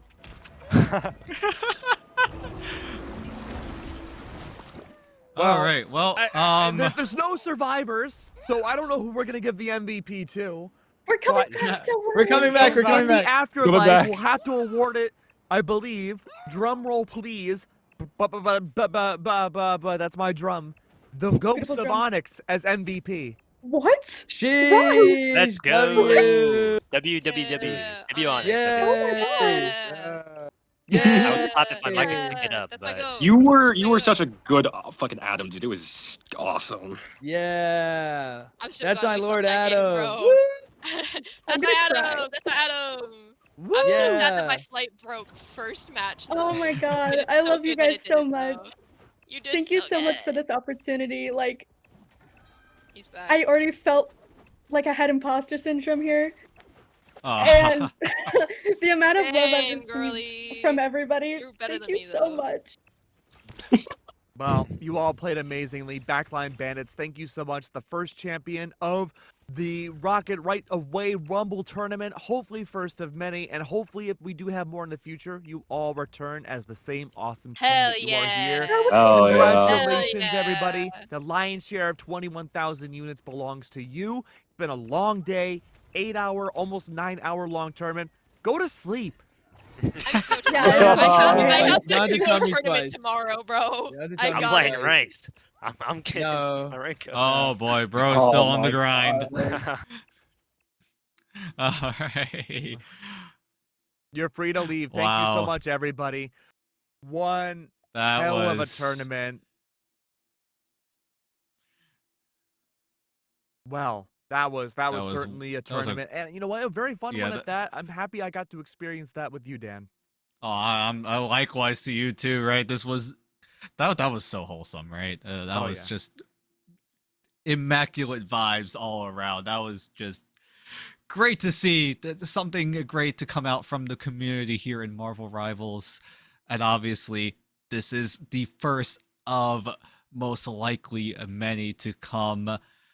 I'm just happy to be here. This was an absolute blast to cover. We got a fun little gimmick. We got some 4 fun matches, and they come out with a great share of units along the way. That's right. A great tournament for everybody. It was fantastic work on the production side. Thank you so much, Liger and Stormie, for joining us on the mic today. And with that being said, it's time for us to go to bed too. We're old. Yeah. We've been doing this for 8.5 hours straight. We need to sleep. We'll see you all in the next tournament. Make sure you follow and subscribe to No Damage Rocket and follow us on socials as well. Rocket himself says glad you all enjoyed it. And with that being said, we're going to sleep. Have a good night, everybody. There you go. Right there. Bye. Goodbye.